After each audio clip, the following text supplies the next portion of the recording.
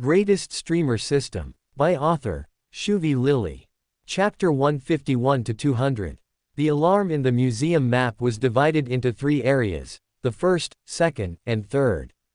Each alarm only affected a particular floor. So the alarm from the 3rd floor rang, it only affected that area and undid the disguise of every thief on the said floor. However, the guests panicked and ran out of the building. Any alarms rang, causing a commotion. Loud footsteps reverberated. The G shook due to many people running away at once. Max immediately got close to Thick after seeing there were no police and gestured for him to take the king's crown. "I'll toss it to you, and we will escape through the back door," Thick instructed as he put his hand on the glass case. "There will be a 5-meter-tall building on the way that we need to climb to evade the police." "Can you climb a rope?" What a stupid question. Could he climb a rope? That sounded like mocking, but it was based on a genuine concern. If there was something to grab onto, he could climb it even if the wall was steep. Besides, his shoes also allowed him to jump more than 3 meters high in one go. So, a 5-meter-tall building was nothing. Easy. He answered and stretched his legs, ready to run away. The police should have arrived on the 3rd floor now. And the commotion on the 2nd floor signaled that Mamo 6 had started to get the police's attention. They had no time to waste anymore. "I will take your word." As soon as Thick said that, he took off the glass cover. The alarm on the 1st floor rang, and their disguises were undone. The clown-masked guy grabbed the luxurious crown from inside and tossed it to Max, which he caught easily. To free his hands, he decided to put the crown on his head, which was a perfect fit, before running to the back door with Thick, who saw him with a strange expression as if he couldn't believe what he saw. Holy! The audacity to wear the crown on his head is amazing. This is the first time the thief showed their loot. Somehow it fits lol. Ha ha ha ha FCK. I can't. Stop. King Breeze. Ha ha ha. Your loyal retainer will follow you. Good, let's get out of here. Yes. But why would you wear the crown, Your Majesty? It's easier to carry this way, Max commented, completing the chat's roleplay. He coincidentally Tally saw it and decided to answer Thick's confused gaze at the same time. Just run. Both of them said nothing more after that. The footsteps from behind signed that the police had begun their chase. Looking over his shoulder, he noticed 3 police officers aimed their guns toward them and began to shoot. Zap! Whoom! The beam flew toward them at a fast speed. Max easily dodged all of them by exiting the door. He kicked it close in an attempt to slow the police down a little. Right. Thick nodded in agreement. Both of them activated another ability. He used his mask to increase his speed while the stalking masked used his shoes to glide. The getaway hovercar could be safe from afar. A clown-masked thief was waiting inside the hovercar already, waving his hand to get their attention. The clown mask glowed simultaneously, and 2 figures resembling Max and Thick began to run in a different direction. While it was good for distraction, it wasn't needed. Why? Because the police players were gone from their sight. None of them expected such a distraction. It was Max's first-ranked matchmaking, so the Emmys weren't that great yet. That was why they had fall to simple distraction tricks from the 2nd and the 3rd floor. Entering the hovercar, Clone immediately started it, and the 3 of them escaped. Escape successful. As the car ran, the game system announced their heist success. Target secured. The MVP of this match, Breeze. MVP bonus, +% of the total D result. Heist result, King's Crown. Value, 700 dinar. 1 random item was talk. Paul T, -0 dinar from a total reward. 2 thieves were detained. Paul T, 00 dinar for Mamo 6 and Namahade. 670 dinar has been received. At that moment, 2 blue figures appeared on the back seat. They were the detained thieves who made this all possible. Hell yeah, we won. Mamo 6 exclaimed loudly, "Good job, guys. Well played." Clone said, "That was great. My effort isn't wasted." Namahade chirped in, "The police fell into our trap easier than I thought." "Huh. You should see what this guy did earlier." Thick Supreme looked at Max. "He's insane. I needed a grappling hook to get over the building while he just jumped." In WHWT down, I realized he was already on the G while I set my grappling hook to rope down. Deserved MVP. I don't know someone who can move like that. Now you know one. Kekeki, follow his punch. This blood is humbled quickly. Good, he know his place. Bow down to the king. Ha ha ha, it's nothing. Max scratched his head and smiled under his mask. Good game, guys. I hope we can play together again. In Biozone Entertainment's HQ, Mr. Taka had moved his office into a private one after being promoted to marketing team manager. It was spacious, with a VR capsule inside a small glass room in the corner of the office. Sitting behind a transparent desk made entirely from glass, Mr. Taka couldn't help but sigh. This is troublesome. Many hologram screens floated at the desk. Each of them contained either an important document or schedule that he needed to attd. After becoming a manager, the term rest seemed to be XISTT. Work piled up indefinitely. In WH he finished one, 2 new ones would arrive. Usually, it was only paperwork from the team leaders under him that he just needed to sign to make the document official. But sometimes, there was also a matter where he needed to approve an EVT endorse brand offers. The marketing team wasn't only responsible for marketing the games Biozone Entertainment released but also the affiliate streamers under them. The work was similar to a streamer AGCY but was a bit simpler because they only became a middleman between the sponsor and streamers. Due to the nature of the contract, where streamers and Biozone supported each other, it made it impossible for Biozone to force the streamer to accept the ad offers from the sponsor. Of course, if it was important they could press the streamer to accept it. However, that had never happened before because they knew how important the relationship with a great streamer was. If something came out from the streamer's mouth, it was bound to spread everywhere. So, they were always careful dealing with them. That now had turned into a problem for Mr. Taka. His head was aching. No matter how he thought about it, it was just hard. Who should I offer this to? Sometimes, an ad offer only had the streamer show the sponsor product in their stream or MTION it once or twice. However, there was also usually a sponsor who asked for a streamer to do a job for them. And the problem he faced right now was this. An ad offer came from a big brand. The sponsor asked Biozone Entertainment to introduce a streamer who could film their product in real life. Usually, it wouldn't be a big problem. Shooting a product was pretty easy. The streamer just needed to have a little bit of experience in acting. Usually, it only did with them saying a few words and having a photo shoot with the product in hand. However, a short video. Who could do this? And the requirement is a bit. Looking at the offer in front of him, he let out a long, tired sigh. The requirement writ on the offer from the sponsor was the problem. Firstly, the sponsor asked for a streamer with a handsome appearance and good body proportions. The product that would be advertised was a set of running shoes. More than half of the streamers affiliated with Biozone could be discarded from the male requirement alone. And with the term handsome coming along, only 4 people fit the requirement. Flexi, Stone Sword, Holy Dad, and Breeze. The first 3 are still busy with their ads for a week. That left with Breeze. But Mr. Taka didn't know whether he would accept it or could do it. No, that wasn't the problem here. The problem lay in the sponsor. Tdabaki has donated 50 diamonds. Nothing stops Breeze he becomes a storm. Thank you for the donations, Gagujin and Tdabaki. My aim isn't consecutive wins but winning every matchmaking.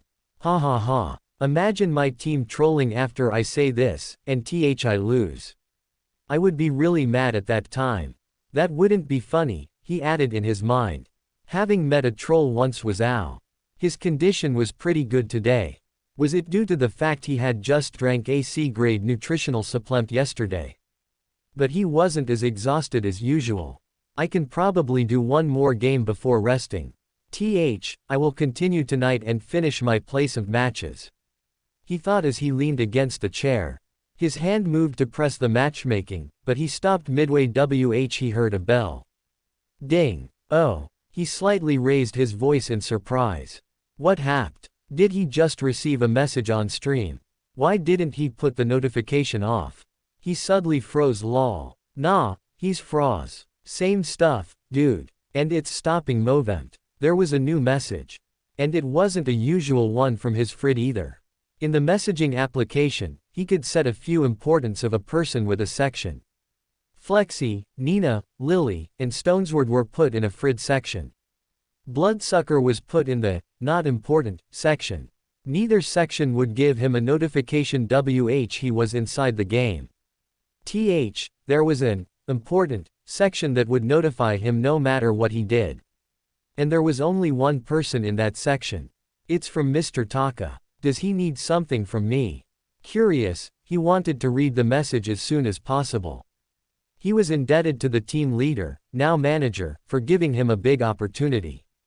So, if the other party needed him for something, he would try to help. But he probably shouldn't opt the message while streaming. Sorry. I will change the screen for a while, guys. This is an important message. He said before changing the screen to his loading screen and muting his microphone. The message was pretty simple but made his heart palpitate. Mr. Taka. My apologies for bothering your stream. But may we meet up right now?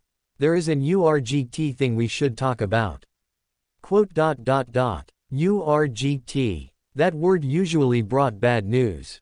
Breeze. Yes, I can. Please wait a minute, Mr. Taka. I will my stream. Mr. Taka. Ha ha ha, take your time. I will wait for you in the cafe where we met before. Breeze. Yes. Following that, he changed his stream screen again and read the chat. Did you go poop? Nah, he's PS Sing. Lol. Did something hap? You don't look pretty good.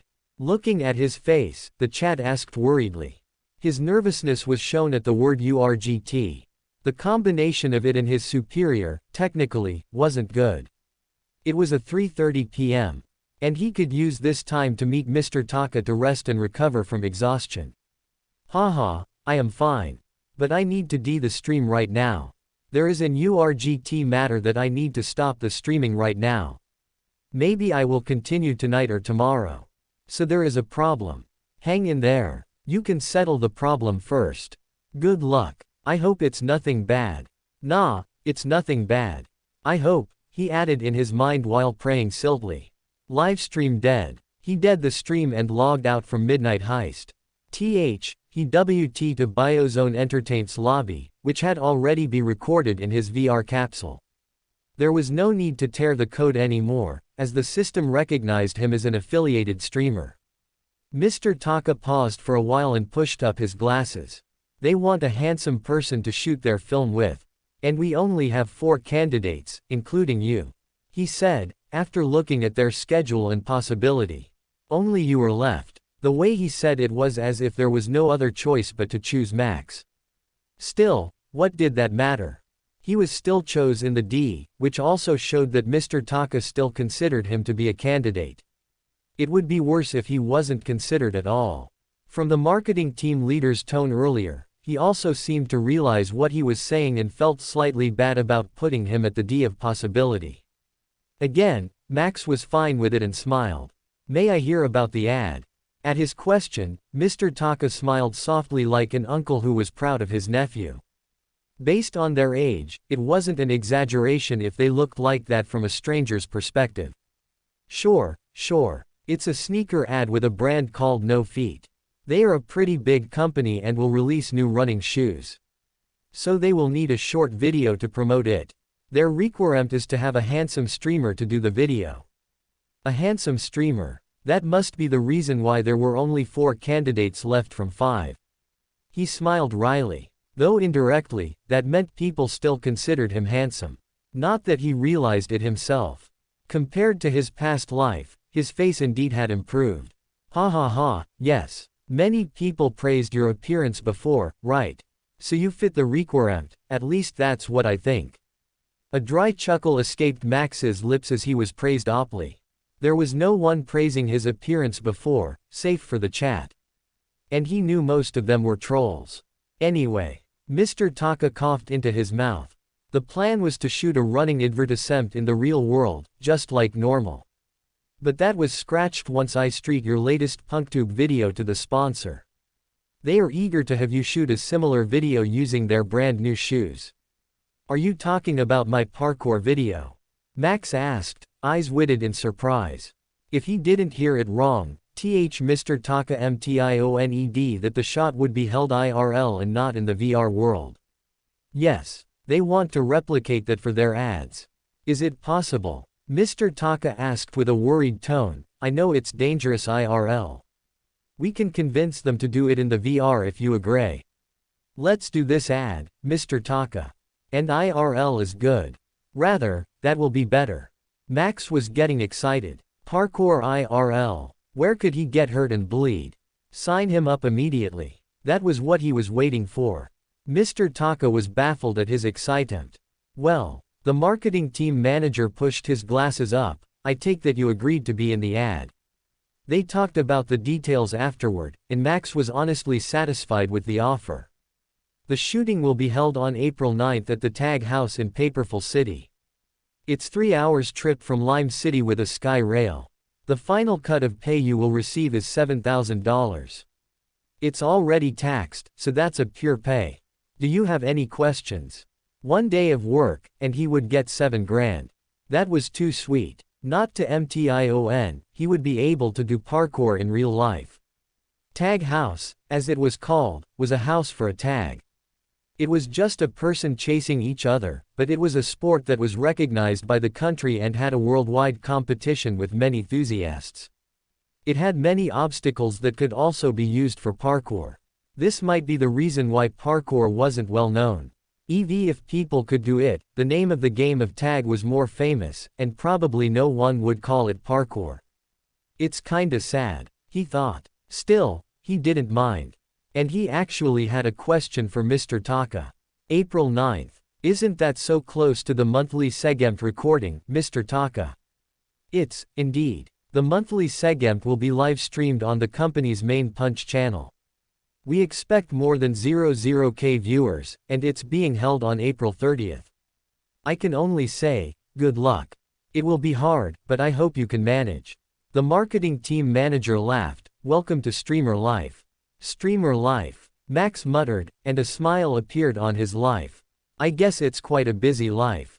Ha ha ha ha, yes. After the business talk was done, they conversed casually. Mr. Taka excused himself as he was still buried with work after saying that someone would accompany him WHEWT to the shooting location because he still had no manager or a secretary. Max appreciated that and bid goodbye. He logged out from the VR. His body was drenched in sweat, just like usual. He looked at the clock, it was still 4:50. He still had time to rest. I will stream again at 7. That way, I can finish the rest of 3 matches and op my tier before midnight. He took a shower and had an early dinner because he had forgot lunch. He SPT time messaging his editor, Bloodsucker. Breeze. Blood, there will be an ad shooting for me on 9/30. I won't be able to stream that day. Can you use the existing footage from Midnight Heist? Also, can you also edit my parkour footage and improve it? He hummed curiously. Well, no use thinking about it. I better boot up my VR capsule and buy the camera before I forget. Shopping in VR would allow him to see the result of the camera instead of just its specifications. He toured the biggest mall that the United Nations had to offer. A variety of gadgets lay in front of his eyes. He stepped in, he could see many people browsing the articles, accompanied by an AI employee. In fact, an employee appeared on his side from Blue Ptagons. He toured the store. May I help you with something? She asked politely with a smile. Yes, can you show me an action camera? I prefer the one with a good video stabilizer and can record up to 8K FPS. Also, a wireless microphone that has a good sound quality similar to Spur's latest VR capsule. Certainly. After giving his requirements, the AI employee raised her hands and showed 2 objects, a small circular camera and a clip-on microphone. The camera was the type that could be worn on the forehead and not the one that hovered in the air, like the camera he currently had. My apologies. An action camera is oft designed for a POV IRL, so it should be worn on the forehead and has no time to follow the user automatically. This camera is called Action Pro, and it's the best action camera with an affordable price of $3,500. It can record up to 8K 40 FPS. The wireless microphone has a noise reduction function that can be set manually. It can pick up the smallest sound, like wind and running water. The price for this DJ microphone is $50. How would you like to proceed, customer? The total would be $4,650. It's too expensive, he screamed in his mind. However, this was also an investment. It would be worth it. I'll buy them both, he said. Please SD them to my address tomorrow. The employee's smile broadened. Thank you for your purchase. That would be $4,700 with the drone fee. Max finished the transaction while holding back his tears. Money left in the bank. $700. I am poor again. He sighed and contemplated his fate as a streamer. Why did he like to be one? He wondered. After shopping, Max took a nap and woke up at 7 to stream again. His goal was 3 matches tonight to finish his matchmaking. Because he would have 2 days less than his plan to get to Tier 2, he needed to work harder or win every game from now on. It would be good if he was Tier 3 right from the start, but that might be hard. No one started at Tier 3 right after they finished their placement matches. At least no first-timer did. Livestream starts. As soon as he started the stream, the viewers who were waiting for him to return immediately typed in the chat. Ooh, he returned. Finally. He's an hour late from usual. I thought he wouldn't stream today. Breeze, are you okay? Is the problem solved yet? Glad to see you. Are you okay? Creamy Sugar has donated 200 diamonds. Glad to see you stream again. Twice a day, a blessing. Lovely Otter has donated 500 diamonds. I am so worried about the last word you said before ending the stream. Is everything fine? Yo, guys. I am back. Thanks for the donation, Creamy Sugar and Lovely Otter. Yeah, I am fine. Someone from Biozone just contacted me to have a meeting. There is no trouble whatsoever as we only talk about something briefly. Calming the chat down was pretty easy as he showed his smile. There were various questions as to why he suddenly logged out, but he didn't talk about it and only smirked. You will know soon, he said. Anyway, let's get into the game. I will play 3 times this time and get to know my tier. Playing as a police is fine, but I want to be thieves again. You being a police officer is cheating. Lol, the police are faster than the thieves. I am speed. A petition to ban Breeze from being a police officer. Reason, he didn't say, stop. And just showed up like a ghost. No one will want you to play the police anymore after the last game LMAO. Go, I am curious what tier you get. I will get Tier 2 immediately. He grinned smugly and started the matchmaking. He found the match easily, and the map was the museum. This time, his role was as a thief, just like he hoped to. Fortunately, no one looked down on him at the game, and they could escape easily from the police, who apparently had a troll between them. The 8th placement match went easier than he thought, but it wasn't as fun as the other 7. The 9th placement match was better. The map was a bigger beach house, and he became a police officer this time. Hello. Hee, let's play together. Hello, let's have fun. I want to win, let's go. 2 of his teammates were girls. It was rare to see them playing Midnight Heist. The male and female ratio that played this game was around 7:3. Max hadn't yet teamed up with one, though it seemed like his enemy from previous rounds had 2 girls with them. Saying so, he jumped over the stairs and went to the first floor. It seemed like it was his fate to meet a troll when he enjoyed playing a game. I think they are the trolls from the previous game. Unlucky. A troll in a ranked match. I think they are more like annoying players than trolls. That's not important. He's running away from them as if they are disgusting lol. I bet he's gonna get into a drama again. However, it's unimportant because they bother him, and he doesn't do anything but run. The game continued with the girls trying to get to know Max. He did his best to catch the thieves with his other teammates, who finally understood the situation. In the end, they lost because the girls didn't play seriously. They reported them, though Max felt bitter for losing his first placement match. He wanted to curse so badly, but he held himself back. He was a better man, he told himself. Then, his 10th game arrived. The map was an underground vault, and he became a thief. There was a girl on his team, but she didn't act flirty like the two from earlier, which was something he appreciated. He found out that he couldn't really handle flirty girls whose sense of private space was butchered from their brains. Unexpectedly, the teamwork was pretty solid. The girl wore a crow mask, allowing her to use an ability to glide in the air for a few seconds. And because the target was higher, she could easily escape to the getaway boat. Only 2 people, Max and the girl, escaped safely as the others sacrificed themselves to stop the police.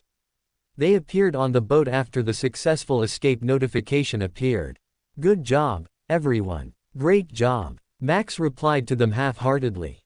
He didn't focus on his teammate anymore as he chose to read the message that appeared in front of him. "What's your tier? Is it tier 5? Or tier 4? Could it be tier 5? Tell us. Check your profile. Escape successful. Target secured. The MVP of this match, Birdie Moon. Opening square bracket ... closing square bracket. 680 dinar has been received." There was no notification about his tier. He was returned to the bar he was in. Upon reading the chat, he realized that he needed to open the menu to know his tier. And he did that. Written above the ranked match button was his tier. It glowed brightly, changing the mark with something else. When the light was gone, it was written clearly. Tier. Welcome to Fanfic Audiobook, your go-to place for immersive audiobooks. If you enjoy the content, don't forget to like the video and subscribe to our channel for more amazing stories. And please support the author by link in description. Tier 5. Surprised by his tier, Max stayed silent for a few seconds. Really? He asked no one in particular. The grind would be worse. Under the tier, there were 69 100ths written inside a progression bar, which was the rate point he needed to increase his tier. He could gain it by winning a ranked match or becoming an SVP of the losing team. Of course, being an MVP would give him a lot of rate points. But in a ranked game, no one knew who the MVP was. Teamwork was more important than selfishness. Still, I expected I would get tier 4 from the get-go. But I only get 69 100ths tier 5, huh? I am also surprised. You always did well, but how could you only get tier 5? Is Midnight Heist's ranked system flawed? You have 3 MVP from the 10 placement matches. Why would it be like this? I think I know why. You always wear the default costume, and the system probably thinks you're riding on a bus. Many streamers also experienced it before in a challenge. The system mistook him for riding the bus because he never took the target item himself lol. It was nonsense. The system should have known better. Max wasn't a newbie who was boosted but a real player who played alone. There should be another reason why he didn't get to tier 4 immediately. The question was it worth mulling over? Rather than finding out the reason, playing more games and increasing his tier was better. However, he had to stop today. I will begin my grind tomorrow. I hope I can reach tier 3 before logging out. Or at least close to getting promoted to tier 3. Ha ha ha, good luck. The enemies would only get harder and harder. Many hard-stuck veterans will be waiting for you in tier 3. Kekiki, those low-struck in tier 4 will welcome you with their stinky veteran odor. Huahahaha, you will meet me. Me, I am also tier 4. I hope to see you there. Yeah, I welcome you to play with me, but don't troll or stream snipe. He made sure to give his viewers a warning. Thankfully, they were understanding. Unfortunately, not all of them were like that. Some still said they would purposely snipe his stream and press the match at the same time so they were in the same room. That was fine by itself, as it was not an active stream snipe. But that should be better left unsaid. The 3 officers had a simple job: to catch the distraction and leave 1 or 2 thieves so the getaway guard could catch the enemy himself. However, none of the enemy was caught, and 5 thieves rushed in his direction.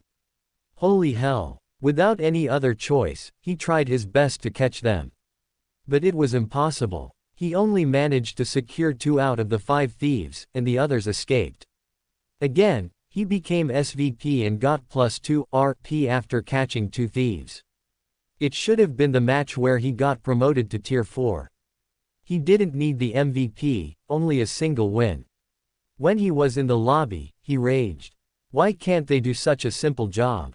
I can even catch 2 thieves by myself without using fancy traps. They just need to shoot them. Just pull the trigger and cuff them. Hell, my baton is enough to get 2 thieves. How the hell? That was so unlucky. Facing his outburst, his viewers only laughed. He's the true gamer. Breeze has grown into a real gamer lol. Just a month to see him rage like this. Precious. True gamer is born. Oh, fate. Rage equals true gamer. Truly. As the blood god said, suffering. Shut it. I will play again. If I don't get to Tier 3 before 28, then I will tell you my embarrassing secret. Bet. Embarrassing secret. Do it. I clipped this and uploaded it to the fans page. Finally we will have blackmail something embarrassing. He, is it about peeing in the classroom? Everyone had gotten excited. Though, not for Max. The only thing that made him happy was when he saw Tier 5 changed into Tier 4 after winning his next game. But the grind continued. The promised day arrived without him noticing. It was now April 28th, and Max wasn't Tier 3 yet. His current RP was 65, and it was close to 100, which was where he could get promoted to Tier 3. The journey was rough, even leaving the bed felt like a chore today. His body felt sluggish as if he was underwater and got dragged down by something unknown. Dizziness ran through his head, making him see the world spinning around him. When he raised his body, he immediately felt something pulling him from behind, and he fell back to his back. Oh. A realization came. He looked at the ceiling with a feeling of dread. Fuck no. I got sick. It was the worst. His body trembled uncontrollably, scared. If there was something that scared him the most in this world, that was getting sick. No. His voice became so weak that it lost its usual tone.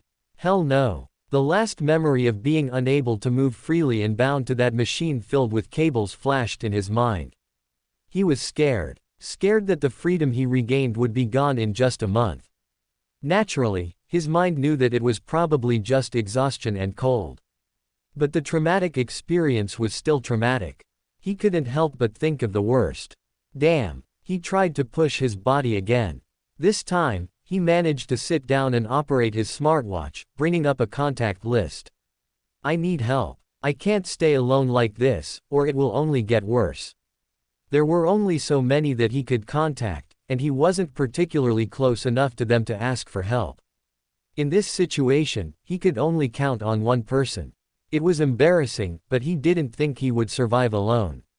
His mind was in disarray, and he always thought of the worst, even now. Pressing a familiar name that he always kept in contact with, even when he moved away from his apartment, the screen changed into a call. Soon, the face of a cheerful girl with short brown hair appeared. Video call started. Morny, what happened? Why are you crying, Max? As soon as she saw his state, she began to raise her voice worriedly. Crying, he thought, running his hand over his face. He didn't realize it himself, but apparently, he cried out of fear. Ha ha ha, how uncool. A chuckle escaped his lips. There is nothing wrong. He replied with a hoarse voice, I just got sick and can't even move. Sorry, Nina, but. Say no more. Get in your bed again, and I will go there. Don't move, okay. Ooh, your complexion looks really bad. It could be seen on the screen that the girl began to run around her room to change her clothes.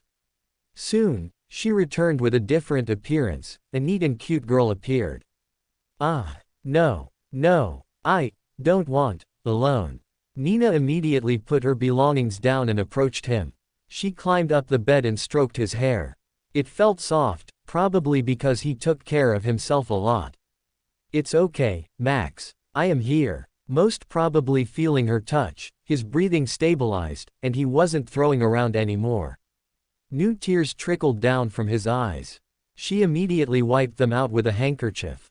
She was confused as to why he acted like this, but she also understood. He was always alone, even before she met him. The only person talking to him was her and Chef Rush, her father. "You're not alone anymore, don't you? There are many friends playing games with you now. I also began playing games and enjoyed it." At first, she was worried that his streaming didn't work out. But that was an unfounded one. He managed to charm many people and make them stay to watch him. His content wasn't so unique, but it was still different from many streamers, especially his movement called parkour. Though you also made many girls fall in love. Well, I won't lose, though. The secret leader of your female fans will always stay by your side. Foo foo foo. A playful giggle escaped her lips as she backed away. Still, you're burning up. Let's fix you real quick. Operating her smartwatch, she opened a health scan application and pushed the cold metal against his forehead. The signal spread by the smartwatch scanned Max's body and got all the data needed to know what was wrong.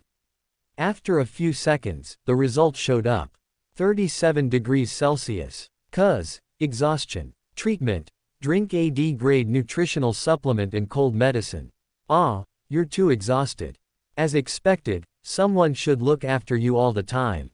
This is why Dad always calls you in the morning to make sure you eat something healthy. Grumbling, Nina took the medicine she brought from her bag.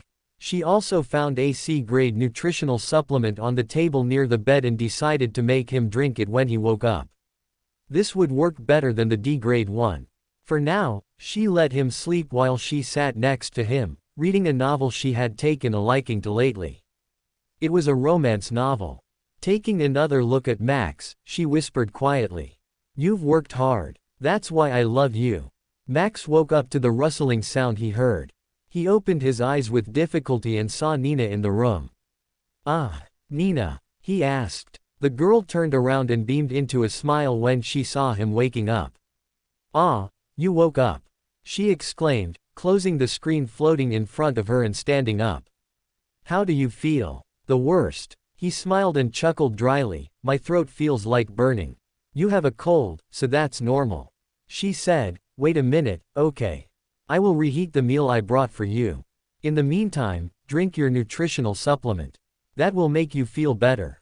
Saying so, she turned around and went to the door. Watching her back made him smile. For some reason, he didn't feel scared of his sickness anymore. Following what she said, he drank a C-grade nutritional supplement beside his bed. He didn't know that it also could make him feel better. His mind also became clearer. The fogginess he felt from before was gone. Was he that exhausted? Probably. Lately, he played more than 6 hours every day and only rested for a few hours before continuing his grind. "I shouldn't have pushed myself," he thought as he put down the empty tube. He could immediately feel the change. Warmth spread around his body, and he felt a little bit better. As expected from something that cost $2,000 a tube. Due to the cost, Nina most probably wouldn't ask him to drink one if he didn't have it in stock. Thankfully, he still had two from the system reward a few days ago. And today was perfect to drink it again, as more than a week had passed since then. Maybe that's why I got sick.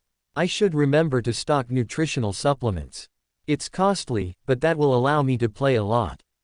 Before long, he heard footsteps approaching from outside. The door was opened, and Nina appeared while holding a tray with piping hot risotto in a bowl. "Have a breakfast, Max. It's a simple meal, but it will fill you up enough so you can drink the medicine." "Thanks." Max took the bowl and began eating. Meanwhile, Nina watched him from the side and prepared the medicine he needed. After everything was done, the girl stood up and took the dishes to the kitchen. To think there was a new physical one open in the real world. In the VR world, people could swim in an open sea to see the fish directly, so the aquarium was usually empty and only used to protect the fish. Of course, there were some people who enjoyed visiting it in the real world more than the VR world, namely, couples. "Did she just ask me on a date?" He read between the lines. That must be it. It made him happy but also troubled him at the same time. Right now, He wasn't sure about his own emotions, especially since that day when he heard Lily singing. But there was nothing wrong with accepting Nina's invitation. They had been friends for a long time. Breeze. Sounds good. Nina. Great. I can't wait for next week. After replying to the message, he looked at the other one. It was from Bloodsucker. His editor said that new videos were done and sent to him. Breeze. Niece. I will schedule them for the next 3 days. Bloodsucker. You better do. And don't forget to record in Tag House and ask for footage from the sponsor. They will probably give it to you if you ask. It's a free promotion, after all. Breeze. Thanks for reminding me. I will do that. Tomorrow was the day. His first ad shoot with no feet. He was pretty nervous but excited at the same time. How would it go, he wondered. I guess I will pack my equipment. The one thing he shouldn't forget to bring was his action camera and new wireless microphone. Whether he was allowed to record the shooting process or not, he would definitely had to livestream something that day. Talking about his livestream, he remembered that he had a bet with his viewers. Damn, I almost forgot. But I lost the bet. No. The sky rail he needed to catch would depart to Paperful City in a few hours. That was why he planned to grind in the morning to get to Tier 3. But that seemed to be impossible now. I guess I will need to tell them about the embarrassing secret when I arrive in Paperful City if I don't manage to get to Tier 3 before midnight. Max decided to make an announcement in his strike that he would stream at 9 p.m. tonight. He hoped the hotel he stayed at had a good VR capsule, preferably the newest type. When he finished his preparation and cleaned himself, he departed to Paperful City in Sky Rail. Paperful City was one of the rare cities in the United Nations, with almost no skyscrapers in sight. The city was filled with various parks. Sports parks, leisure parks, dog parks, and even skate parks. At night, many beautiful lights decorated the city. Some were put around the trees, and some were floating by the drone. It looked as if stars had descended on the city. Many paper decorations could be seen here and there. They were colorful and added to the aesthetic of the city, giving it a unique look. Max looked at the scenery from within the sky rail. He didn't expect this city to be beautiful. He actually expected it to be filled with skyscrapers like the other cities with advanced technology. But the reality broke his expectations. The houses looked almost similar to each other, with roofs with low railings surrounded by ledges extending to sloped tiles. Jumping around them while lit by drone lights might produce beautiful footage. He wanted to try it and explore this city. Let's do that after shooting the ad. After getting to the other side of the city, where lights were dimmer than in the center, the sky rail finally stopped. Max had arrived at his destination. Taking his backpack, he exited the sky rail and went out of the station. Just when he exited the ticketing gate, he saw a man in a suit standing with a large hologram screen spelling, Breeze, written in it. He had black hair that was slicked back nicely. On his collar was a pin with Biozone Entertainment's logo. He must be the one who would accompany him, as Mr. Taka mentioned before. Good evening. Max greeted the man in the suit with a friendly smile. Are you Biozone Entertainment's employee? Hearing his question, the man nodded and smiled professionally. That's correct. My name is Michael Lamb, and I will be your temporary manager while we're shooting the ad. I will also be your driver in the meantime until we finish shooting the ad. It's nice to meet you, Breeze. Please just call me Michael. Their ride to the hotel was pretty calm. Max enjoyed the scenery outside, which was pretty much filled with trees and a beautiful light show while wondering what kind of person he would meet later. Because it is one of Nafit's board directors, she is probably a middle-aged woman. No. I should show my politeness and give a nice first impression. The hotel they arrived at was smaller than the Biozone Hotel in New Eden City. However, it wasn't lost in terms of luxuriousness and service. Max was greeted by beautiful staff. Because he had no belongings, the male staff had no job to do but to park the hovercar in the basement. Looking around, he was mesmerized by the hotel decorations that combine nature and technology. The color scheme was green, giving it a fresh feeling. The nice smell that came from the cafe connected to the lobby invited him to come closer and have a meal. Unfortunately, he couldn't afford to stop. Breeze, the sponsor, has been waiting in the meeting room. We should meet her first. Once again, please only answer the question directed to you in the safety concern, as you're the actor and probably knew better about it than us. For the rest, please leave it to me. I understand. The mentioned meeting room was on the highest floor of the hotel, which was the 10th floor. It was a small hotel, but there was a reason behind that. There was a rule in the city that the building could only reach a certain height to keep the drone light show visible everywhere. When they arrived, Michael opened the door for him. He was expecting to see a lady in her 40s waiting for him inside with her secretary or manager. However, the one who greeted him wasn't the kind of person he expected. Welcome, Breeze. It was indeed a middle-aged woman in a suit, but her energetic self was pretty surprising. It took him off guard, and she approached closely, observing him like a predator. Foo, you're also more handsome than the one in the photo. Perfect. I hope we can shoot the perfect ad tomorrow with you. She backed away and smiled slyly. You remind me a bit of my son. Ha ha ha, it's a compliment, so please don't worry. But, it will be getting late soon. Let's talk about the ad. Ah, yes. That was the only thing he could say in this situation. They were seated around a long table, sitting across from each other. Max sat beside Michael while the sponsor sat alone with a man in a suit standing behind her. It seemed like he was her assistant. After they were all seated, the sponsor introduced herself. Once again, it's nice to meet the gentleman from Biozone Entertainment and Breeze.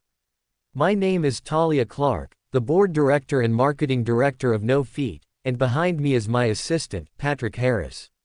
It's nice to meet you. The assistant greeted them with his hand on his chest. The sponsor, Talia, looked at Max with a smile. Without further ado, let's talk about the idea of the ad shooting. We are interested after watching your video called Parkour. The concept is unique, getting chased by security while running in first POV. We're thinking of replicating it while changing the concept slightly. What do you think? Max listened quietly and nodded. So, they indeed knew the importance of the story in an ad and a video. He didn't need to explain it to them. I think that's a good idea. He said, smiling at the middle-aged woman. May I know what kind of concept we have in mind? Of course, dear. Our new product is called Funzy. It's a running shoe with a unique design that's trendy in design and comfortable to use. Talia explained, showing a hologram screen with the shoe design turning around slowly on the screen. The shoes were unique, indeed. It had a thick sole and a bulky design. When Max laid his eyes on it, he had one thought. This will be hard. Those weren't shoes that were suited for parkour use at all. First of all, it definitely had almost no grip because of the smooth surface of the soles. It might have had a good cushion from the thick sole, but it probably wasn't flexible at all. Unknown to Max's feelings and dismay, Talia continued. The designer of these shoes called this innovative and unique. We tested it in a running simulation, and it's light and comfortable.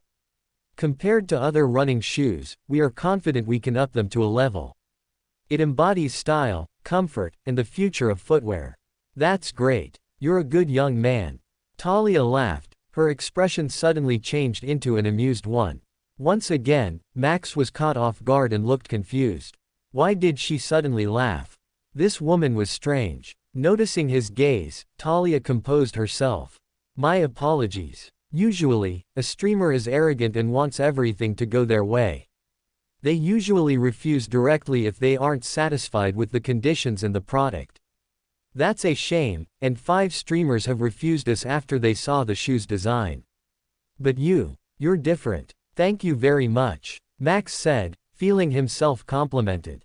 But was that really a compliment? He was not sure. You're welcome, the middle-aged woman said. At that moment, the assistant leaned closer to her ears after glancing at his smartwatch. Mrs. Clark, it's time, Patrick whispered. Oh, it's already that late. She whispered back, glancing at her assistant. She turned back to Max and Michael, closing all the floating screens. My apologies. I have another meeting with the other shareholders after this. For the details, please talk with Director Hugo tomorrow. I trust his decision and skills," she said, standing up. Max and Michael also stood up after her. "Well then, have a nice day, gentlemen." With that, Talia left the room with her assistant in tow. When they left, Max turned to Michael. Max left the hotel after the meeting. He told Michael that he'd like to do a vlog stream, and the suited man allowed it as long as he didn't say anything about the ads until the short video was released. He was also warned not to get into trouble with locals or security. Understanding those warnings, he wore a jacket because the air in Paperful City was a bit colder than Lime City, even though it was spring. This city was located in elevation higher than most cities in the United Nations, and that was the reason behind the cold. Even so, this was a beautiful city that one wanted to visit. Having a vacation in this place, which had mountain ranges in the distance, probably was one of the best plans someone ever had. That was if they had not chosen VR over IRL beauty. Setting his stream and connecting it to his new camera, he started it immediately. Livestream starts. Outdoor IRL stream. I am in Paperful City. Revealing an embarrassing secret. Hashtag #EarlStream hashtag #Earl hashtag JustChat hashtag losing bet. What? He give up reaching tier 3 tonight. Damn, an embarrassing secret was revealed. You're in Paperful City right now. How nice. Show us the drone light show. Damn it, so he's on a vacation. I wondered why he didn't stream this morning. Good riddance. The city is so beautiful. Breeze. Show yourself and tell us your embarrassing secret. Why didn't you stream Midnight Heist today? Various questions appeared in the chat at once when the stream was on. Max still held the action camera before letting it go, setting it to show his face in the stream as he walked aimlessly. The camera followed suit, hovering ever so slightly in the air. He smiled at it and greeted his viewers first. Good evening. Ha ha ha, there are various reasons. Yes, I am in Paperful City and will walk around tonight. Why didn't I stream this morning? It's because, unfortunately, I need to prepare for this trip. And I am here not for vacation but for business. Still, I thought streaming would be nice, so I did it. All questions were answered at once. He skillfully led the conversation away so the chat didn't ask what business he had in Paperful City tonight by facing the camera toward the sky. His face filled half of the screen, but the camera lens could still beautifully capture the light show in the sky. Currently, the drones were moving and creating something like waves. Look at that. The drones are dancing in the sky. It looks beautiful, isn't it? I wonder how they control the drones to make it so precise. The lights in the sky changed into a green one. Some drones rose, and some got closer to the ground. When they were done, a certain character that looked similar to a rabbit wearing a butterfly tie could be seen. Following that, it changed into a red cat with a blue hat. It looked pretty cute, and the viewers seemed to recognize the character. Ooh, cat hat. How cute. What the? Grass rabbit and cat hat just showed up. Guys. Thank you for the donation, Skeleton. But you don't need to do that. Also, who paid and asked for my Midnight Heists character? Secret Leader has donated 1,000 diamonds. I did it this time. Hee hee hee. Damn. A character in 6 letters. Rich. 250 plus 120, and that's $370 gone. Midnight Heists character huh. I want to do one next. After 10 seconds, the character changed into a real human, resembling a knight in full metal plate armor. The letters Breeze were still written under the character. God damn, it's a big character. That must have cost $500 or so. The knight is spinning. It's shown to the whole city. Lovely Otter has donated 500 diamonds. Leader, I won't lose hee hee. Night Breeze is the best Breeze. Pretty good. Otter, you're so good. Max held off his sigh as someone who was given this wonderful gift. Why didn't they just donate the money they used for the light show directly to him? That would have been better. But then, the characters in the air changed again. This time, it formed many small letters in a box, saying, Secret. No one would be confused about what that meant, but based on what was shown in the sky a few times before, he could connect this with his streaming. His viewers wanted to know his secret. Fine. To think you guys would do this to me. he said, letting out a long sigh. Once again, they could have just asked directly in chat or through donations. I don't know why they love to spend money on useless stuff like that. So far, Max never wasted any of his money, so he couldn't understand them. Maybe in the future when his situation was better, he would be similar to them. But still, he couldn't see the future where he spent money to create a custom 10-second light show. Let's get it done. My secret is, that night, many people laughed, got sad, mocked him, and showed care until they were satisfied. Not only that, a few threads about it came up in his fan forum. Breeze, a grown-up who is afraid and cries when he's sick. Mommy, where are you? Early in the morning, Max woke up. The sun hadn't risen yet, but today's shoot would start early. He needed to talk with the director regarding the shooting before it started. And once he woke up, he was greeted with a pleasant surprise. Less than new quest. Greater than. He didn't know why, but the system generated a new quest at the most surprising time. This time, it was when he was sleeping, so he only noticed it when he woke up. And this time, the quest seemed to be related to shooting the ads. On top of that, less than quest. Handsome actor. Are you famous? The answer is yes. A streamer is not just a streamer in this age. You are a star. A star is bound to attract attention, unwanted and wanted one. You are shining brightly and different from normal people. This is your chance. Use this to spread your name to normal people. Get fans to spread your new ad to everyone in the world. Be a celebrity. Get recognized by 1,000 people outside of your streaming circle and get 100,000 likes for your ad video on PunkTube. Progress 1. 0 1,000ths. Progress 2. 0 100,000ths. Reward. 1XA grade nutritional supplement plus secret reward. Deadline. 0 30th days counting after the ad is released. Failure to complete this mission will result in the deletion of your lobby's items. You are a failure and don't need parkour equipment if you can't even get 100,000 likes. Greater than. Less than quest. I can do it better. Ads video. Meh, you are a streamer. Your job is to stream and shoot videos. I can do it, Director Hugo. Download the script and memorize it then.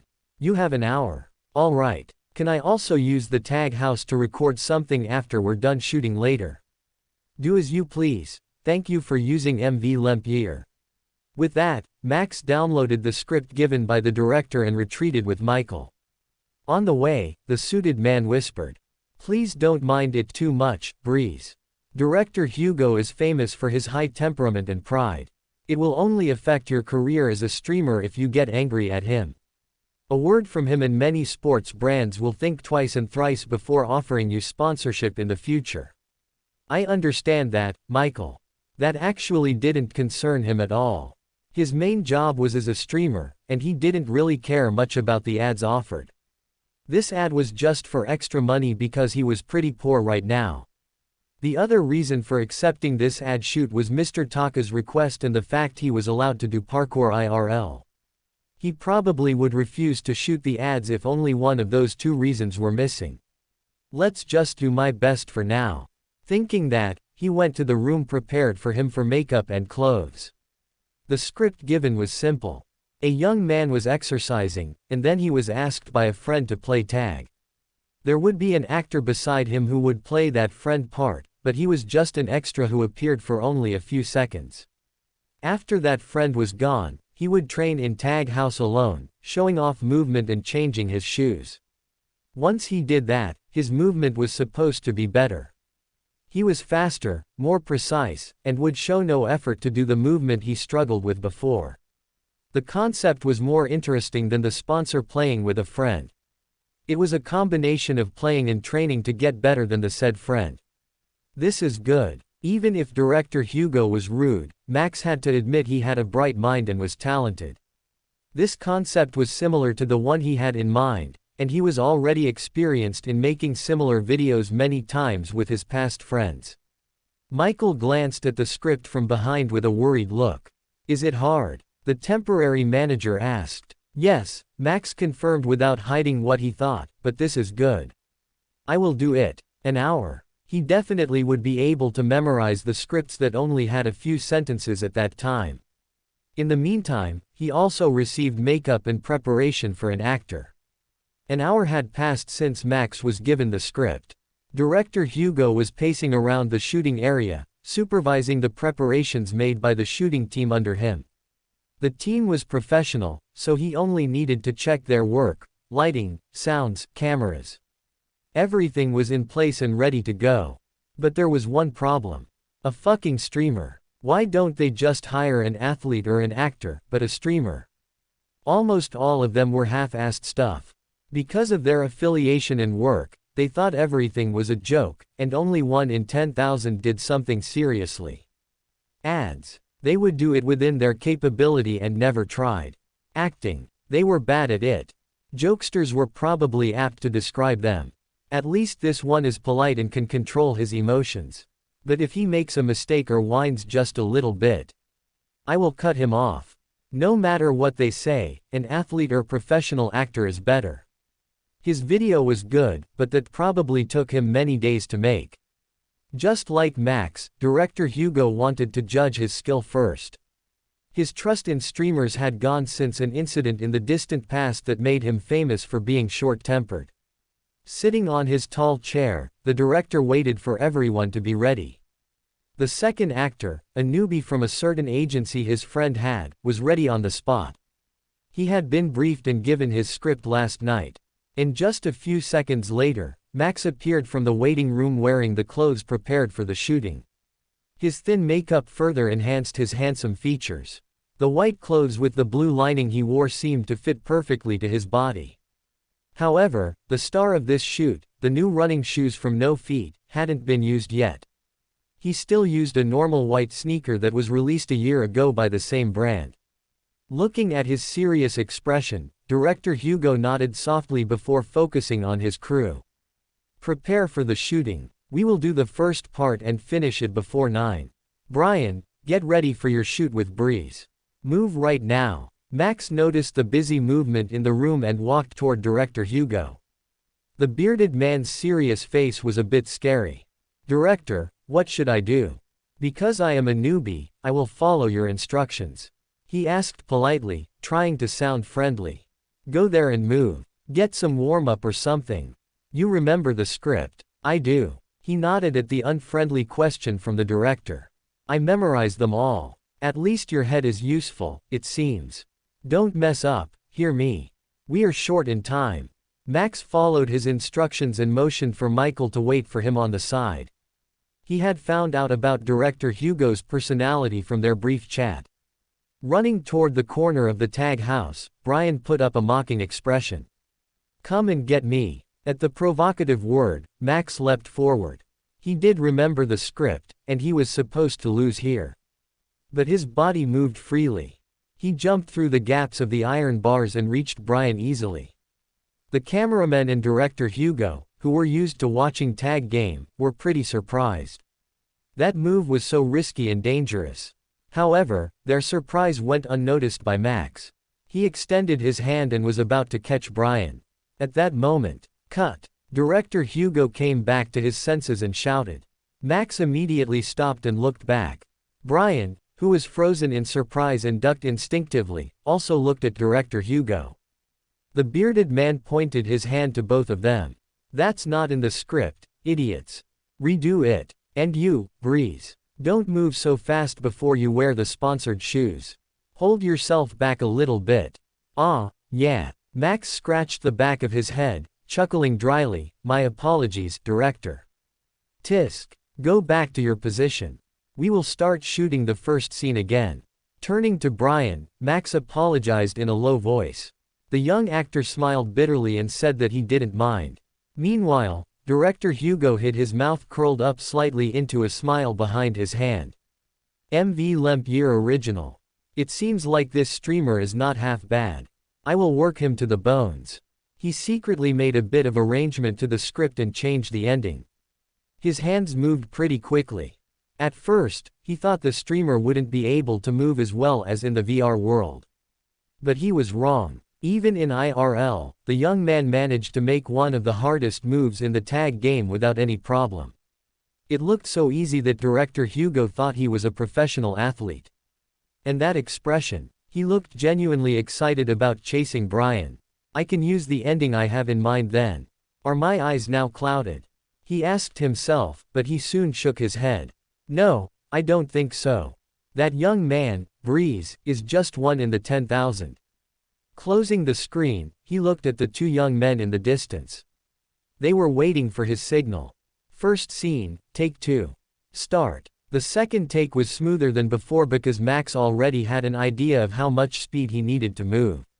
He matched Brian's and was always 2 steps slower than the young actor. Holding back was the right choice. While he or his acting partner still made some mistakes, it didn't take long until director Hugo was satisfied with the result and moved to the second scene. The scene was about Max looking at Brian training before fading in. The friend left the tag house and left him because he had training in the VR world. It was an easy scene, and both of them only needed 3 takes to finish it. And after that was Max's solo scene. Brian had no more role, so he and his manager left the shooting area. We're going for a 30-minute break.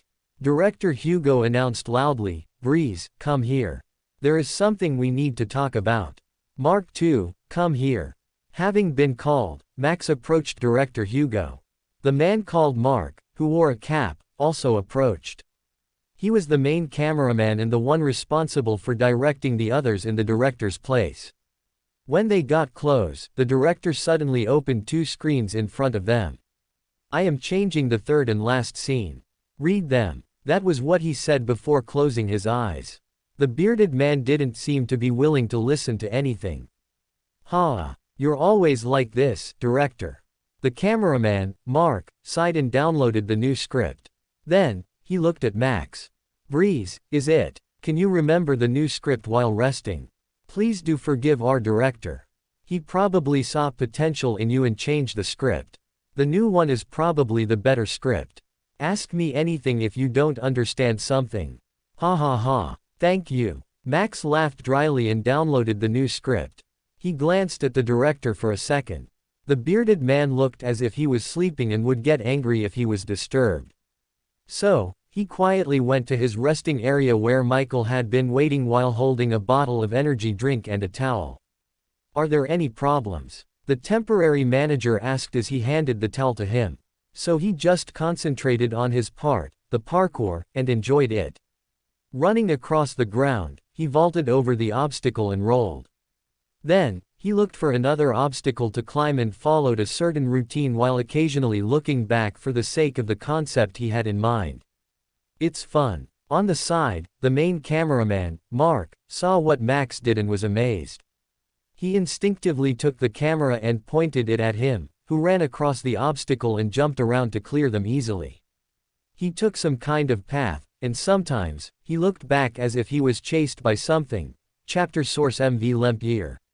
His run was not without any goal.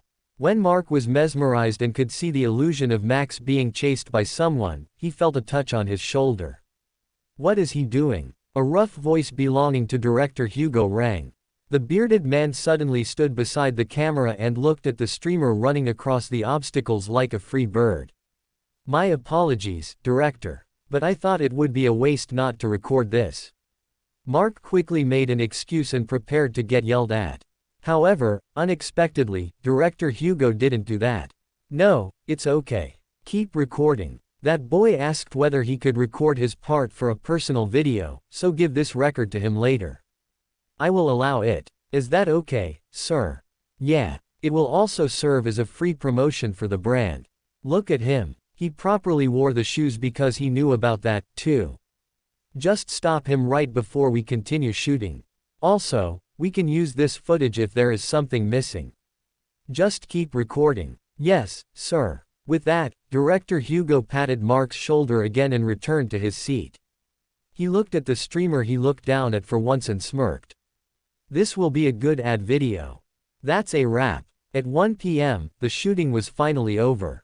There were many things director Hugo changed as the shooting was in progress, and it made the shooting go longer than planned. Max was more exhausted than he initially thought, mainly because of the bouncy shoes, but he got some good footage that was enough for his video. Not only that, but the main cameraman also, beyond his expectations, recorded his session and gave him the recording through email. Combined with his first POV and the concept he planned, this video might even get more likes than the ads. At least, that was what he hoped for.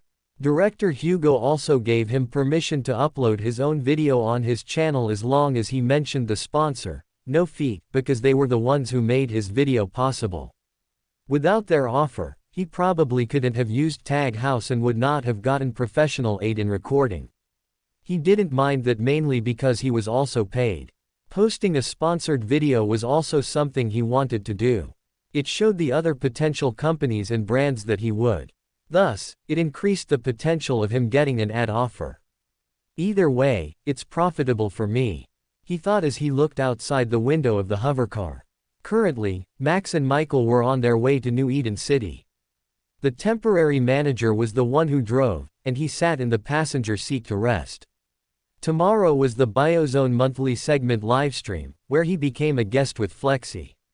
Michael proposed the idea to arrive at the New Eden City and rest in the Biozone hotel instead of arriving at the last moment. Because Max was already satisfied with the footage he got, he agreed to it, and now they were here. He looked at his temporary manager and decided to ask something he was curious about. Say, Michael, do you know when they air the ad we shot earlier? No one told him about that, and he forgot to ask director Hugo because he had a lot of fun doing parkour and shooting earlier. According to the file I received, they will release the ad on May 15th. They will include the shoes in the summer collection in early June, so I believe that's a reasonable choice on their part. Reading the reply, Max couldn't help but smile bitterly. The sense of money of big streamers was different. No, maybe it was better to call it Flexi's sense of money. IRL shoot was really inefficient and took a lot of effort. The streamer needed to take a break from their streaming activity and their plan. So, taking the job was risky. Most streamers avoided taking such an offer unless they had satisfying pay or a chance to promote their personal brand. But, for a newbie streamer, any ad offer was still precious. The first was the hardest to get, so one needed to take it if there was a chance, no matter whether it was a normal shoutout or even filming a short video. Breeze, you think so too? I also got good footage for my parkour video. I plan to upload it and mention the video's sponsor. How long do you think I should mention the sponsor for? Is 5 seconds enough? Flexi, dude, you also made a video from that. Did they pay you anything? Breeze, for the video? No. But just as you said earlier, I wanted to promote my channel and show that I am accepting sponsorship. They gave me footage taken from a professional camera and allowed me to use the Tag House. Did I make a mistake in my judgment?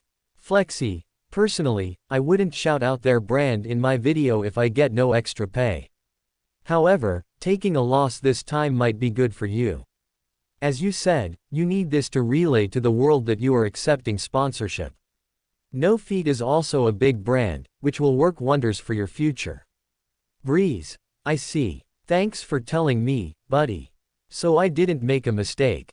Flexi, you don't. Actually, you are quite lucky. I needed 3 months before landing my first ad offer, and that was also a food chain with only 5 grand pay. But you, it took only a month, and you got a large brand deal with 27 grand pay. Damn it. I am envious. Breeze, ha ha ha, I am just that amazing. Anyway, I am going to sleep until I reach New Eden City. See you there. Flexi, sure, let's meet and play together tonight. I will reserve a restaurant for us. After reading the last reply, Max closed the messaging application and looked at Michael. Michael, I am going to rest. Please wake me up when we are about to arrive, he said. The temporary manager looked at the mirror and nodded, very well. Have a nice rest. Getting a reply, he closed his eyes and hoped they would arrive safely without getting into any accident. Breeze, we have arrived. Ah, already. Max groggily opened his eyes and looked at Michael, standing outside the car. What time is it? It's 4:30. We are on the road for 3 hours. That long? He asked, rubbing his eyes and stepping out of the car. In front of him was the Biozone Hotel, a familiar structure where he stayed before. Before going in, he took his backpack from the car. At that moment, Michael suddenly spoke again. "This is where we separate, Breeze.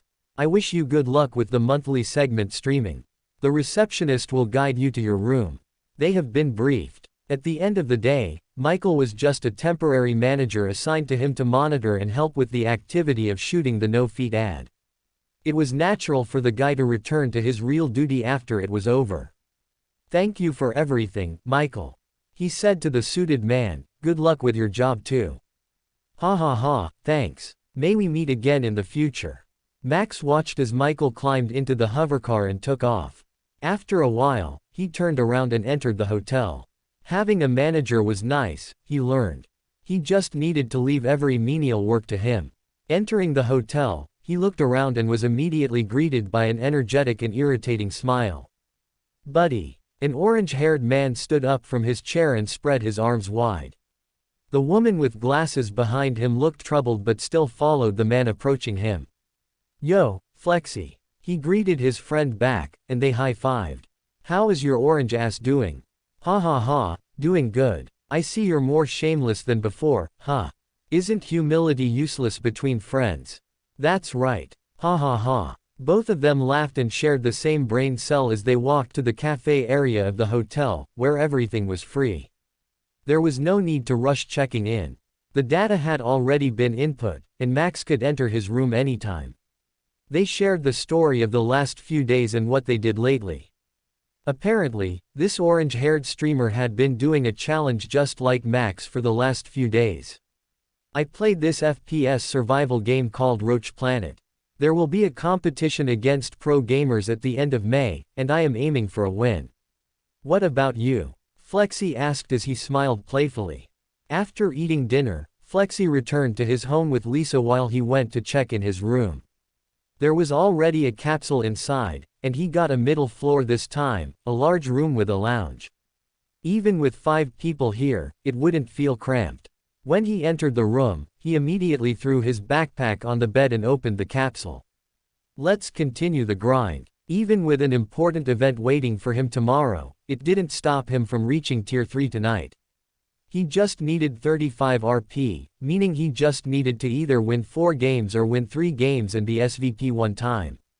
Entering his lobby, which had been turned into a parkour park, he set up his livestream and started it. The loading screen was played as he waited for his viewers to arrive. It was 8 p.m., a bit late from his usual stream. However, many viewers still joined the stream, even with the sudden notice. Viewers, 7,920. While it wasn't over 10K like usual, it was still many. The chat moved pretty quickly. Breeze. We saw the post. Damn, you will appear in tomorrow's Biozone monthly segment. Is that why you went to Paperful City yesterday? I will watch it tomorrow for sure. Flexi and Breeze. Is it related to the Knight's Journey program 2 weeks ago? They had waited for him to turn on the stream to ask this. Surprised by the chat's intensity, Max rubbed his chin. Maybe I should tease them a little before starting Midnight Heist. After deciding that, he changed the stream screen. He grinned at the camera and greeted them. Good evening, guys. Ha ha ha, it seems everyone is curious about the Biozone monthly segment. If you're so curious, then watch tomorrow's Biozone monthly segment at 7 p.m. Only on the Biozone Entertainment channel. Marketing 200 IQ. MV Lemp YR unofficial chapter. True, he has nothing to say. Tomorrow is podcasts. Every question will be answered there. Damn, he juked us. Classic Breeze, profit above everything. Hee hee, you know me, guys. But I will be happy if you watch tomorrow's monthly segment. It's just a rumor I heard, but it seems there is an announcement about something from Biozone. What that something is, I have no clue. Of course, he lied. Max knew Biozone Entertainment would announce a new game or program at every monthly segment. It was like their ritual already, and the chat also knew about it. However, what they didn't know was that Max actually had an idea of what tomorrow's announcement was. If what Mr. Taka told him before he signed his contract was true, then there would be many new games released this summer. I think I won't get into trouble with this, right? I just want to bring an audience to tomorrow's monthly segment. Announcement, hey. Coming from an affiliated streamer, it seems we can look forward to this announcement. I hope they release new games. Q3 will arrive soon. Q3 means summers, right? There will also be summer sales in June if they continue what they were doing last year. It's time for big discount, baby. 50% UWW00000GH. Discount. Summer sale is the best sale for gamers. Max waited until the chat's commotion died down before starting Midnight Heist. The familiar bar spread into his vision. MV Lemp YR hosted. Let's do this. And so, the grinding began. As it was called, a grind was a grind.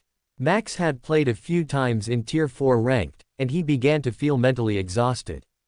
How many was it? 3 lose in a row after 2 wins. He's 91/100ths, only a win short from reaching Tier 3 now. It's midnight already, but there is no sign of him stopping here.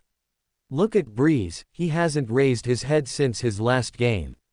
It's been 3 minutes since then. My condolence, but this is so funny lol. He usually take care of monsters easily, but online game is truly hell for him. Welcome to an online game world, Breeze.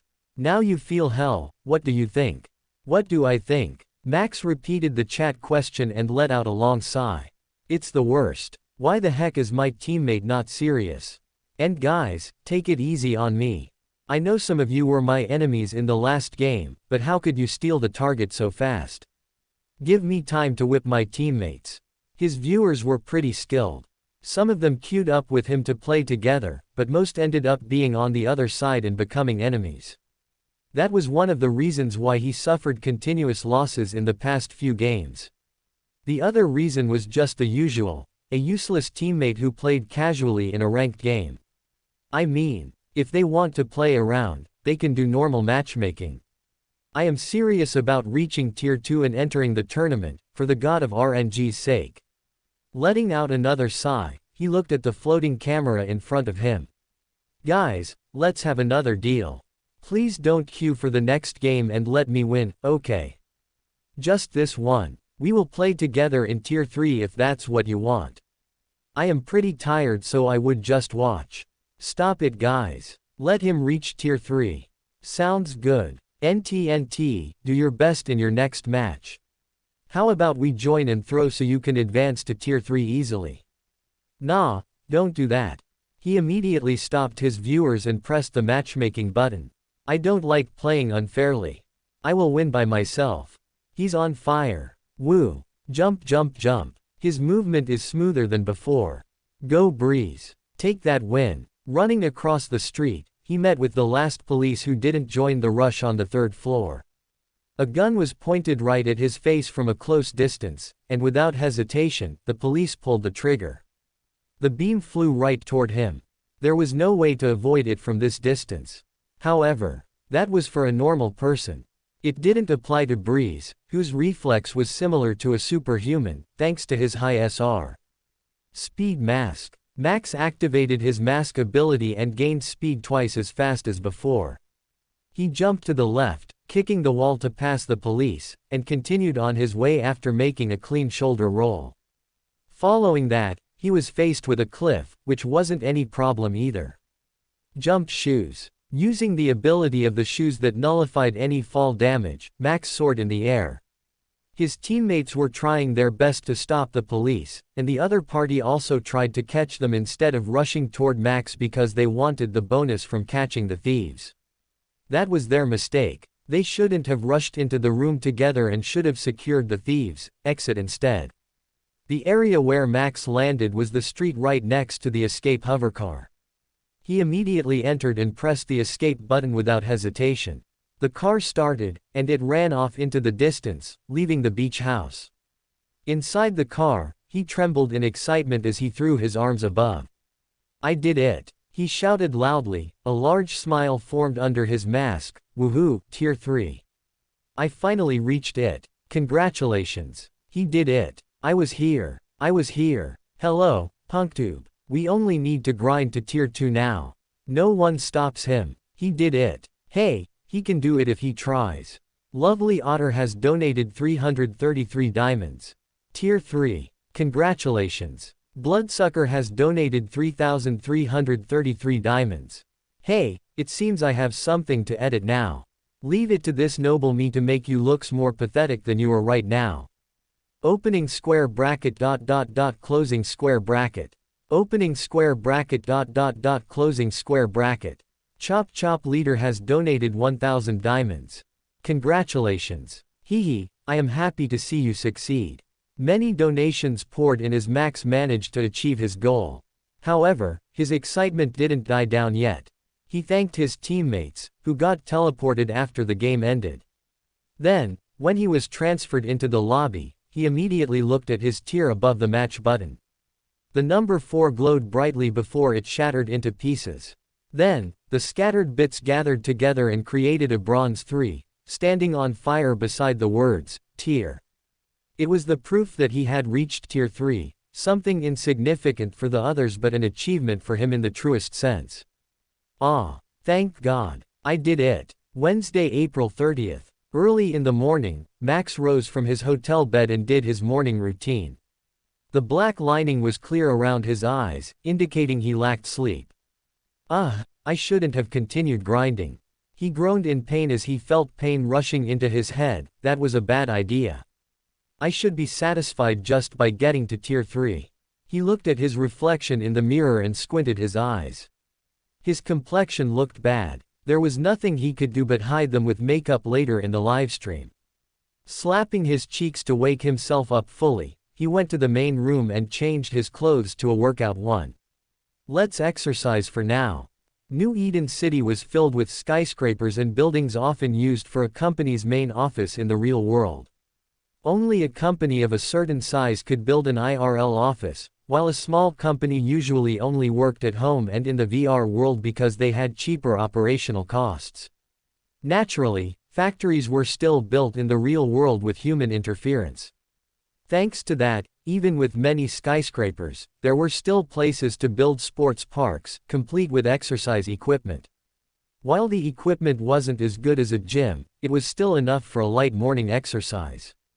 Running around the park filled with people who cared about their health like him.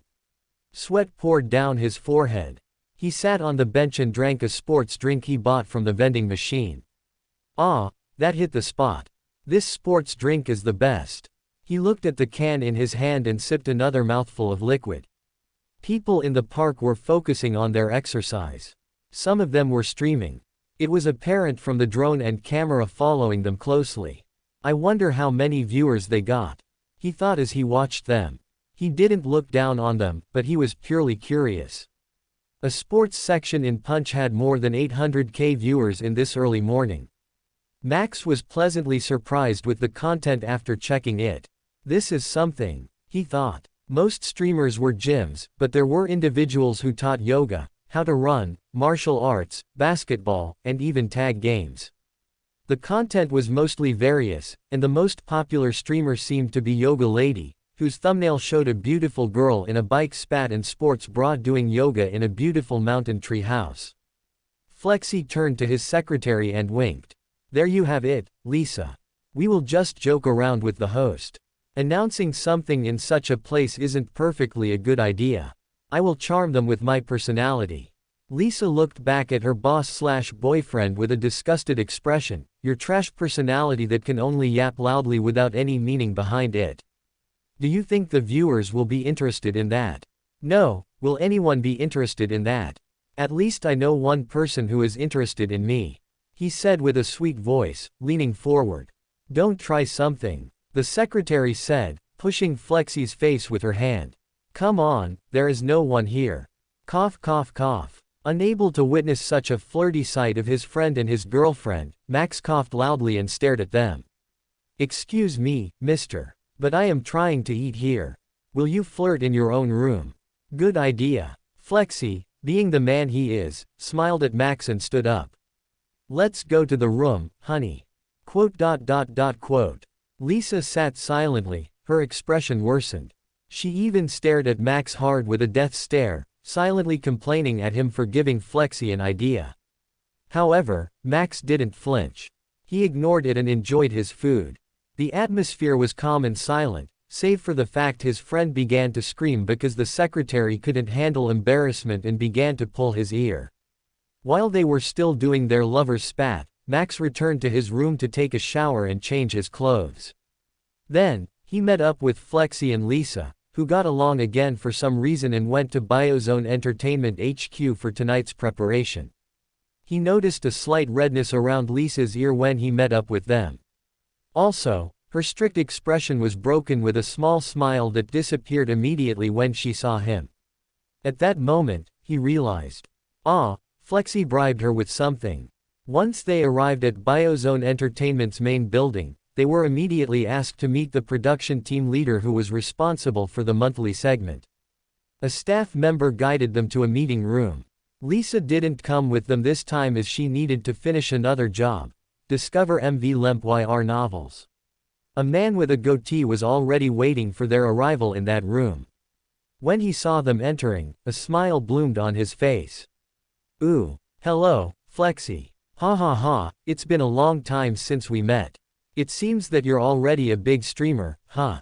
I still remember our first meeting 2 years ago when we shot your ad together. But look at you now. Johnson. Ha ha ha, that was embarrassing. So it's already been 2 years. And you were promoted from a cameraman to a production team leader, huh? Congratulations. I am pretty lucky." The goatee man answered with a chuckle. Then, he turned to Breeze and extended his hand. "Hello, I believe this is our first meeting. Name is Johnson. Feel free to call me Joni if you want to. It's nice to meet you."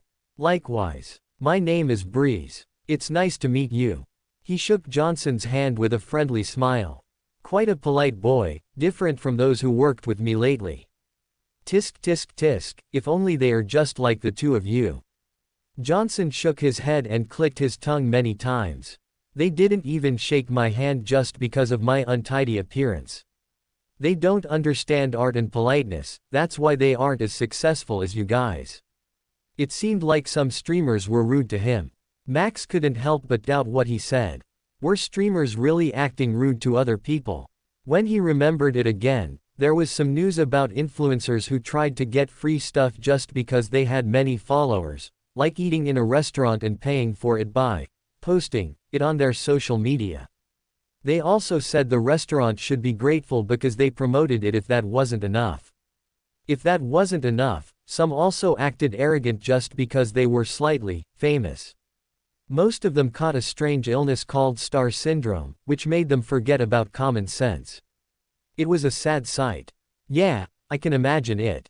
That's why director Hugo acted that way when we first met. Though he became more friendly as time passed. After the introduction was over, they sat around a table, and Johnson explained the preparation and how the schedule of the monthly segment. Then, he wrapped his hands against the armrest. The fact the players can make an obstacle, and probably the map, is interesting. Is there any game similar to it? There is one, his friend answered, opening a screen. He used the virtual keyboard to type something before sharing the screen with him. Look at this. On the screen, a game named Tag Map was shown. A preview video that showed the game was played as soon as Flexi pressed it. A familiar place appeared in the video. Max recognized the design. It was similar to the tag house, where he shot the ad yesterday.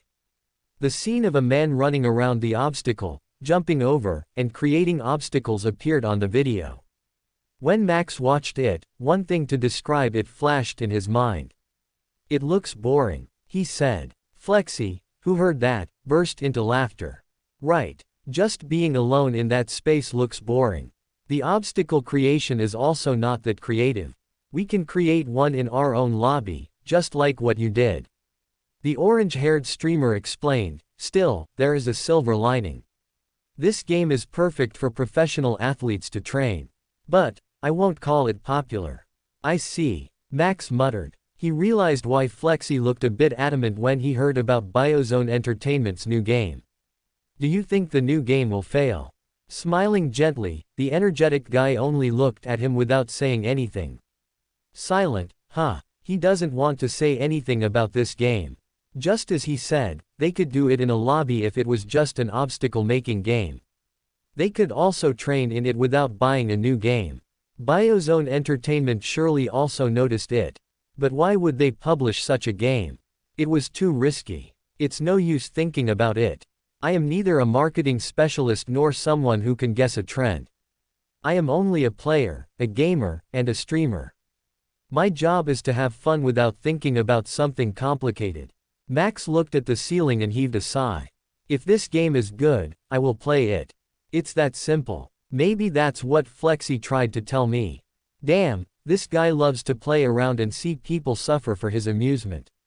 At 6 p.m., Max and Flexi dived into the VR world from the VR room in the Biozone HQ. They appeared in what seemed like a large stadium. In the center, comfortable chairs were on top of a slightly raised platform that allowed all sides to see them. Many hologram screens were floating around, playing many clips from the game Biozone Entertainment published. Their biggest screen showed the most popular VR MMORPG game they released a year ago, Horizon Online, boasting over 50 million players worldwide. Even Max had heard and followed the game at a certain time. The person with the highest SR, whom his viewer called God, also played this game. Just like him, God was a rising star who suddenly appeared when this game was released. I won't doubt anything even if they say he's also transmigrated like me. He thought as he looked around the stadium in wonder. The production team was already around. They were busy preparing camera angles, audio, music, and even the light show to make the monthly segment more interesting. Johnson was talking with Evelyn, who was dressed in a beautiful blue dress. Both of them noticed them as they appeared, and the beautiful host/singer smiled at them. Good evening, gentlemen. Foo, we met again in such a short time. I hope we have a pleasant collaboration again, Breeze, Flexi. Ha ha ha, of course. It's an honor to meet a star like you twice a month, Miss Evelyn. Flexi responded with a playful tone and a wink. I hope we have a pleasant time together. Likewise, Miss Evelyn. Please be easy on me with the questions later. Max added, smiling softly at the star. Foo, you're such a flirt, Flexi. And Breeze is just as pure as I remembered. Evelyn giggled cutely at them. At that moment, Johnson coughed and looked at both streamers as if they were a bother. Noticing it, the beautiful girl let out a small voice and waved her hands. Let's have a lot of talk later. The production crew team leader is still briefing me on something because I am pretty late. Indeed. Johnson nodded, agreeing with Evelyn. Both of you, please go and wait in the waiting room. We will reveal your presence when the guests fill the stadium. Before that, it's Miss Reef's stage. I guess we're not needed here, huh? Flexi heaved a sigh and put his hands on his hips. Very well. See you later, Miss Evelyn. With a teasing smile, he waved his hand and turned around. Max smiled apologetically to both of them before following his friend. The so-called waiting room was connected to the hallway into the stadium's inner sanctum. Hiya Evelyn mommy. Call my name. Please call my name. She's as beautiful as ever. Ah. As expected, she's the host. Mommy. The chat moved so fast that not even the staff could read them. It also had the 30-second cooldowns, but it didn't die down even after they were waiting. Wow, the chat is so fast, Evelyn commented. It will be hard to read one by one, so forgive me if I can't catch any, okay? She winked and smiled beautifully. It's okay. Dude, calm down. We need her to see our name. I want to donate, but it's disabled. Why? Give this to Eve. Take my money please. Official channel won't accept donations. Don't you know that? My money. I thought she would accept it. No. Where is Breeze? Where is him? Flexi. Uncover all his secrets please. I want to blackmail him. So beautiful. Breezy pair. I can see them again after so long. Evelyn did her best to keep her smile. As a professional, controlling her emotions was pretty easy. However, the chat still surprised and rendered her speechless. She could read them now because the production crew slowed down the chat on another screen that was only visible to her. Not only that, but the viewers at the stadium also shouted loudly. Their volume was limited thanks to a certain program.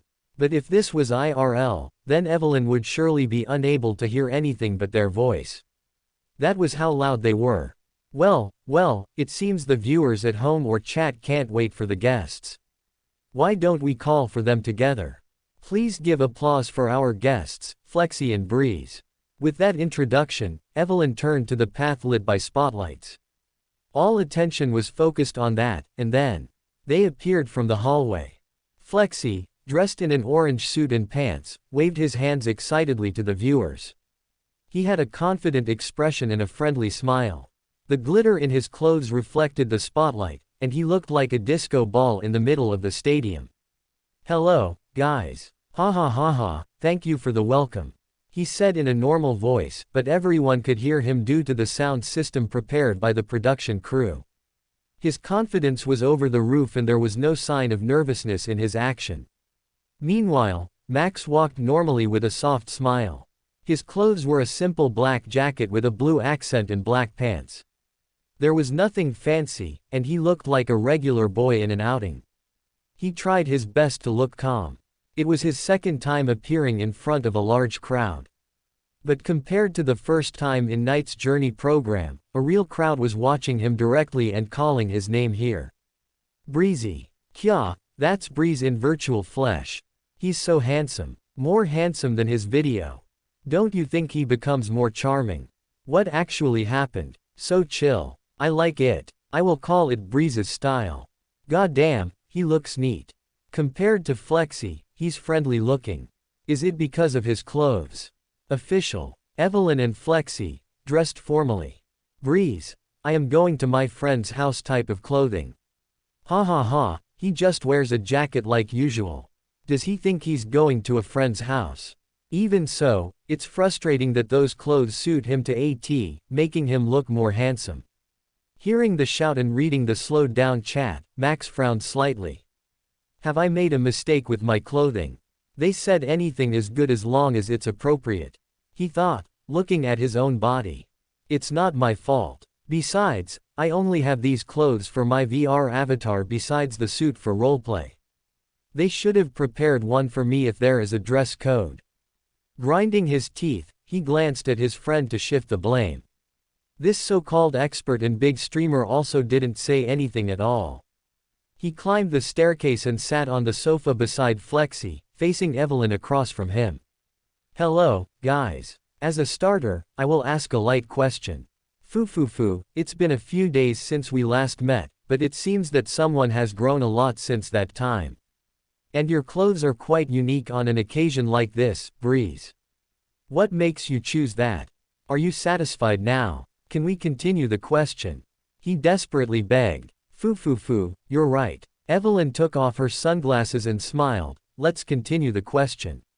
We will not talk about Flexi's blinding clothes again. Many viewers expressed their disappointment, but some were glad they left behind that topic. Evelyn continued her questions, this time about their streaming activities. As the more senior of the two, Flexi was supposed to answer first. But for some reason, he asked Max to answer the question before him. What did I do in my stream lately? He asked. A mocking smile appeared on his face. Suffering. That's one word I can say to answer that question. Suffering. Evelyn asked curiously. What kind of suffering have you experienced? He. An evil laugh escaped Max's lips as he hunched forward. Do you want to know?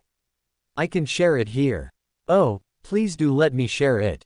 It's something that's such a wonderful answer, Breeze. The host quickly cut off Max before he could ramble about his suffering. Having been cut off, Max wasn't angry or anything. Since the start, he and Flexi planned to troll and have fun in this podcast. What about you, Flexi? So, when Evelyn turned to the orange-haired streamer and asked the same question, he answered jokingly. I eradicated small bugs, Flexi said, narrowing his eyes and balling his fist as if he had done something hard. Those bugs are so persistent that I must use a thick chemical and explosive to destroy them. Not only that, but I also need ray guns and heat hammers to crush them. It's a really dangerous stream, but I enjoyed it. I will eradicate all the roaches and win the next tournament.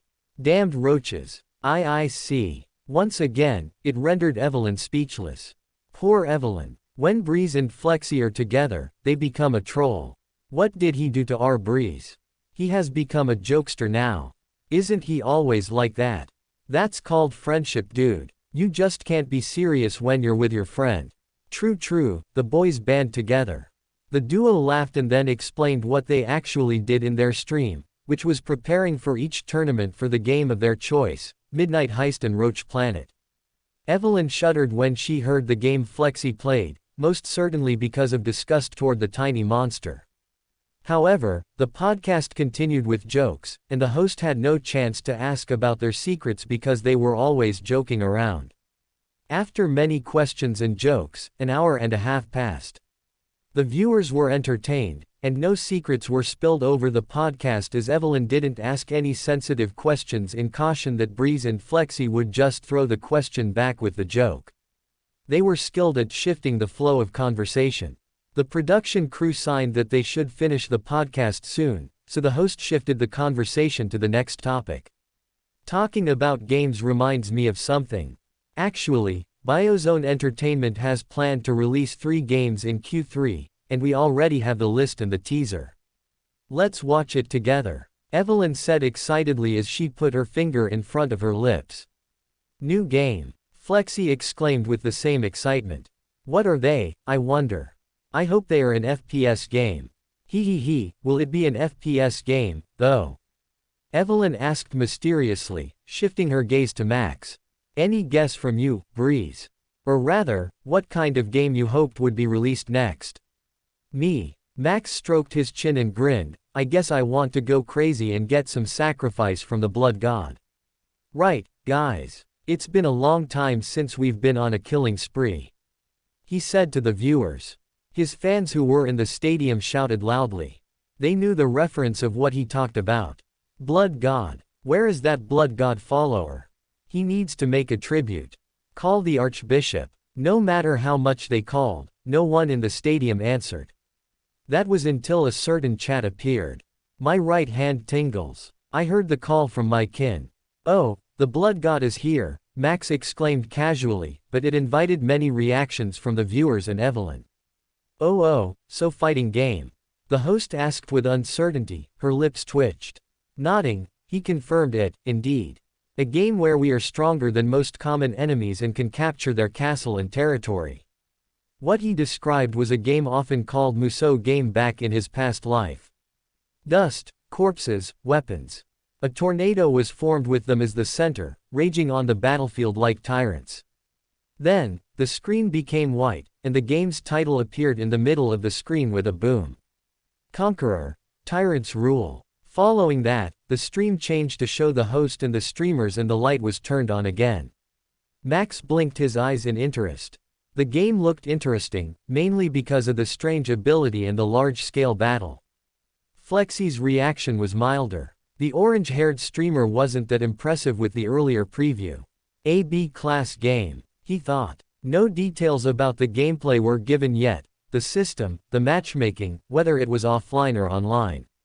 Information was still left in the dark as if the game's creators didn't know what to do or plan to release it yet. However, no matter how the game looked, the host's job was to praise and talk about it excitedly. Whoa, that's an amazing trailer. The battle, the effect. It looks exciting. There is also a female character with a lance.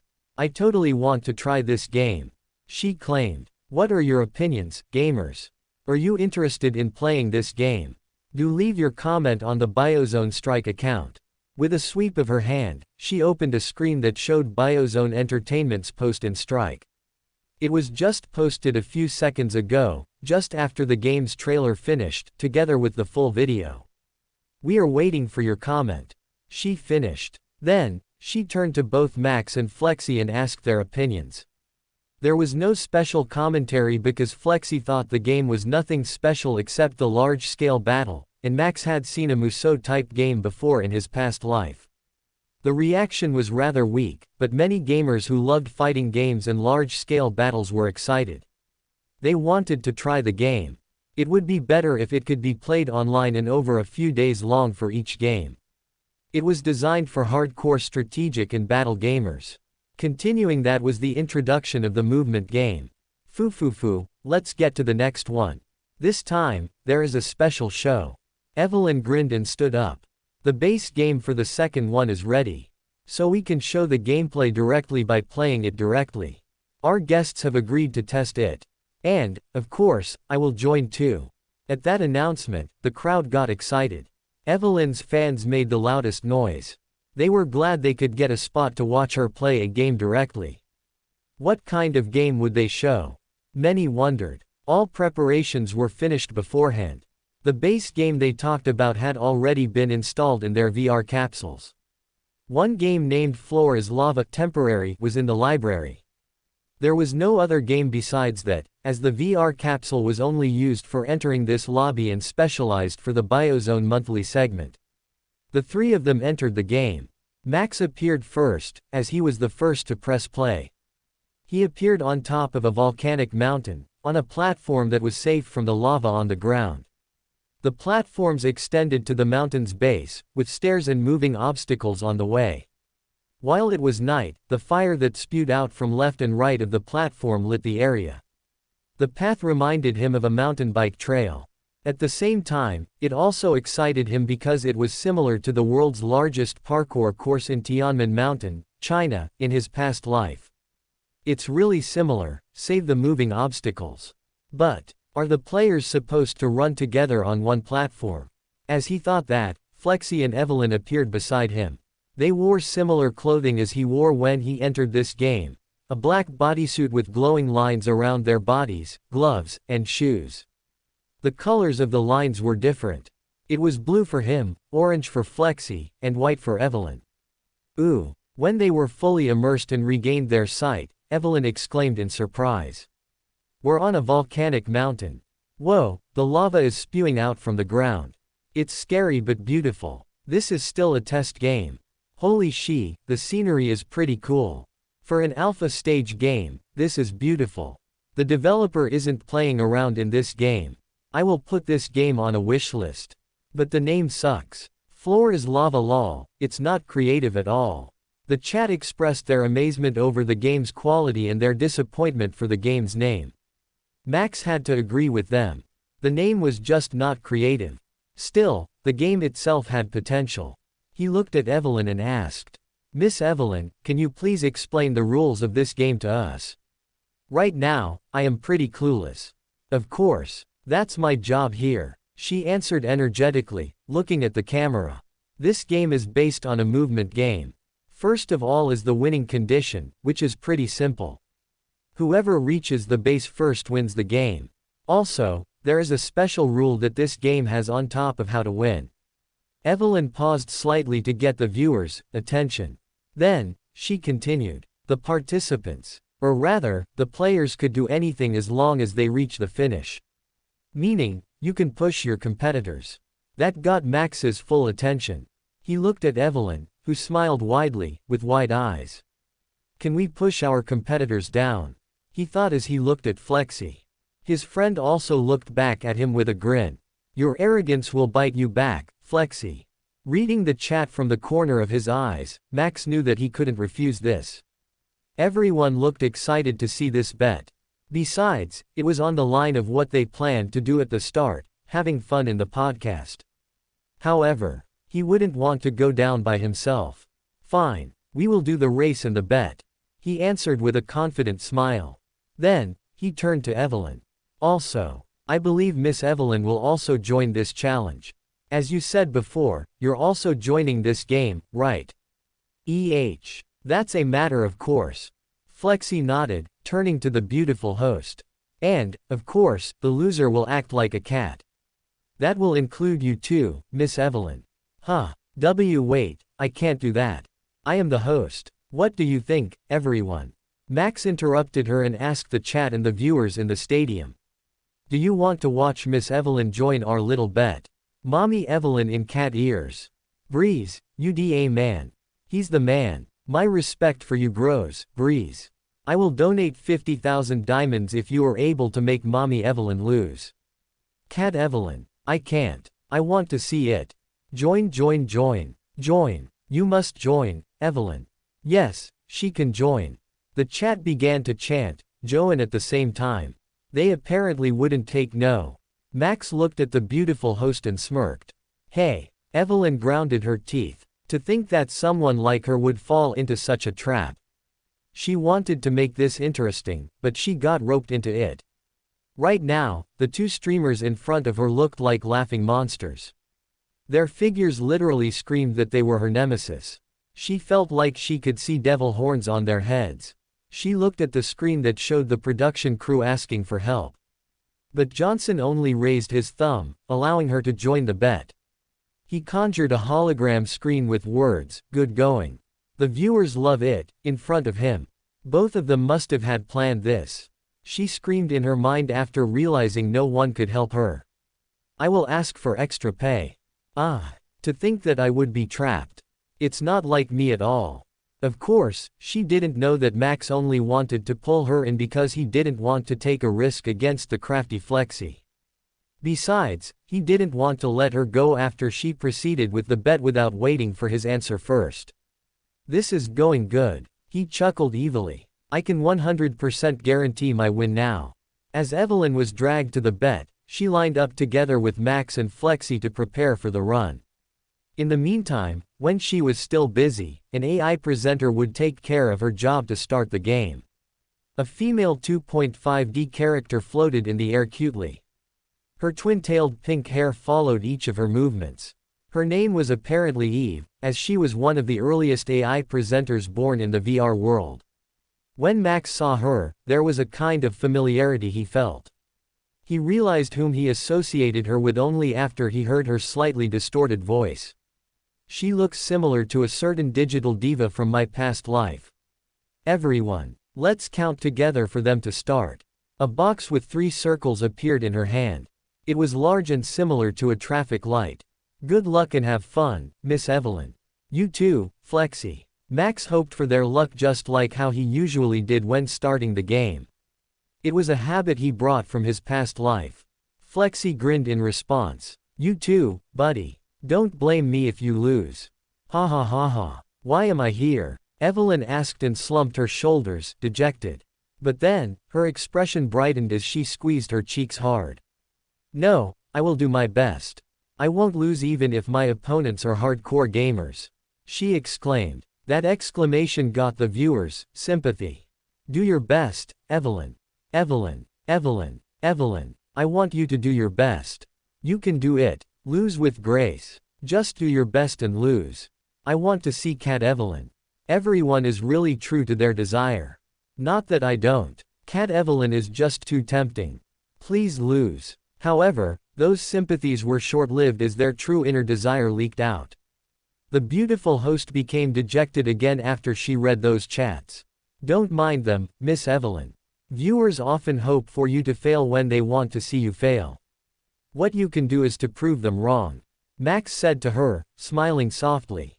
Evelyn didn't think that he would encourage her. She thought that he was the devil who roped her into this mess. Her opinion about him increased a little bit. But then, well, that's the case if you are against other people. Right now, just do your best to struggle. He continued with a grin. Passing through. Ah, you son of a Woah. A block pushed Flexi down the platform when he was caught off guard by Max. His figure was like a rag doll as he plunged into the hot lava and disappeared in many orange triangles. Those triangles then rose to the air before coming together at the start of the second obstacle, turning into Flexi. So that's what happens if you fall. Max thought as he watched his friend rage at the start of the second obstacle. Evelyn also reached the second one, and now both of them competed with each other, trying to squeeze through the block while hindering their opponent's movement. Meanwhile, Max's journey was smooth sailing. He jumped down the block and passed what seemed like a checkpoint before arriving at a thin ledge. In the middle of a thin ledge, a green ball hovered around. Due to its size and the fact it had a reflecting surface and strange lights around it, calling it orb might be better. Is that the buff thing? Green is speed, right? Max asked no one in particular, but he knew that more than 500k people heard his voice. He moved through the thin ledge, walking casually because he didn't really want to hurry in this place. Slipping down to the flaming ground under him would be a disaster. So that's the buff. Breeze is walking casually lol. Interesting. Buff ball. That sounds strange. For my sanity sake, I will call it orb lol. How will the buff affect Breeze, I wonder. The others are still struggling with the second obstacle, and here he is walking casually as if he's in the park lol. Take the buff and run at full speed, Breeze. The chat urged him to take the buff and try his new speed. But Max wasn't in a hurry. Whether he wanted it or not, he would take the buff as it hovered in the middle of the way. When he got close to the floating orb, he stood still and balanced his body before touching it. The orb disappeared and turned into a light that covered his body, layering him with a green light when his finger made contact. There was no change in his body, not one that he could feel immediately, at least. However, when he took a step forward, he instinctively felt that taking the buff in this third obstacle was a mistake. Max was about to lose his balance with just a step. He didn't think his foot would move faster, even when he moved at the same pace as before. Whoa! Thankfully, he could regain his balance almost immediately, so he didn't fall. His training in parkour was really used at times like this. What happened? Did he just make a mistake?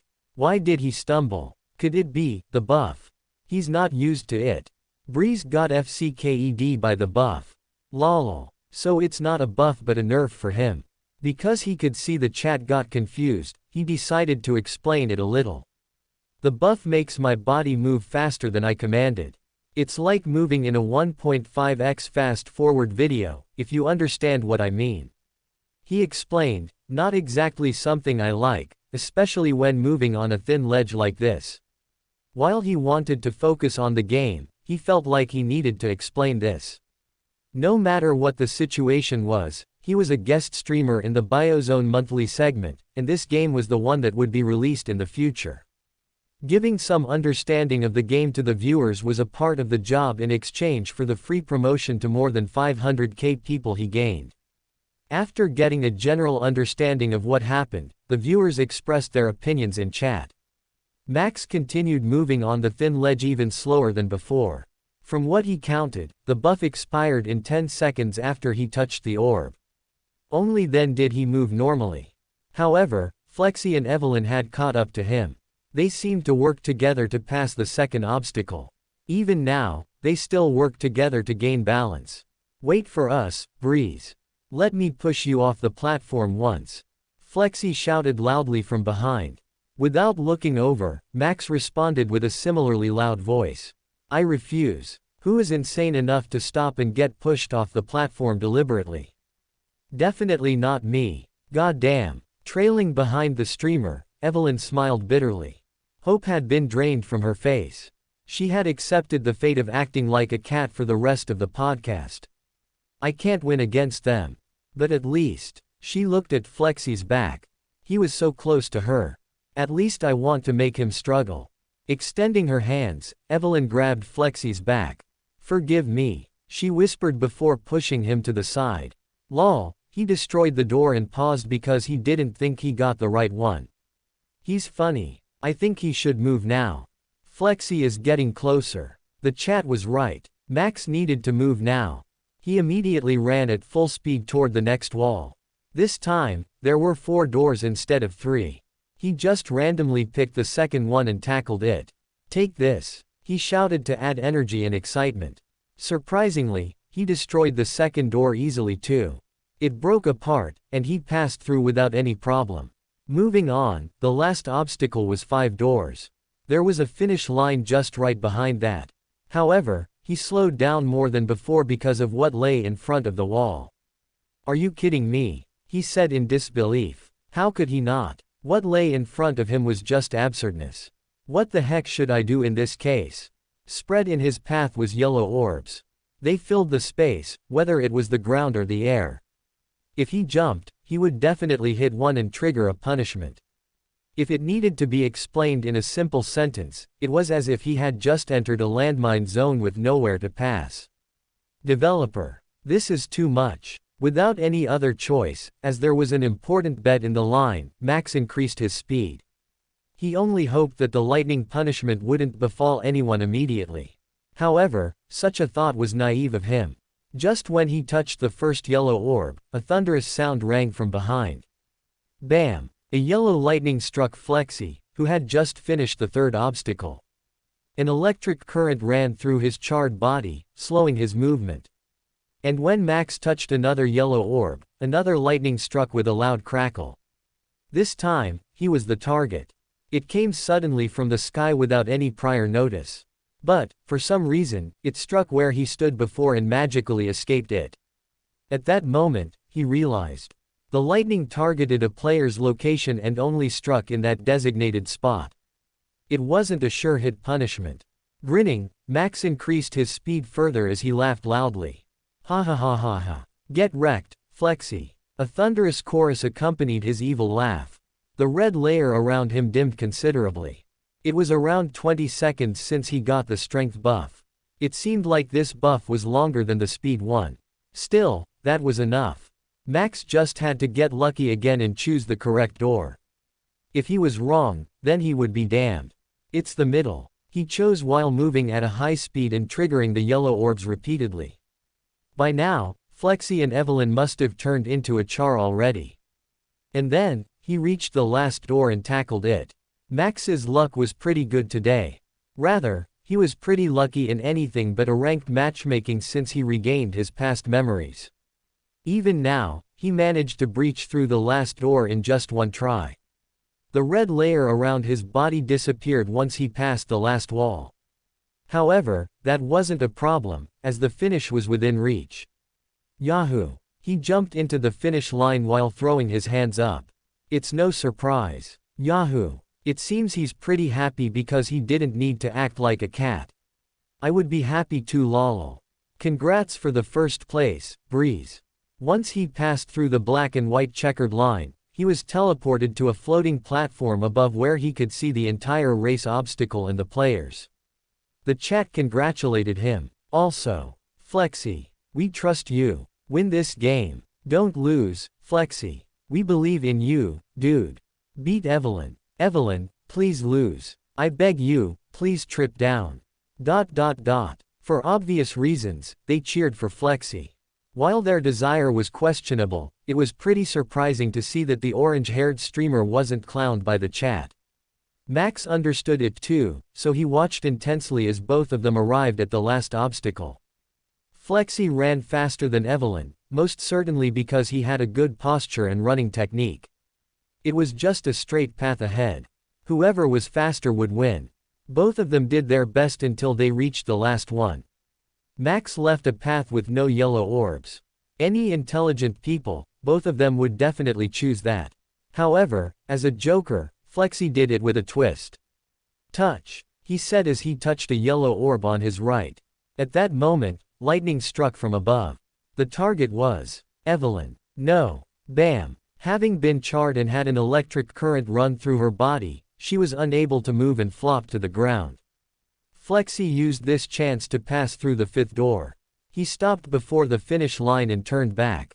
Hey, I win. With that, he stepped past the checkered lines, and the game was finished. Wooah. Flecky, you did it. Catvelyn, please, continue the podcast. It was what she wanted to convey.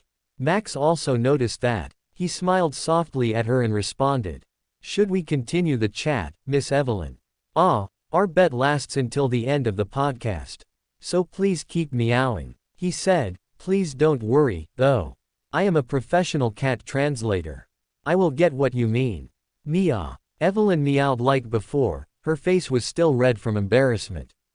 However, to look better in the camera, she still added a hand movement, which made her look cute. I guess that's a yes. He nodded after getting a reply.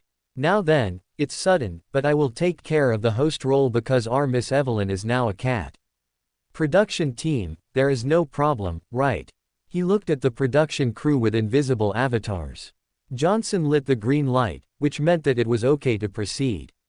There was only the last game introduction left and the closing. Leaving it to Max and Flexi, a funny duo, wouldn't be a problem at all. Good, good. Max nodded, trying his best to look like a professional host. He crossed his legs and changed his clothes to that of a suit. It was time to act. Looking at Flexi, he asked a question. Experience adventures on M_versus_Lempy_R. Mr. Flexi, what do you think about the third game? I've guessed the first game correctly, so you better have it correct too. Makes sense. Flexi nodded with a serious face. I will guess that it's a collection game, where players collect some items to bring back to the base. Or it could also be a fantasy MMORPG game with magic as the main theme. That's interesting, Max said, turning to Evelyn. Is that guess correct, Miss Evelyn? Everyone was waiting for her to respond. Some were curious, while some were waiting to have an addition to their, Catvalin's collection. And she responded in a low voice, sounding shy. Maya, that would mean, no. Max nodded repeatedly and turned to Flexi. He shrugged his shoulders. Apparently, you're incorrect. As a punishment, you will act like a dog for the rest of the podcast. Excuse me? Flexi asked, eyes widened in surprise. We never talked about punishment. We don't, indeed. But you disappoint me, my buddy. I got it correct while you got it wrong. He shook his head in disappointment. It's normal if you take a punishment, right? Just like Miss Evelyn, you can act like a dog for the rest of the podcast. The orange-haired streamer had nothing to say. This would indeed make things interesting. But, why a dog and not a cat? At his question, Max shrugged his shoulders. Just because. There was no need to tell his friend that he looked like a golden retriever, both in appearance and personality. That would make him cocky. Besides, looking at him suffer like this was fun. I won, Max thought. He smirked as he glanced at Flexi, who put on an orange dog's ears. You might try to outsmart me. Unfortunately, I have seen that and use your outsmarting to outsmart you. The podcast continued, with only Max speaking a human language. A meow and a bark were the only response he got, but he miraculously always got what they were trying to say. After the third game preview, which turned out to be a slice of life sandbox game, ended, many viewers began to call Max the animal translator. Good job, everyone. That was a huge success. After the monthly segment was over, Johnson gathered all related personnel in a large hall at Biozone Hotel for a party. Even though an unexpected thing happened, I am glad that everything went well. I extend my deepest thank you to today's host, Evelyn Reese. Please give her applause. He gestured his hand toward a beautiful lady in a white dress. She waved her hand shyly, getting all the applause. Thank you very much. But I only did my job and nothing more than that. It also went great because our guests today are such great speakers. I do agree with that. The production team leader nodded in agreement. That's why, please give them applause. Our guests for tonight, Breeze and Flexi. Everyone's attention turned to two young men in the corner, standing around the table. Max showed a friendly smile as he thanked them. Exclusive content MV Lempier. And Flexi, with a red cheek after getting what he deserved from his secretary who stood next to him, smiled wryly. Lisa forced both of them to apologize to Evelyn for getting her embarrassed on the stage. That was why their relationship with the host wasn't strained. Besides, according to Evelyn, she got many job offers just after the monthly segment was finished, thanks to that. It was slightly humiliating but worth it. The only one who got no repercussions for what he did was Max. He didn't act like a cat or dog and wasn't slapped by his girlfriend or a secretary because he had none. In short, it was an extra win for him. I am glad that I am single. He thought after seeing Flexi slapped by Lisa when he exited the capsule. Ignoring his inner problem, Johnson continued to greet and thank everyone who worked hard for tonight's monthly segment. Tomorrow would be a new month, and he also hoped everyone would work hard for the next monthly segment.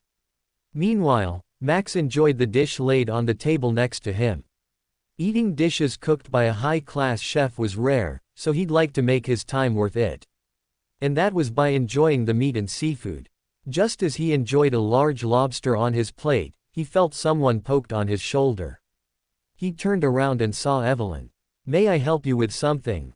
he asked politely, mainly because he was younger and a junior compared to her.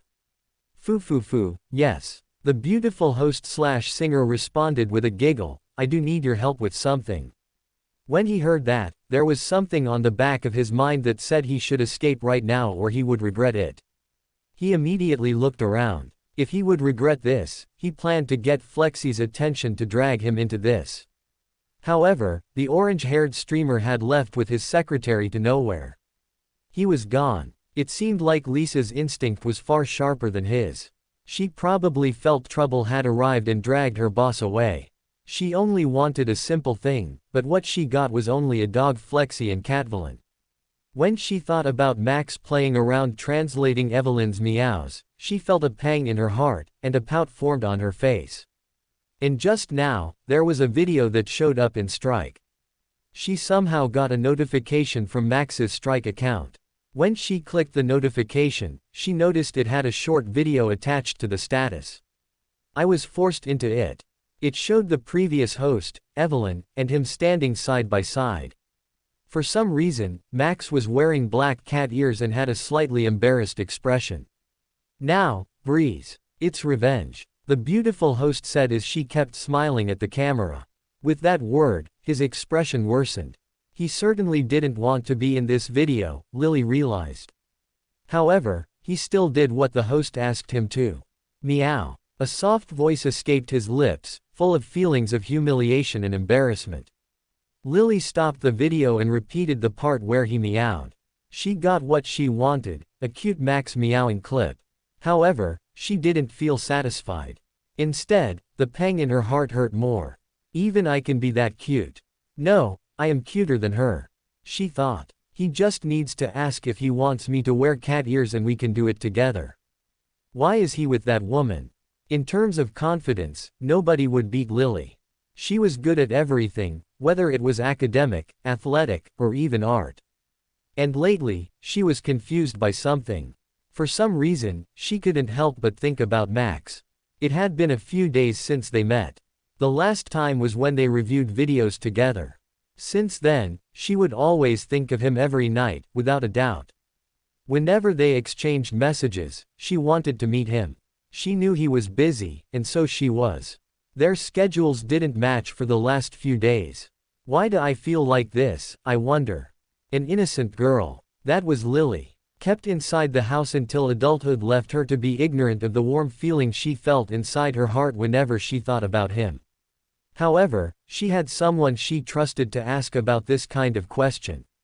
Looking at the ceiling, she brought up a messaging app. She scrolled to find the name of someone she trusted at times like this, her upperclassman when she was in high school. They often got together due to the nature of her job. In fact, her love of bunnies also originated from that said friend. This was the only idea she had in mind. If she couldn't find the answer herself, she would ask someone who probably knew about it. Lily, Farron, I have a question. Lily's friend's reply arrived just a few seconds after she sent the message. Farron, what is it? What is it? Our little Lily contacted me first. How rare. Lily, I don't have anyone else to ask. I feel strange whenever I think about my friend. It's warm inside. What is this? Do you know something? Farron, warm feeling. Ah, so a flower has bloomed for our cute Lily's heart. He, congratulations. Reading the message, Lily raised her eyebrows. Flower, she muttered. Lily, what do you mean by flower? Farron, how precious. Well, how about we meet this weekend? I have time off from my job and the game. Let's talk about it there. Also, bring that friend you talk about. At said he is curious about this too. It was a sudden invitation.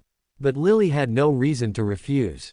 She had not met with her friend for a long time already because she was busy. Not only that, they lived in a different city. She was in the New Eden City while she was in the Lime City. The only problem was about Max. Maybe he's free. I will ask him later.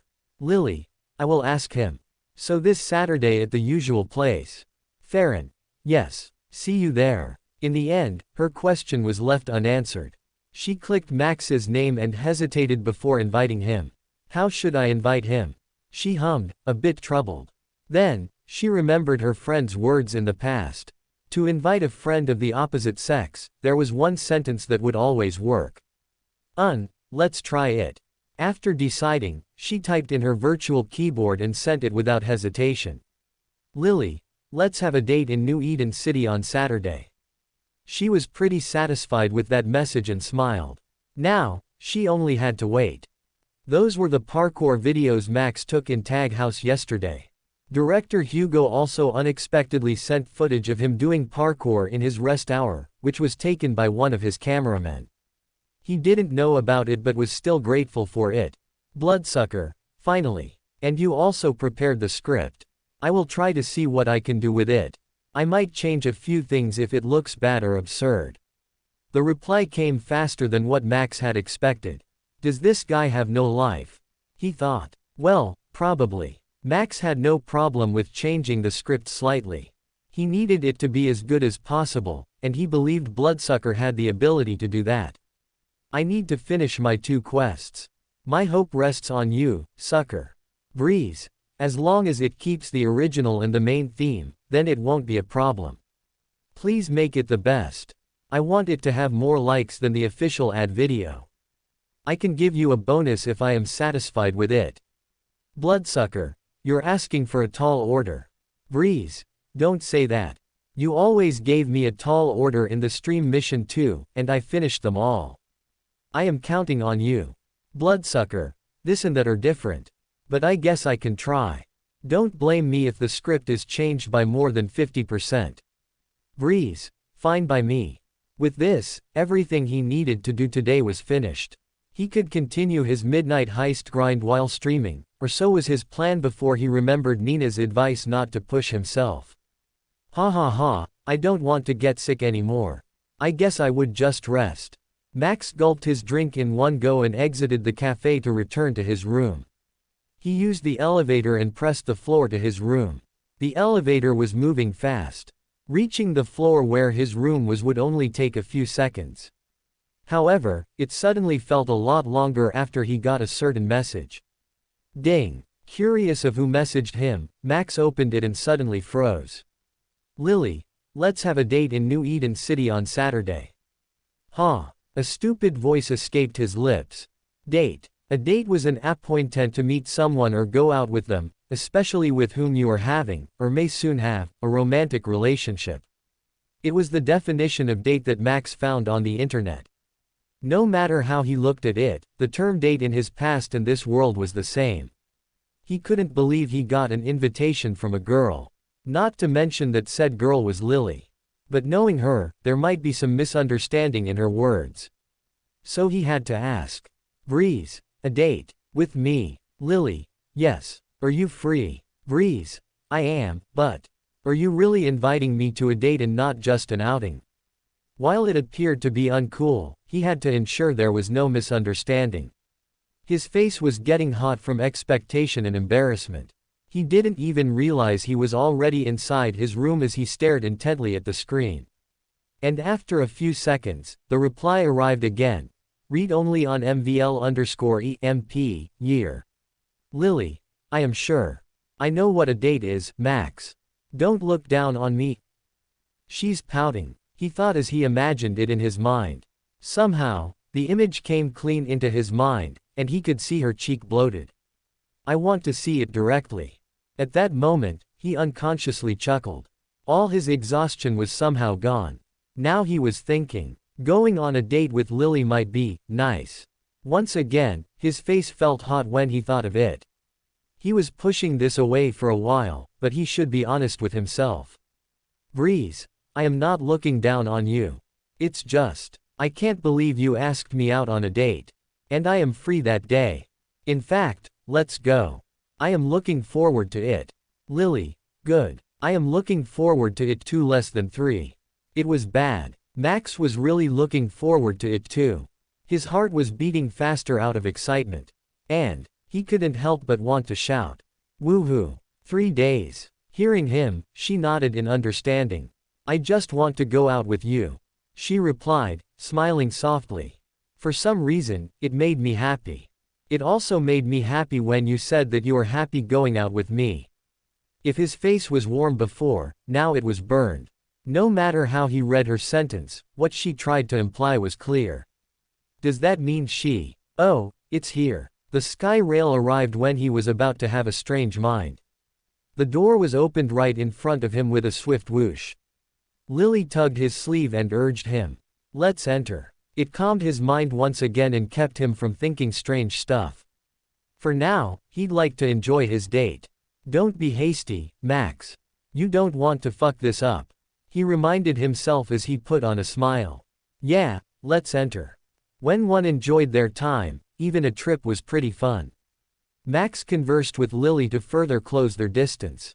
Because they had only known each other for at least a month, they had a lot of things they didn't know about each other. That became their main topic of conversation. So, Lily Pixel is just my streaming account that I made for fun. I have another job, and that's making music. I have around 1 million subscribers in my PunchTube account for only uploading my music. That's amazing. 1 million subscribers wasn't low. Max was honestly surprised by it and once again realized that he might have the lowest number of followers and subscribers among his friends. But that only motivated him. Lily showed him her PunchTube account and the left side of an earphone. She wore the other side, and she played the music that she was most confident with. A soft piano melody tickled his ear. Following that was a voice from someone he knew very well, someone whose face was so close to his right now. The high tone caught him off guard. Although the lyrics were pretty simple, the song was too good. He ended up enjoying it halfway, and his focus shifted. The sweet scent of Lily beside him didn't bother him anymore. Instead, it became like it was a natural thing. Max should have known. Lily was a bit too innocent for someone their ages. While she did know what a date was, she didn't know that a date was supposed to only be done with 2 people without any addition. Yahoo! However, they were currently here, sitting on a cafe terrace with 2 other people. They seemed to be a couple, an incredibly beautiful girl with platinum hair and a slightly handsome man with blonde hair. Both of them wore similar white jackets and sat at the same table as them. Maybe we can still call it a double date, but it's still disappointing, he thought. The woman noticed his expression and grinned. Ha ha ha, sorry. Our little Lily has given you too much hope, it seems. She said playfully while raising her hand apologetically. She's a bit too innocent, you know. The person in question looked confused and tilted her head. Seeing such a cute gesture, Max also couldn't get angry and express his dissatisfaction. He had already known about it since the incident after the party. It's fine. I am also aware of it. You're a good man, she said, turning to Lily. You shouldn't waste his kindness, Lily. He even came with you here just to meet us because you have a question for me. I don't. Lily nodded, and I am not as innocent as you think, Farron. I know a lot. That's what you said. The platinum-haired woman, Farron, giggled at Lily's words. She glanced at Max and clapped her hands. Anyway, now that we're here, how about a little introduction? My name is Farron, Lily's best friend. It's nice to meet you, Breeze. And I am Atlas. The man beside her, possibly her boyfriend, added with a soft smile. Nice to meet you. When he heard that, Max nodded slightly. He wasn't confused about how she knew his tag name. She probably saw his face on the billboard or news or something. And the name Atlas sounded a bit familiar to him. Where have I heard of him? No matter how he jogged his memories, he couldn't remember where he heard the name Atlas. It was a common name in this world, so he shrugged it off. Likewise. My name is Max Charles. Please feel free to call me Max. Are you sure you can reveal your name like that? Aren't you a streamer? Farron hummed curiously. Always on MVLEMPYR. Responding to that, Max only smiled. I believe you won't share it with others. He turned to Lily and asked, I can trust them, right? Maybe. Lily answered, looking a bit unsure. I said, are you curious about what they are talking about together? You know, when girls go to the toilet together, they talk about something, right? Like about love interests or something. At least, that's what Farron told me. Such information was unnecessarily informative. And talk about something. That reminded Max. Is it Lily that asked to meet with? Miss Farron, he asked cautiously. While he tended to act like an adult, Max was still a 19-year-old boy. Being polite to the other party was something natural for him if they indeed deserved it. You don't need to add a miss to her name, Atlas said, laughing. But, yes, probably, they are the loneliest girls. I heard that they only had one friend, and that's themselves for each other. Due to their popularity and looks, they need to be careful around other people. Farron is a famous model. Her popularity often draws unnecessary problems. Max understood that very well. That was why he also hesitated when he planned to get close to Lily.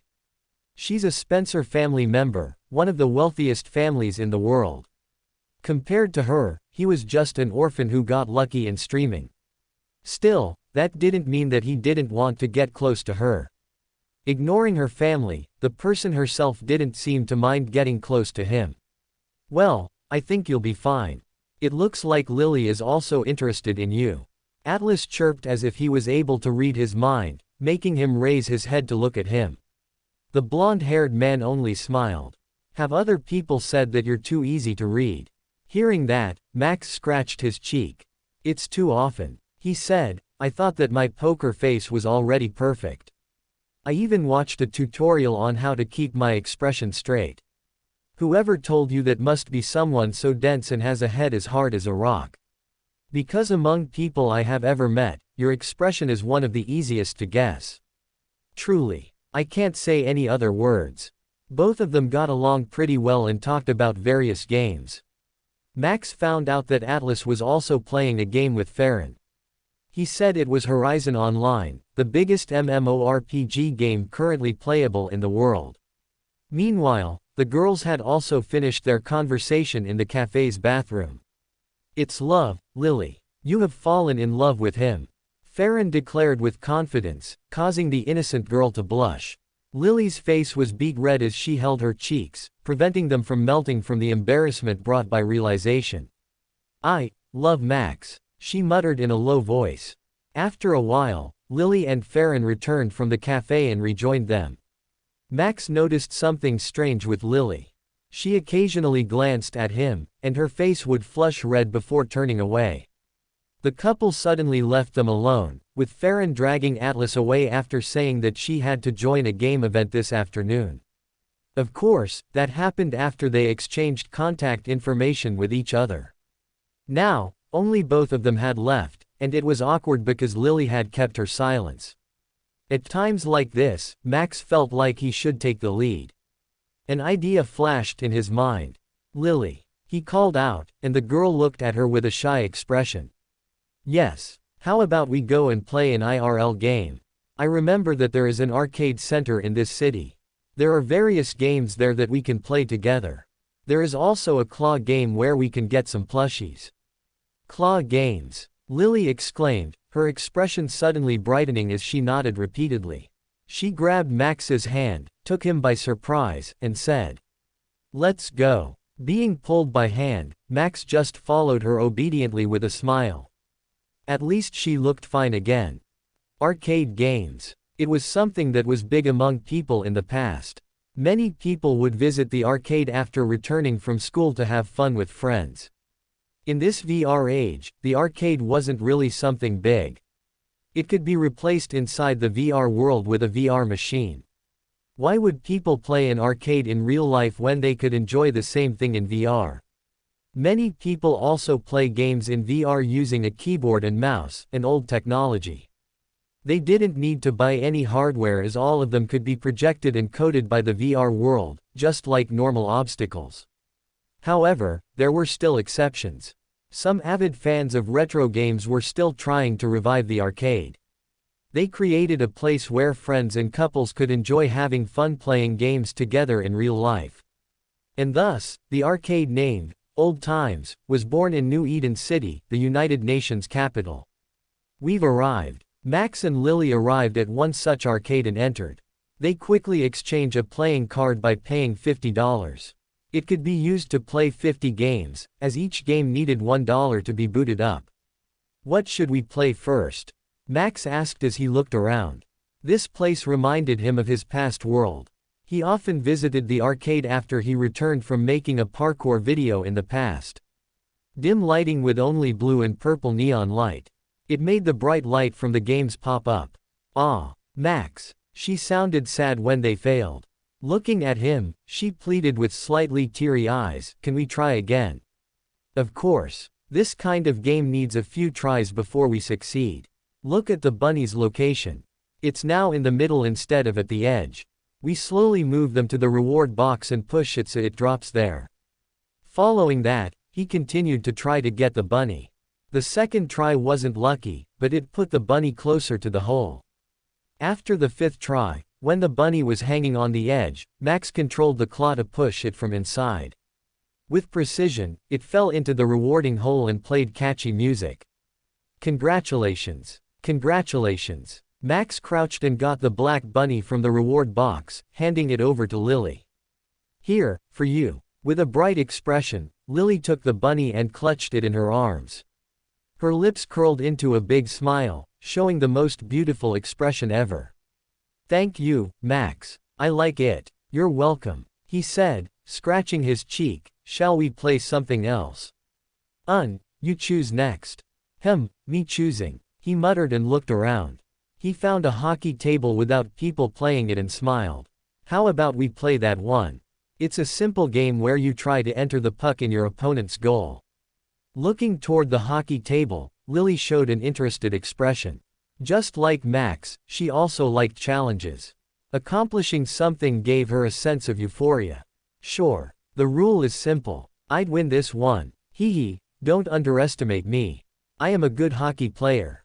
Both of them spent their time in the arcade, playing various games together and competing in some. The time spent having fun couldn't be felt. The awkward situation from earlier was also gone, and now they returned to their usual selves after some time. When the sun was about to set, they returned to Lime City by Sky Rail. They were pretty exhausted after walking around the arcade without resting. Once they sat on their designated seat, Lily fell asleep immediately.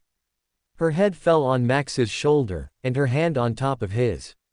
However, Max didn't realize that as he had also fallen asleep. Their journey home was uneventful, but people who saw their sleeping figure got their fill of sugar for the day. And a thread appeared on Enjoying Breeze's community. "Look at what I found. Breeze is sleeping together with Lily Pixel on the Sky Rail. They look so good together." Attached image.jpg. Only a few people had seen this thread, as it was deleted immediately to keep Max's private life separated from the streaming one. While sharing pictures they took in public wasn't illegal, the fans knew better how to keep their streamer safe. So, he didn't know that his fans saw him until they teased him in his livestream that night. And it was hell to resolve the misunderstanding and kept it from spreading. Returning from the date, Max made sure that Lily returned to her home safely. When he got to her apartment, he couldn't help but be surprised by its sheer size. Not only that, she said that she and her brother lived in the penthouse, and the top floor was all for their use. In fact, when he looked up, he could see Stone Sword standing behind the glass while looking down. The man nodded his head in approval before turning around. "I won't be surprised if she said that this apartment is theirs," he thought internally while smiling wryly. After saying goodbye, Max walked to his apartment, which was around 20 minutes away from there. Once he arrived back home, he immediately booted his VR capsule and live-streamed his grind, just like usual. That night, he somehow got a good RNG and teammates, so he won all 5 matches he participated in, pushing his RP to 75/100ths. Just a little bit more, and he would be qualified to enter the tournament. And a few days had passed since then. It was now Wednesday, May 7th. Looking at his progress with Midnight Heist, he was supposed to reach Tier 2 by now. However, reality said otherwise. The good news was that the 27 grand from the ad contract had already been sent into his bank account. But the bad news was that he hadn't reached Tier 2 yet. Why did I get such bad RNG so suddenly? He complained to his viewers as he looked at his RP. It decreased from 75 to 47 in just 4 days. His gameplay was already smooth, and there were fewer trolls compared to Tier 4 ranked games, but climbing to Tier 2 was harder than he thought. Is it a motivation issue? Guys, what do you think? Should I just take a break first to reset the RNG? I really want to release my stress against something right now. Why not? There is still a week before the tournament, you should be fine. Fine. Don't you see his bad RNG? If you get teammates like 4 days ago, you would reach Tier 2 in no time. Just play another game if you're frustrated. Any ranked game really tests one's patience. Just play another game, breeze. It's probably just a day or two. We're also tired of watching the same content every day. For God's sake, you can grind offstream and give us another content. Not only him, but the viewers also felt frustrated. Max was a variety streamer, and he shouldn't forget about that. However, in these last 2 weeks, he only streamed about Midnight Heist and nothing else. In fact, his viewers were now stuck at 8K instead of the usual 10K to 12K. Oh, is it between those 2 games? Are you going to use your 200 IQ to try and finish Conrad's defense? Damn, which one will he choose? I am curious. Play Mercenary Quest, breeze. It's fun. Offer more blood to Blood God. I've been summoned by God. He needs sacrifice. My right arm has been screaming loudly. Finally. Ah, he's back. Could Bloodsucker be back too? I died. Don't bother me. This noble me has been given an impossible task. You can do it, sucker. I trust you. Finding Bloodsucker in the chat has been rare lately because of the task he had given him. Apparently, Bloodsucker wanted to give his best and even create a special effect and perfect 3D movement for the second character personally. He was working beyond his pay. It seems that Bloodsucker is now Breeze's slave. After becoming his secondary pocket, now he's a slave. Poor sucker. Rest in peace, brother. Blood God won't forget your sacrifice. So, back to the point. What game will you play? Right, let's go back to the topic. Because Conrad's defense would only make me angrier, I wouldn't choose it. Rather, I will follow my instinct and go crazy in the Mercenary Quest. The opponent is a monster, right? They would be a perfect sandbag for my stress relief. Without hesitation, he searched Mercenary Quest and bought the game. The download process immediately started, and it only needed 2 minutes to install the whole game. When it finished, he changed his stream title and immediately booted it up. Enjoy reading at MVLEMP, year. Screw stress. I am going to become a mercenary and hunt monsters. Free for all versus monsters # mercenary quest # stress-free # midnight heist suck # IAMFREE. Prepare yourself, monster. I will kill you all. Ha ha ha ha. His body was engulfed with a blue light and teleported away as evil laughter escaped his lips. Max appeared on a steam train. Loud noises of the engine reached his ear as black smoke rose from the funnel at the frontmost of the train. It was the type of transport train, as the corpse of a monster resembling a large ox with a rock body was tied at the end of the train. Many people holding weapons larger than their bodies stood around a table, drinking merrily over their successful raid. Looking at himself, he also found out he had a large sword slung over his shoulder. The reflection from the glass next to him told him that his character used his lobby's avatar as a base, and he was draped in animal fur and leather clothes.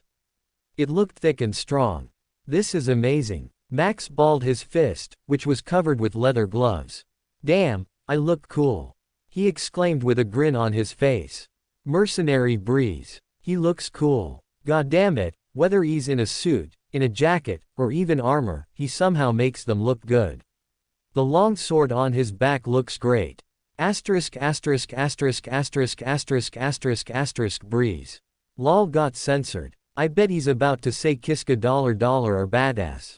Damn, man, that looks great. Kya Breeze. Hug me in that armor. Everyone agreed with it. Whether they were men or women, all of them agreed that Max looked cool in the armor. However, Max could only enjoy it for a second as the game had started. Everyone, please gather. A man with a rough face raised his voice as he leaned against the table. His hair reached his shoulders, and the claw scar on his bare body made him look scarier. He quickly scanned the room with his sharp eyes, and the other mercenaries closed the table immediately. Caesar. That's Caesar, bro. He looks as fierce as ever. The fiercest mercenary ever. Forget Hutch, I want to be bred by Caesar. Lol, this guy is still here. I thought he was gone after breeding Hutch. People. They are strange. Jungle. Will Breeze turn into a jungle boy now? I can't wait to see what kind of shit Breeze will do to the freakin' monsters now. Just like the chat, Max was also blown away by the views. However, his enjoyment only lasted a few seconds. A soaring pain hit his shoulder as he felt something pushed him from behind. When he looked back, he noticed Caesar's hand was extended at him. That was what caused the pain. Goddamn, just a little push felt like I was being hit by a ball that flew 200 km/h. He looked at Caesar in complaint, but the NPC ignored him and pointed in a certain direction to the other side of the mountain on the right. Your target, Garador, is there. You will find a tiny monster that looks like a goose. I am sure your rotten brain won't mistake it once you see it. Hey. The giant smirked, patting him on the shoulder. This time, he felt as if a large sack was put on top of his body, and it almost caused him to stumble. Seeing him in trouble, Caesar waved that hand while walking away. Good luck, newbie. Don't die on your first hunt. Max kept standing still and watched as the giant broke into a run. The ground under him cracked, and a sonic thud resounded in the surroundings. In just a few seconds, he was already gone from Max's sight, entering the dense vegetation. He was too stupefied to move. But then, he remembered that he had a game quest already. Alright. He pumped himself up and grinned at the camera. Shall we find this Garador and kill it? Because it looks like a goose, it won't be scary at all, no. Yeah, PFFT.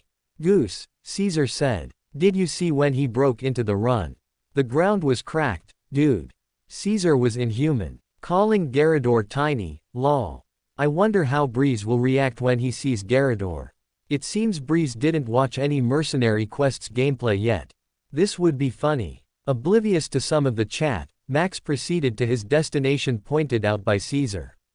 His heart was beating in excitement. After a long time grinding Midnight Heist, he could finally feel the thrill of a game again.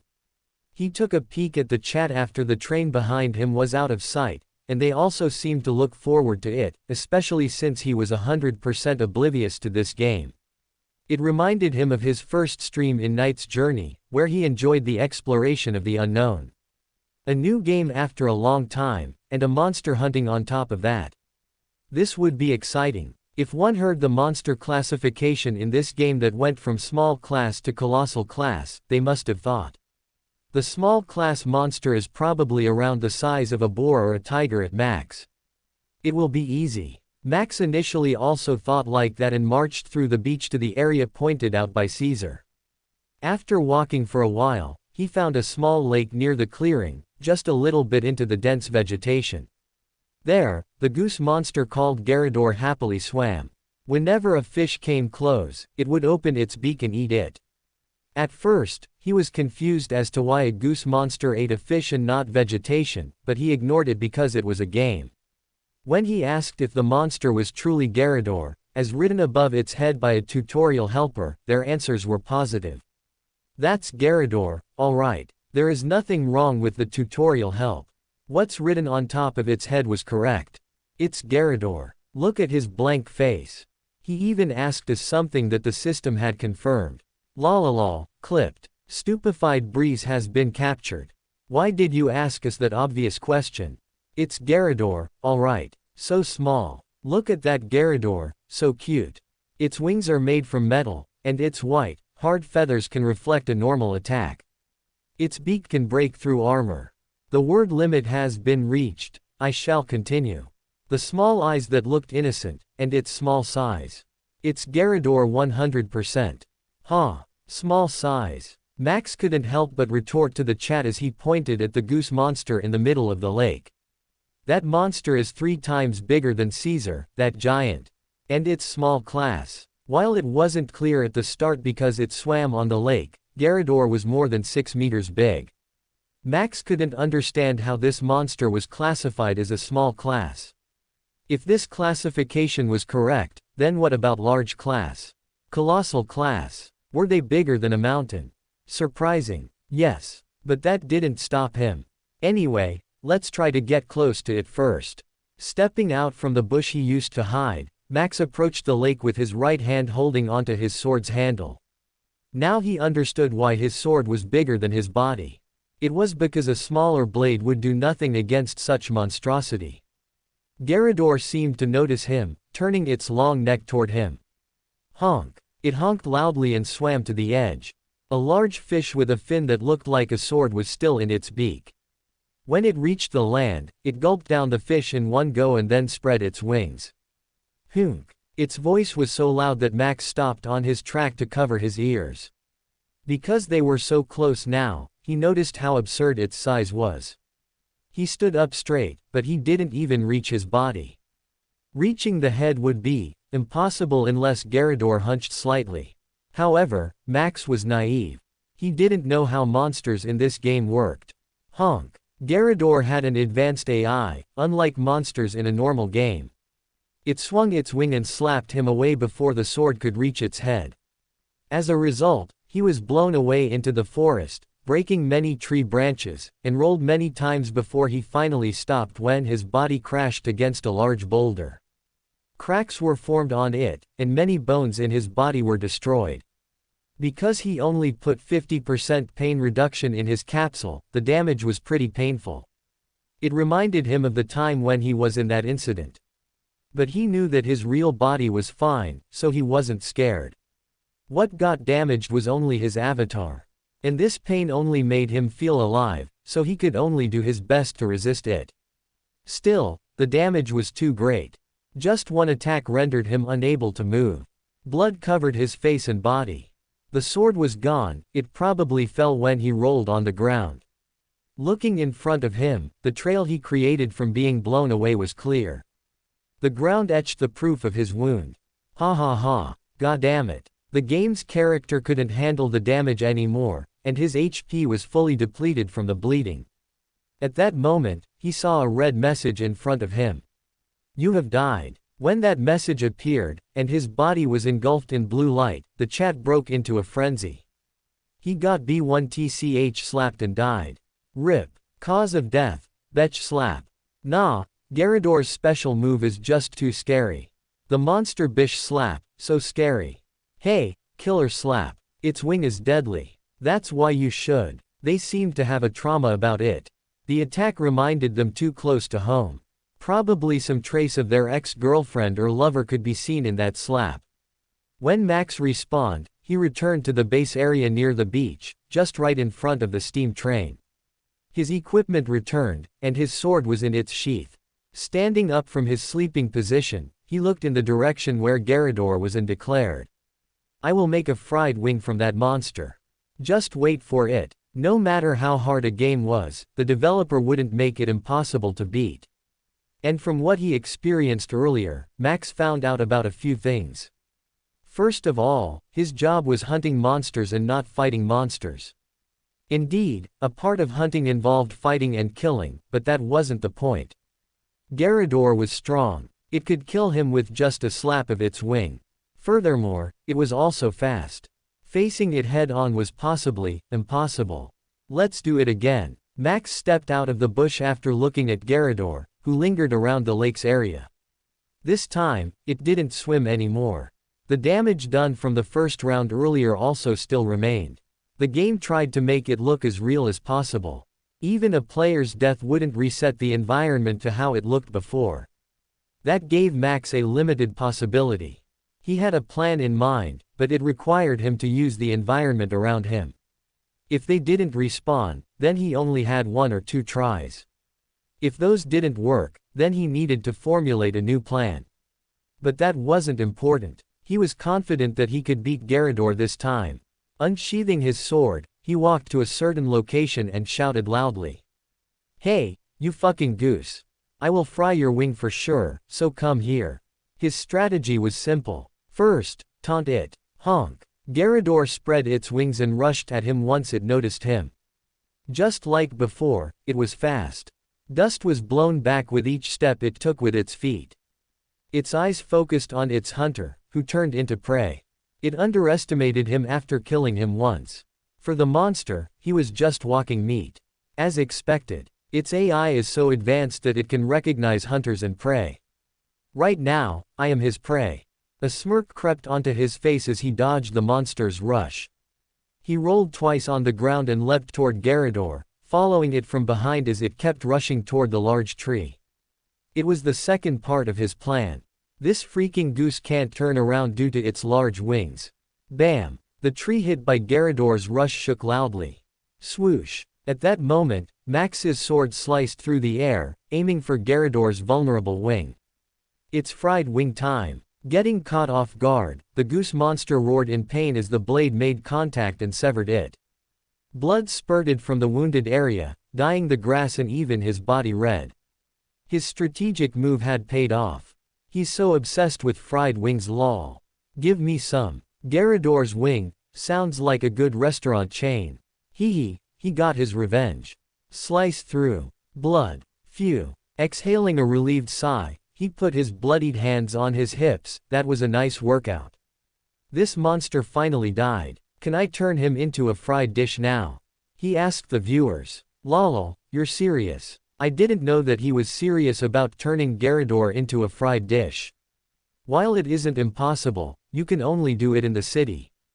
Also, a tutorial monster won't give you any material, so you can't turn it into any dish. In short, you work without pay in tutorials, save for 50 gills and 5 health potions. What? Max raised his voice in surprise as he read the chat. He did all of that for only the quest's reward. What kind of fucked up system is this? This guy forgot he's on a mercenary quest lol. You're mercenary. If you want a monster's material, you must hunt it yourself without taking a quest. Garrador is part of a client's request, so you won't get any of its material. Don't take any material. Caesar will kill you if you do that. Quote. It's nonsense. Hunt and get money from the quest. Max understood how it worked now. And what should I do with this carcass? He asked once again, turning to Garrador's carcass behind him. Don't tell me I need to bring this to the base alone. Indeed. Ha ha ha ha, it's how it is. Realism, remember. Your character is superhuman, it should be easy. Good luck at moving the monster's carcass, Breeze. This is the most annoying part of this game. If you're in a city already, you can hire someone to move your material. But in the tutorial, you will have to move them yourselves. The base is just a few hundred meters away, it should be easy. Work, newbie. Don't slack off and bring the material to the base, Caesar, probably. The chat was moving so fast when he asked that question. Most of them laughed, confirmed, and there was one that made him irritated. Bloodsucker has donated 500 diamonds. Ha ha ha. Bring the materials to the base and offer it to this noble me, slave. This donation made Max narrow his eyes at the camera. Alright, Bloodsucker's pay for this month will be cut by 10%. He felt like there was someone who cried, no, in the chat, but that must be his imagination. Moving the carcass was painful. He took out a large rope in his inventory, which he found when the viewers told him, and tied all the carcasses to pull back to the base. Tying it was the hardest challenge. Moving the large monster to the base was another, especially since he dissected its wings and cut its gut. It would have been better if I only took the important part. Why can't I do that? Max complained while dragging the monster's remains behind him. Ah, yeah. Client's request, right. I won't take any material collecting quests when this tutorial is finished. You can hire a helper lol. Don't forget that you aren't alone in this game. There are indeed various quests, but this is the easiest and most direct one. Ha! Max huffed as he threw the rope to the ground. After a few minutes, he arrived at the base. He wiped his forehead as if there was sweat and looked at the camera. No matter what you say, I won't take such a quest again.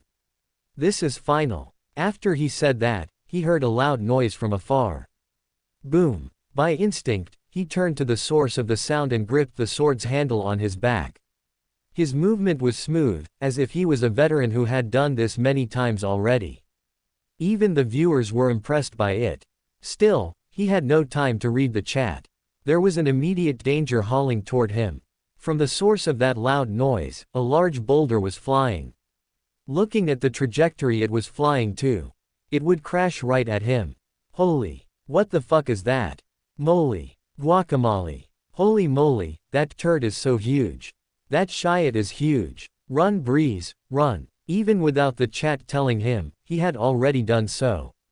Ignoring everything else, he ran toward the direction where the boulder came from while moving slightly to the left. However, the boulder in the air seemed to follow him as the trajectory changed. How the hell is that possible? The monsters in the sky scattered. They were running away from the boulder, saving their lives. That was how big the boulder was. It could also be called a small mountain instead of a boulder. With that shockwave, the large boulder in the midair was sent back to wherever it came from. The shade it created was gone, and the blue sky replaced the brown turd that was about to crush him into a paste. Caesar, as if everything wasn't a problem to begin with, looked over his shoulder at Max. He offered his hand and pulled him to stand up, patting his shoulder. The strength in that pat was like having a boulder crushed against him. Welcome to Stronghold Mercenary, kid. With that word, the giant walked away toward the tied-up carcass and inspected it with interest. Max watched it while standing still, speechless at what just happened. Was it possible for a human to punch a large boulder away just by a shockwave? Not to mention, did a punch create a sonic boom? Where in the universe could someone do that? Ha ha, ha. That was ridiculous. He muttered with a wry smile. Do I have to be that strong in order to hunt a large class monster? Nah, that's inhuman. We understand you. We truly do. Caesar is the man. The man. In Mercenary Quest, he's one of the strongest characters who successfully hunts a colossal class monster. At least, that's the backstory that I read. For your record, a colossal class monster is not necessarily colossal, but its strength can crush a single nation. That's how ridiculous Caesar is. I want to be bred by Caesar. My brother in chat. What are you saying? How disgusting. Freaking noob has donated 200 diamonds.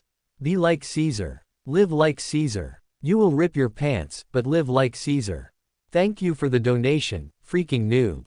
But I think I am good with my current lifestyle. I don't want to be ripped or have that kind of inhuman strength. It must be hard to open a door without destroying it if we have that kind of strength. Facing Max's sound argument, the chat began to question it. That made sense. Inhuman strength was just inconvenient in real life. Anything he touched would break. And controlling a huge strength would certainly be troublesome. And so, after talking with the chat for a while, Max returned to the train. The other mercenaries had also returned with their spoil of wars, dragged behind them. All of the monsters were easily bigger than Garador he hunted, making him question this game designer's sanity. At that moment, a notification rang in his ears. Tutorial complete. Now you're able to explore Paradise Island freely by taking the Mercenary Freeway. Enjoy your mercenary life, player. Following the end of the tutorial was a train ride to the biggest city of this game world, Utopia. The train ride was uneventful, with only a cutscene that introduced Max as the newest member of Stronghold Mercenary and them drinking together. The cutscene also introduced a very energetic guy which reminded him of Flexi. This guy acted as a guide and explained how the quest worked. Station, or so it was called, was the hub where the mercenaries could take quests. An identification card was needed for that, but it was already covered for Max because he was part of the Stronghold Mercenary. The quests were roughly divided into tracking, collection, and annihilation. The name was self-explanatory, and the collection was where a mercenary needed to collect monster materials or plants to submit to the hub. In short, it was the job Max wanted to avoid the most. So that's it. If you have any questions, you can find Jamal in the station. I will always be on the second floor whenever I am not on the quest.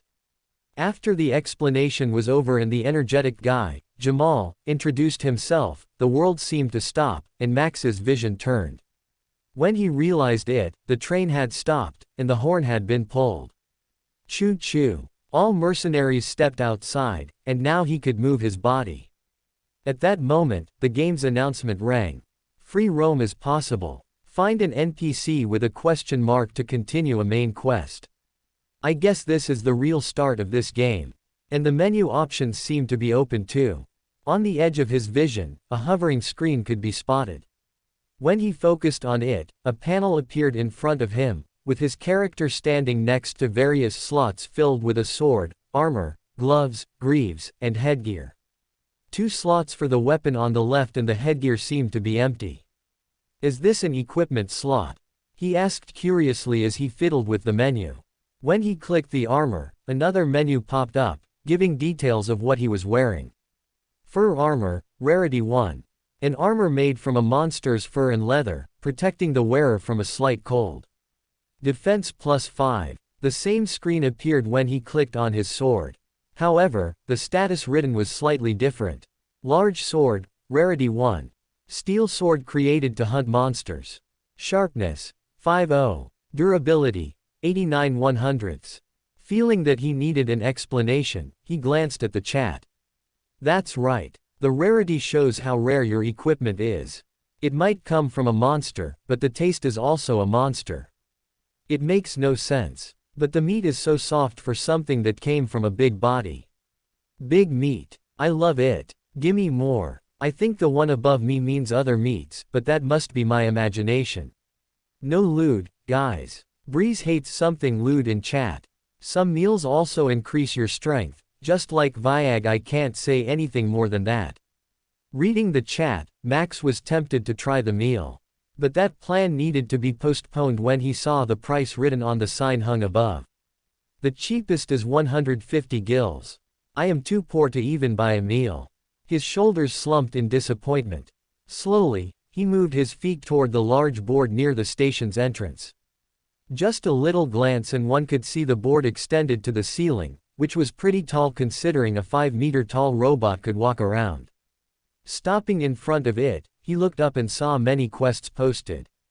Among them, only 5 quests had white colors. Those were the quests he could take among the hundreds on the board. It's too little. Written on those quests were, reputation needed, 10 feet. Just as he had guessed, he needed a reputation to take quests. 3 of them were collections, and 1 of them was tracking. Max wasn't used to the game yet, so the latter was impossible. So, there was only 1 quest he could take. Quest #178 Hunt Raxer in Robbie Village. Reward, 500 gils, Raxer's material, reputation. This quest seemed to be good enough. Not only did it had the highest monetary reward, but it was also an annihilation quest. Max tore the paper from the board with a grin. While he didn't know what kind of monster Raxer was, there was surely a hint on how it looked when he arrived at his destination, Robbie Village. Let's take this one. I can't let the villagers be in danger any longer. This guy acts just, but I bet he only wants the money. Ah, it's been a long time since we saw capitalism. Money. Give me money, Breeze, probably. KEKW. Greedy Breeze is back. After getting the quest, Max departed using the steam train. He only needed to show the paper to the conductor and sat before his vision turned. Before he could understand what happened, he had arrived at his destination, Robbie Village. The village was pretty tranquil, with a large farm spread across the horizon. Cows were eating grass, and people tended to them. There didn't seem to be any danger coming close to it. Until Max saw the destruction in the other direction. A large hole could be seen in one of the barns. Around that hole, large footprints could be seen. It had 3 fingers, with the middle bigger than the other 2. A blood trail followed the footprints away from the barn, probably a cow's or a horse's. Based on the depth of the footprint that destroyed the grass, the monster was probably more than a 5 meter. A small class, huh? And it probably stood on 2 legs.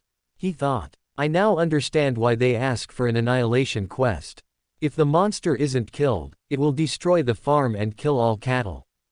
Getting used to Garador and that ridiculously large boulder that was about to crush him, Max made a guess at what kind of monster Raxor was. There was a lump of light that moved away from him. Based on his understanding of a game, the guide would probably take him to the quest's giver to get more information. While walking, he looked around and said, "This is pretty nice. The views are so good. I can understand why you guys recommend this game." Agree. This game has ridiculously great scenery. That's why many hunting game lovers love it. While the concurrent viewers of this game are less than Knight's Journey now, thanks to someone promoting it, we will still watch it. Though the monster is ridiculously hard to beat. That's the only cons this game has. Unless you're skilled enough, you won't be able to enjoy this scenery lol. Go to Snow Ravine, Breeze. That place has the best scenery out of all areas in Mercenary Quest. Or you can go to South Breeze. The name is similar to yours. You would like that place. It has a nice wind. That sounds great, chat. But there is a Mona monster that I need to hunt. So I will keep your suggestion on my note for now. Saying so, he kept following the light until he found a man sitting in front of a rundown house. His haggard look was enough to tell the story about his misfortune. The light stopped in front of that man and turned into an exclamation mark that floated above his head. This must be the quest giver. "Good afternoon, sir. I am Breeze, the mercenary who took your quest." Max called out to the man politely. Upon hearing his voice, the man's visage brightened. He looked up with a bright smile on his face. "Ooh, finally. Mercenary, sir. Please eliminate Raxor for us. That damned monster. It has taken all my cattle. It destroyed my barn and farm in only 3 days. I can't do it. My family has left me after I have nothing. Please, avenge me." The man begged sincerely, tears ran down his eyes. It became dark real quick. Max was speechless as he saw the man groveling in front of him, crying loudly like a little child. 3 meters, huh? It might be possible, he muttered as he looked at the top of the cliff. It's normally not possible. Not even a normal player would think like him. It's just impossible, Breeze. Unless you can jump 2 times. Superhuman or not, only you can say it's possible. Yes, but it's inefficient to look around. The cliff spread wide. Climbing it is more efficient. The last chat was correct. If he chose to walk around, it would probably take him 5 minutes or more. That was far too inefficient compared to jumping to the top. With his newfound agility and strength, he jumped upward. He could reach the edge even without a wall jump, but that wouldn't be fun. So, he chose to kick the slightly sloping cliff and flipped. Style points were always important. The viewers were impressed by his skill display. The confidence in his ability was what made this possible.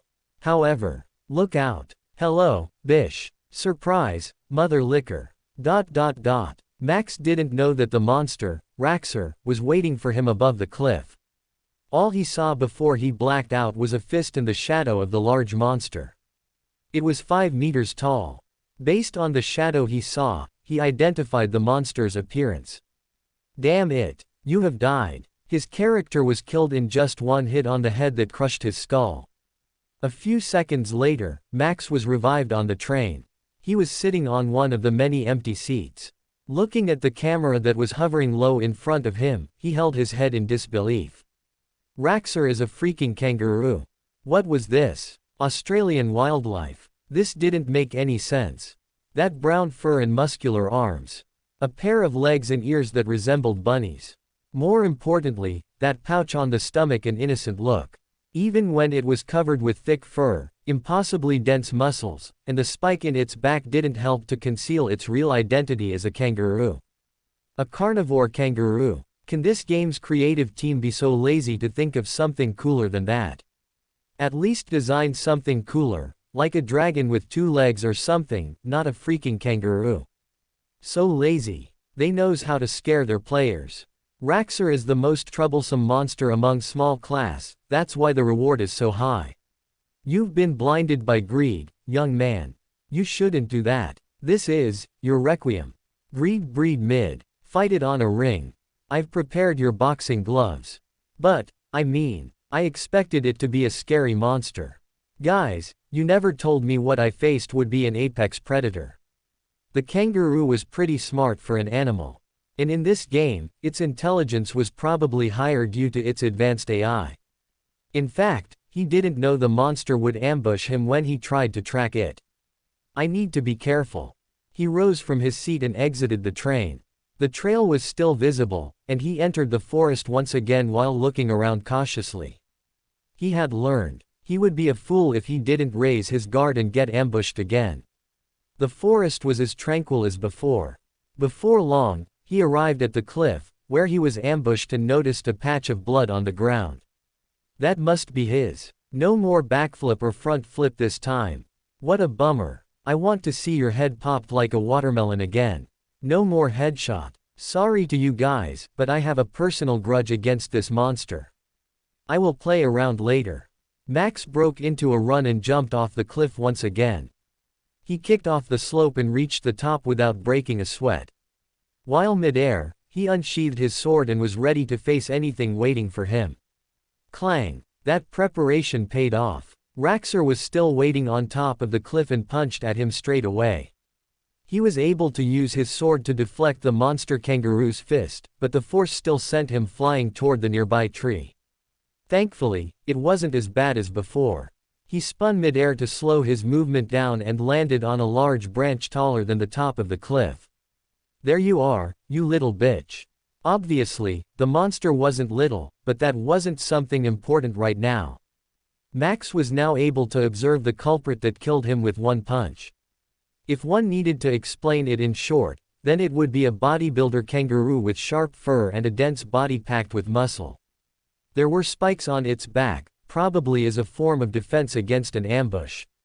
Grr! Raxor growled when it noticed that Max hadn't died. It narrowed its round eyes, revealing its predatory nature, and crouched. Then, without warning, it leapt toward him with a ridiculously fast speed. The jump itself created a sonic thud. Watching the large monster leap at him like a rocket, Max jumped off the tree to avoid it. The monster crashed against the tree, pulverizing the trunk as if it were made from cardboard. Damn, I would die if I got hit by that. It wouldn't be an understatement if he called the balance of this game was screwed. However, nothing was impossible. Landing on the ground, Max immediately rushed toward where the kangaroo was. It was moving pretty strangely, looking rather dizzy from the collision against the tree. No matter how big or strong a monster was, it should have taken a bit of damage from that. He unleashed a wide swing with his sword. It sliced through the air with precision, creating a deep cut on the kangaroo's leg. Air! Raxor screamed painfully and attacked with its sturdy tail. And just a second later, both reached the ground. With a resounding thud, the monsters crashed against the ground. A large crack formed under it, and Raxor's body was destroyed. The monster died from the collision. Holy! He's hiding in its belly. Baby Breeze. Ooh-choo choo choo choo. Say ah. But, did he survive? Tell me that he survived. Tell me that he survived. The chat was anxious and worried. Tension was formed. Their focus was on the belly of the monster, which bulged slightly because their favorite streamer was inside. When the belly moved and Max crawled out, covered in blood, the chat immediately broke into cheers. Woo! Breeze! Breeze! Baby Breeze! Woohoo! Sookmatic has donated 500 diamonds. Freaking Noob has donated 420 diamonds. Crazy. No one thought of that strategy to survive the body slam. Lovely Otter has donated 1000 diamonds. Kya, you're the best. Breeze. Breeze. Breeze. Bloodsucker has donated 500 diamonds. How can you survive that? I thought you died. And please don't cut my pay, I beg you. Opening square bracket ... closing square bracket. Ben Forward has donated 690 diamonds. Belly play. I need to research this. Many donations poured in. Max broke into a grin when he saw it. He stood on the dead Raxor's body and raised his hand. That's why you don't mess with me, you kangaroo. I won. The goat. Goat versus kangaroo. Winner. The goat. Yeah. Don't mess with him. Only I can make him a mess. Ayu, How Seuss. This girl is thirsty. Give her water. In the marketing manager's office, Mr. Taka, who watched the Punch streaming website, noticed a spike in Mercenary Quest's viewers. It was one of the games with different genres that was released at the same time as Knight's Journey. Before, he probably wouldn't care as much as now because he was only a marketing team leader responsible for Knight's Journey's success. But now, after assuming the manager position, he needed to care about all sales of new games released in the late Q1 of this year. What happened? He wondered as he looked at the sudden spike around 2 hours ago. Curious, he clicked on the games section to filter the streamers who played this game. Unlike Knight's Journey, this game had many people streaming it. The number of streamers who live-streamed this game alone reached more than 5,000. This game's concurrent viewers on Punch lately only reached 200,000 to 300,000. It was an exciting game, that much was already clear because many people streamed and watched it. But the problem was that playing it directly over watching a stream was more fun. Hence, this led to fewer concurrent viewers than it was supposed to, even with so many streamers. Players preferred playing the game themselves and only watched streaming in their spare time. A change in its number, especially a sudden change with more than 20,000 more, was quite noticeable. The top streamer of this game, one who focused only on streaming this game since its release, only had around 10k total viewers. He was someone called Hard Meat. But Hard Meat's total viewers were pushed to number 2 now. The number 1 was someone Mr. Taka knew very well. That someone had over 15k viewers, reaching a new height of this game's streams since the release date. A smile appeared on the marketing manager's face. His eyes were never wrong. He was glad he did everything he could to keep the streamer under him. He even offered contracts and offers that usually only be offered to a veteran streamer to that newbie, risking his position. It's worth it. He's probably the only newbie streamer that grew this fast, thanks to his decision to agree to a contract I gave him. And he's the only smart one for thinking of the long run, not really caring for monetary reward because he knew his place. How wrong could Mr. Taka be? He didn't know that Breeze cared about money a lot. But more than that, he cared about building his reputation more so he could earn more when he got many viewers. And that worked. Grow more, Breeze, he said as he pressed the stream. On the screen, Breeze's figure could be seen eating a large tomahawk happily. He seemed to enjoy the meat with all he had, making all his viewers suddenly crave it. Even without being there, Mr. Taka felt like he could smell a meat aroma. He gulped audibly, roused by a hunger he didn't feel before. His stomach grumbled loudly, and he got a little bit embarrassed even though there was no one but him in the office. Just as he wondered, he got a new message. It wasn't an important message because it didn't automatically pop the message screen and only gave him a notification from his smartwatch. But since he was bored, he looked at the message anyway. Mad Lad. The sender was someone unexpected. He looked at the name for a while before opening the message. Mad Lad. Dude, I saw you playing various games lately. There will be a gathering of new streamers to play a custom game together tonight. Want to join? I hate to admit it, but you're good. So I invited you. New streamer gathering. That sounded interesting. For people in the streaming industry, everyone was considered new if they were still in their first year of streaming. So even if he had more than 400k followers and an average of 12k viewers, he was still a new streamer. This classification followed the Streamer Award that was usually held once a year at the end of the year. Thus, the new streamers gathering that Mad Lad talked about was probably the streamers who just debuted this year or in Q3 and Q4 last year. Tonight, I have finished my grind quota today, so I might as well attend it. Meeting other streamers seemed interesting. Who knew if he could get something new from them? And this was a rare opportunity to expand his circle of friends. Meeting and playing with other streamers would prove to be good for the long run later. Breeze. Sounds interesting. I am in. Mad Lad. I know you won't refuse. This is the code to the lobby where we will meet tonight. Don't be late, it's at 7 o'clock. Code. XXXXXXXXX. Breeze. Got it, see you tonight. Night came quickly with anticipation. According to Mad Lad, 10 streamers, including Max, would attend tonight's gathering.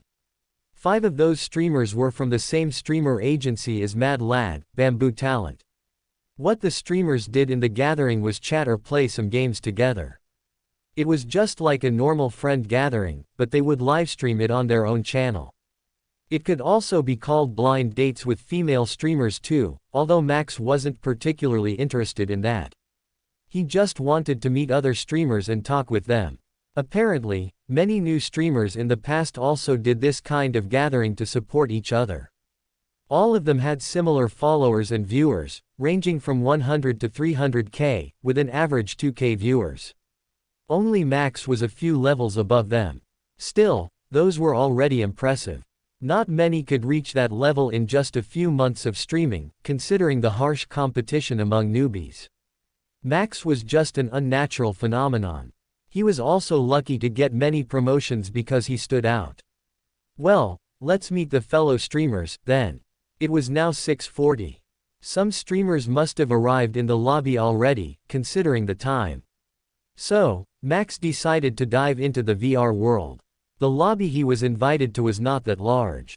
In fact, it was only the size of a large room. It was designed to look like a bar, complete with a bartender NPC. On the side, connected to the bar, was an assortment of party games like billiards, darts, bowling, chess, and even a small basketball court. Looking around the lobby curiously, Max found 2 people already sitting on the bar counter. One of them was a familiar figure, Mad Lad. The other was a woman with dark blue hair tied in a ponytail. They seemed to be conversing and stopped to look at him. Yo! Mad Lad greeted him by raising his hand. You're here. Good evening. Max greeted him back and approached the man with a harsh face. Thank you for inviting me. I never expected you to reach out to me, ha ha ha. I honestly thought you hated me because you glared at me in that program. Ah, that. The difference was that Mad Lad didn't stay silent like Flexi, and they actually bickered with each other. They only stopped when he spoke. It's nice to meet you, I am Breeze. Thank you for inviting me today, Max said, extending his hand forward to stop their bickering. The girl, Amelia, looked rather embarrassed of the display she showed in front of a stranger. Her cheek turned slightly red as she shook Max's hand. My apologies for the shameful display, Breeze. I am Amelia Reaper. You may call me Amelia. I should have thanked you for attending despite such an absurd invitation instead. Ha ha ha, this gathering sounds fun, so I am also interested in it. I just never have a chance to attend one because, well, I don't know other newbie streamers besides Lily Pixel. And she's not exactly someone with a large circle, just like me. Ah, understandable. Amelia nodded in understanding. If I remember correctly, she's an indie and only streams occasionally, although she has a lot of viewers and often broke 5k. And you? Well, unlike agencies, your affiliation isn't exactly filled with newbies. You're right. Max smiled sheepishly and scratched his cheek. Biozone Entertainment's affiliated streamers were all big names and were pretty busy with their agendas. He only knew 2 of the 24 people in it, and that was Flexi and Stone Sword. The relationships between talents were almost non-existent because they usually didn't need to work together, unlike those in streaming agencies. Well, I hope we can become friends. Don't be too stiff with us, Amelia said, laughing merrily. She asked him to sit next to her, and he did that because there was no other chair next to Mad Lad. He was sitting on the edge. The 3 of them conversed over drinks while waiting for the other people to arrive.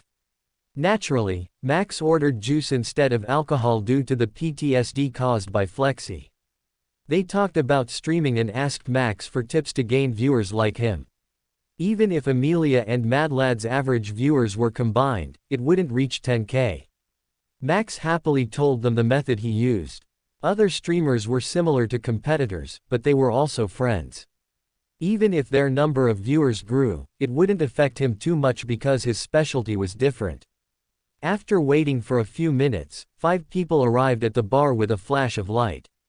The 5 people who had just appeared seemed to be a separate group of 3 and 2, respectively. The first group was from Bamboo Talent, Mad Lad and Amelia Agency's mates. 2 were guys, and the other was a girl with exaggeratedly frilly clothing and twin-tailed drill hair. The popping pink color of her hair made her stand out from the others. They introduced themselves as Lightning 912, Tiamat 55, and Princess Peachy. The girl was apparently something called virtual streamer. When Max asked what that meant, she answered that she streamed with a concept and a different appearance from her real life. She pointed at her silver tiara and said that she assumed the role of a princess. She sounded arrogant and looked down on him when she was talking as part of roleplay. Roleplayer, huh? And this virtual streamer is similar to a VTuber in my past life. Max thought, nodding in understanding. Is arrogant character well liked among people? Well, maybe some people enjoyed being looked down upon. I won't be surprised if such group exist. Meanwhile, the second group was more normal. They were apparently a couple that ran a streaming channel together, focusing on vlog and culinary. Their channel name was Cute Cooking Couple. Amelia, the gathering organizer, invited them as they only started streaming 8 months ago and happened to meet each other in real life. Apparently, even when they had vlog content, their viewers usually reached 2 to 3K, which was impressive. After they finished their introduction, it was Max's turn to introduce himself. When they found out that he had an average of 10 to 15K viewers lately, the streamers from Bamboo Talent expressed their surprise. "Ah, I remembered. Aren't you the one who managed to beat Mad Lad in that Knight's Journey program? Thanks to this lighting, your face looked a bit different from the one on a billboard, so I didn't realize it. I am a fan, please give me your autograph." A spiked blonde guy, Lightning 912, took out an autograph board from the virtual inventory and handed it to Max. He said that he would print it later after they finished the gathering. Smiling, Max happily gave him the autograph. Now, they just needed to wait for the last people to join the lobby and start the gathering. But then, Amelia suddenly said something surprising. It seems that they couldn't come. Everyone's attention was grabbed by what she had said. Max also looked at the blue-haired girl with a questioning look. Urged by the questioning gazes, Amelia continued. "They messaged me just now, saying that they suddenly have an urgent matter. Ha ha ha, it's funny. They even asked me who had attended this gathering before, and they suddenly backed away." Hearing that, Max had a strange realization. He looked at Amelia and asked, "Is it because of me? I don't mind. Does anyone disagree with me?" Amelia looked around, and most people shook their heads, gesturing that they didn't mind. "Just do it, man. It's also beneficial to us if you host it. Your viewers often give stream missions, right? That will help us get a lot of content." Mad Lad added a suggestion as he crossed his legs haughtily. Then, he smirked. "I don't mind having my viewers visit your channel either. Hey, our content and stream schedule is so different, after all." Indeed, that was the biggest privilege of the host, getting the interest of the guest's viewers. It would be foolish to give that privilege to other people. Max considered it for a while. It was scary because it all only benefited him. Free stuff is the scariest. He thought in his mind. It would be far better if Amelia kept hosting the group streaming instead. Sensing his hesitation to accept, Amelia smiled softly and patted his shoulder. "How about this? You will become a host now, but you have to appear as a guest on my channel in the near future. I have a podcast every Monday morning, talking about random stuff for just 30 minutes to an hour. It won't be a problem, no. A fair exchange." She offered it after knowing what Max was worried about. She's quite perceptive, he thought as he smiled. Nodding his head, he readily agreed to host the group streaming. Very well. With that, they busied themselves with preparation and got into their own position, scattered around the small lobby. When it was 8 p.m., Max started his livestream. "Where am I? Group streaming for the first time. I made new friends. Hashtag just chat, hashtag games, hashtag group streaming, hashtag newbie streamers. Livestream start. Hello, guys. Welcome to the stream. Bar. Are you playing Midnight Heist again, Breeze? Huh, this is strange. You said that it's a group streaming, but where is the other? Guys, look at this. Mad Lad, Amelia Reaper, and almost all new gens from Bamboo Talent is in the same place. Breeze has made some friends. Mama is proud of you, my baby. Once he started the stream, more than 10K viewers gathered at once. Some of them had realized the other streamers that joined in this group streaming, as they could be found in a small pop-up beside the chat window. Then, a few seconds later, it kept increasing. Viewers, 15.2K to viewers, 18.3K to viewers, 21.3K. The chat looked confused, but all of them now realized that it was truly a group streaming. Breeze has made some friends. We're proud of you, boy. Papa will reward you. Lovely Otter has donated 1,000 diamonds. I am glad you found more friends, Breeze.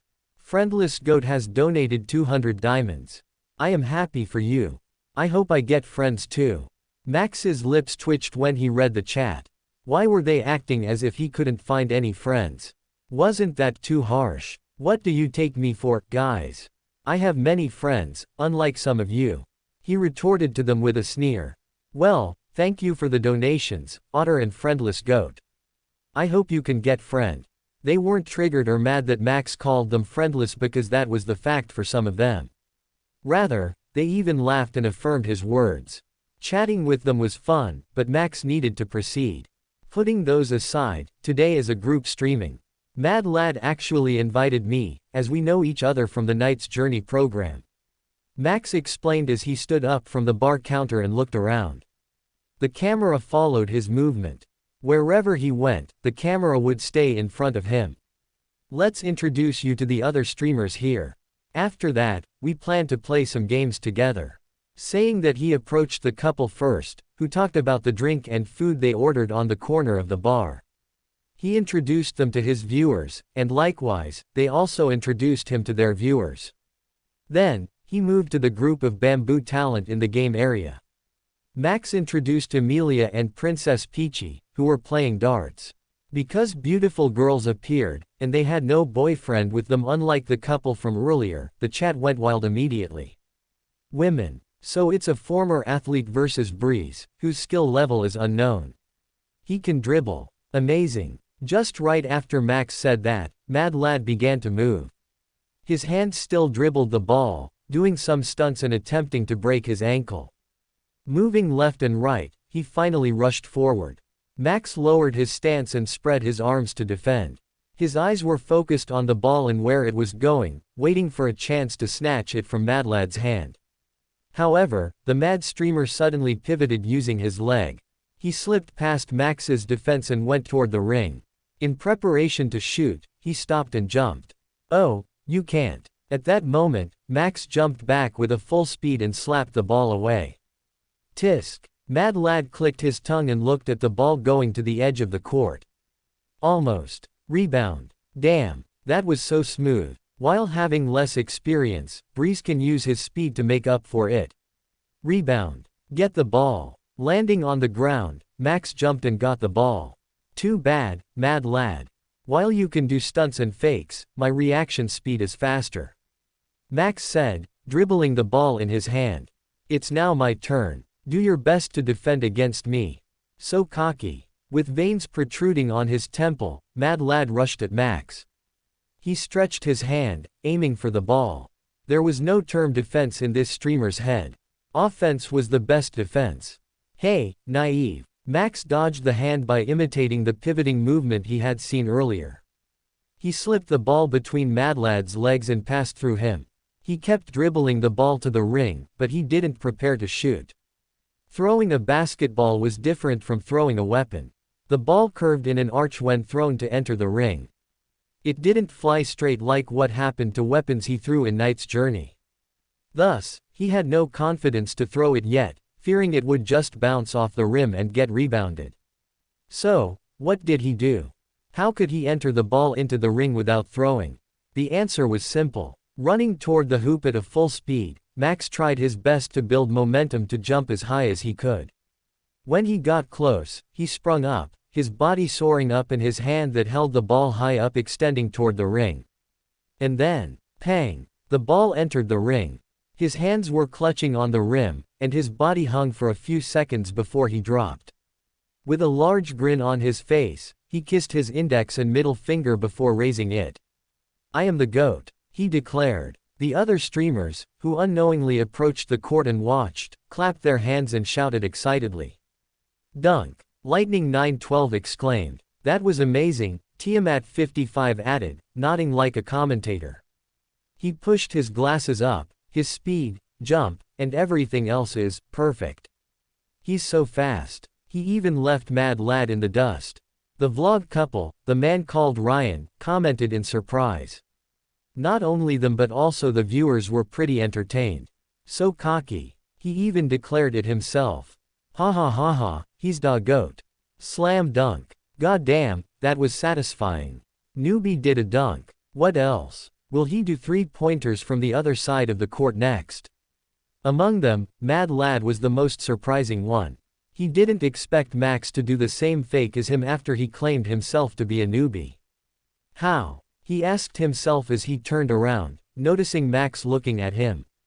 Is this talent, or is it the influence of his high synchronization rate? But both didn't matter. There was also no inferiority complex he felt at all. Instead, a competitive spirit burned in his head as he sighed. "One more." He raised his voice loudly, pointing at Max. "Let's do it once again." Facing that challenge, Max raised his chin and sneered. "Fine by me if you're not afraid of being beaten by a newbie once again." How cocky. I want to crush him. Mad Lad thought in his mind as he took the ball into his hand. He handed it to Max before going on a defense. And thus, the game restarted. Max lost the second game. Mad Lad played seriously for the second game and snatched the ball easily from his hand. Then, the streamer went to the other side of the court to make a 3-pointer that entered the ring perfectly in the middle without even touching the rim. The smirk on his face was irritating, so he asked for the third game for the best of 3. Mad Lad agreed, and the game was more intense than before. A few minutes had passed, but none had managed to score yet. "Go, Breeze. Go. Mad Lad, don't you embarrass our agency. Use fake. Breeze is a newbie, so break his ankle. Go, Mad Lad. Sorry, guys, but I will cheer up Breeze. Go. Just punch that Mad Lad in the face." Everyone cheered due to the exciting one-on-one between Mad Lad and Max. Currently, the ball was in Max's hand. He dribbled it skillfully, unlike when he first started, occasionally moving the ball from the left to right hand while finding the opening in Mad Lad's defense. His concentration peaked, and he could see it. Over there. There was only one rule in this 1v1 situation. That was to score the ball through the ring. Look at Mad Lad's face when Breeze jumped, that was funny. Max approached his jacket he had thrown on the edge of the court earlier and wore it. Looking toward the others, he noticed that Lightning 912 was laughing while doing some kind of transaction with Tiamat 55. Curiously, he approached them with Mad Lad after exchanging gaze. They didn't notice them, although the others were. Giving a gesture to make them quiet by putting his finger on his lip, he listened to Lightning 912 and Tiamat 55's conversation. "Tisk, here is the $100. I never expected Mad Lad, who's good at basketball, to lose. He, thank you for the business." Lightning 912 chuckled happily as he closed the trading screen. Based on their conversation, it seemed like they made a bet from the game. That was unforgivable. Max couldn't allow such a scene. Approaching Lightning 912, he circled his arm around his shoulder. The blonde-haired streamer was surprised when he felt his hand and turned to look at him. "Hello, gentlemen. I heard about something interesting from a distance." At that moment, the color disappeared from Lightning 912's face. Tiamat 55 was about to run away, but Mad Lad stopped him in the same way as Max. Looking at the scared streamer next to him, Max whispered, "You know what to do, right?" Slowly, Lightning 912 nodded and opened a screen. It was the Punch website, and he visited Max's livestream without hesitation. Lightning 912 has donated 2,500 diamonds. Lesson fee and tribute. Thank you. Looking at the message that appeared in his chat window, Max smiled in satisfaction and released the poor streamer. Ha ha ha, you're really a good fan. I didn't ask you to do anything, but you donated half of the money you earned from the bet for donation.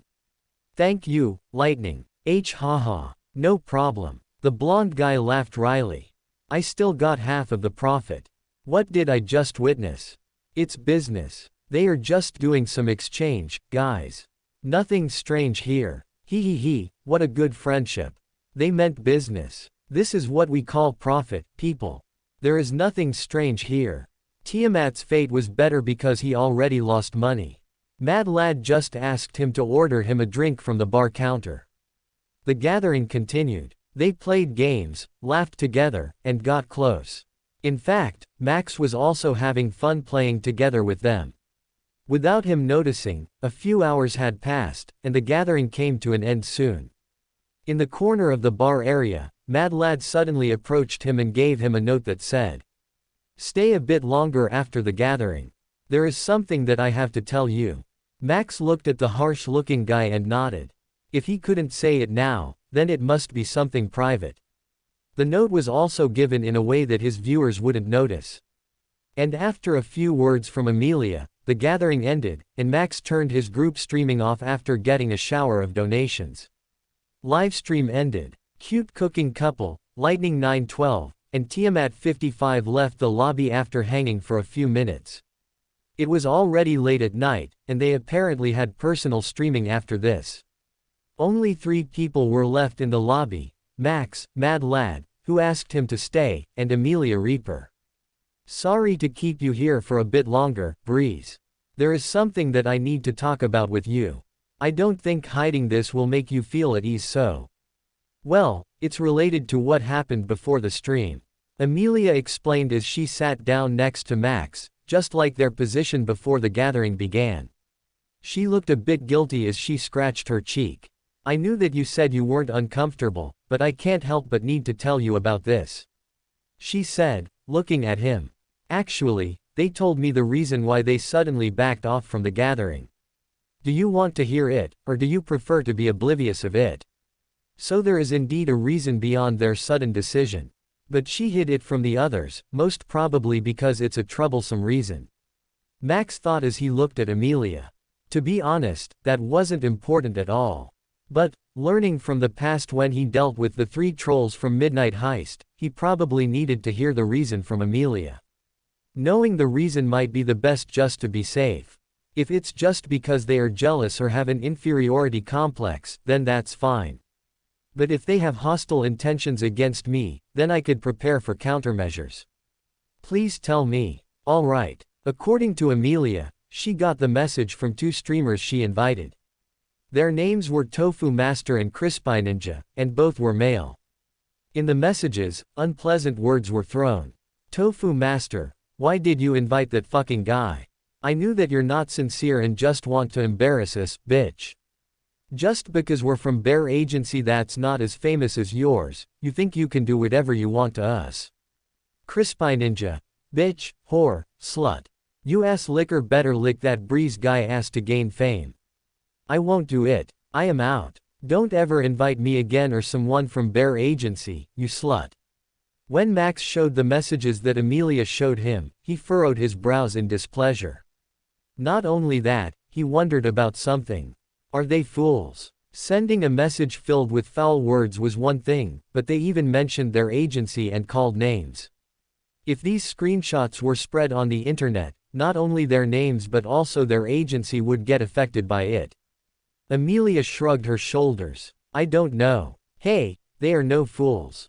Mad Lad suddenly chirped in while sneering. He moved the glass in his hand around, looking at the golden liquid inside dancing. No one is a fool when they have no brain to use to begin with. They had known and had been training together for quite some time. To think the leaving teammates would just abandon him and the other person like this just less than 3 weeks before the tournament. He felt really betrayed. Don't get mad, Marco. You know they want you to lose your cool and use this to lower your reputation. I told you that Dizzy Top and Flatheadman couldn't be trusted. Yeah, I should have trusted you, Lisa. His lover/secretary's views on people had never been wrong before. Flexi regretted not trusting her words. But, should I really find new teammates? I better retire from the tournament altogether like this. My motivation has dried up after reading their messages. You can't do that. Lisa shot down the idea with a glare. You have announced your participation in the Biozone monthly segment. If you take back your words now, then there will be consequences. Your followers and fans would be disappointed. I know that, but where do I find players with their skill levels? Flexi buried his face deeper in his hands. Finding people who can compete with pro gamers isn't easy. Tell me, Lisa, where can I find those kinds of people? Hearing her lover's rant, Lisa couldn't help but sigh. He's always so dull when he becomes like this, she thought, getting closer to him. Her hand extended to stroke his hair. Even though he actually can use this head to think if he's calm. She moved her hand to his ear and pulled it hard. Ouch, ouch, ouch. That hurts, Lisa. Flexi screamed painfully and tried to stop her. He managed to do so, but not before his left ear turned red. What was that for? It's because you're being stupid right now, Lisa said bluntly. Don't you have friends? Did you forget about the monster who can learn a game easily and a genius who can compete against pro gamers easily? Flexi blinked a few times. At times like this, he became really dull and stupid. So, Lisa had to do all the brain work. Once again, she let out a tired sigh and pulled his ear, bringing it close to her lips. I am talking about Breeze and Stone Sword, stupid. If it's them, I believe that they can fill the void your former teammates left behind. And I am also sure if you can get Breeze's agreement, getting Stone Sword to join the group is easy. I know about that, Flexi said, pulling his head away from Lisa. But Breeze has his Midnight Heists competition. And Stone Sword, he never joined any tournament before. He might refuse. Hearing that excuse, Lisa became angry and took a pillow from the bed to beat Flexi's up. Thud thud thud. Just tell them. Invite them. Alright. Give up. I give up. Facing the relentless attack from the deadly weapon, Pillow, Flexi raised his hands in surrender and followed her suggestion. Problems would always follow those living to the fullest in this world. For example, last night's secret small drama before the gathering, which was only known by 5 people, including 2 who caused it, was a problem. However, problems could be divided into small, manageable, and big. Reaching Tier 2 in Midnight Heist was Max's immediate problem that he needed to solve. He only had 6 days left until the tournament, and he needed to win 5 more games without losing a single one. Not only him, but apparently his friend faced a rather big problem. Please, join my team. 2 of my Roach Planet teammates suddenly moved to our rival team. We need 2 more people to fill their spot. And he brought the problem to him, asking for help. It was still early in the morning, just right after the sun had risen. However, the fact that Flexi contacted him so early in the morning showed how serious and considerate he was just asking for help. His friend knew that he was usually only free at this time. Are you sure you're not asking the wrong person? I never played FPS before, not to mention an annihilation/defensive game like Roach Planet. Roach Planet was an FPS game that focused on annihilating mutated cockroaches on a specific map. And in one map, there were more than 40 players, divided into 10 teams with 4 players in each. All those teams could sabotage the others. In short, it was a battle royale game focused on defending one's base. It was similar to V-Shelter Survival but with less looting and more fighting. There was no weapon upgrade, but one could create a bulletproof plate from a cockroach's shell. The team with highest annihilation point and survival point combined, which could be gained from killing mutated cockroaches and defending the base, would win the game. Max had never played this type of game before, and he didn't think he would play it, considering how disgusting cockroaches were. Besides, I am also busy with Midnight Heist and Mercenary Quest for my livestream. Yeah, I am sure. Flexi exclaimed. His face, reflected on the screen, looked desperate. The opponents are pro gamers. I don't need to win, but at least I want to struggle to win. Among people I know, you're the best one, buddy. Can you help me this time?